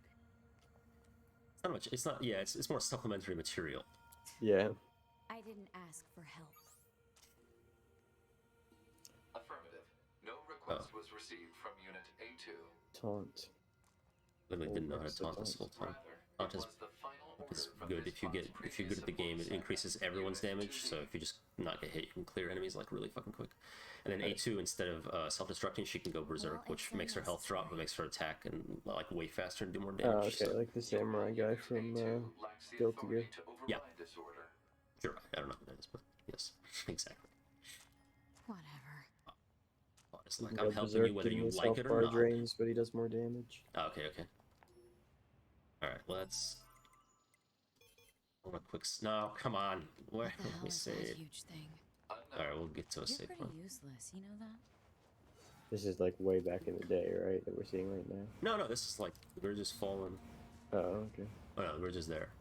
Well, the thing is, that structure is up. We have 2B's sword. Yeah, you're right. This should be around here, but I guess it's not. Yeah, this is nothing modern day. I thought it was the Pascal her haircut, but she just did that a second ago. Yeah, she just changed her hair to be more like 2B's hair. She got 2B's memories in the sword. Yeah, so she sympathizes with 2B and wants to. She thinks she's so cool. She wants to be her. Understandable. My objective is. 2B is the most popular character from Nier Automata. She is. She's most prominent on the cover. Terra is the most Rule 34. Yeah. Yeah, I don't know, A2. I mean, yeah, 2B probably has more of an A2, but... Oh, I bet on it, yeah. I think the more interesting question would be 9S versus A2. Who has more? Probably A2 would be my guess. Yeah. Let's check. Let's look at the stats. Let's get the stats. Are you kidding me? Proposal. Unit A2 should state her intentions. Needlessly repeating conversations on the same topic is a waste of energy resources. No, I didn't mean to hit the mouse. Talking.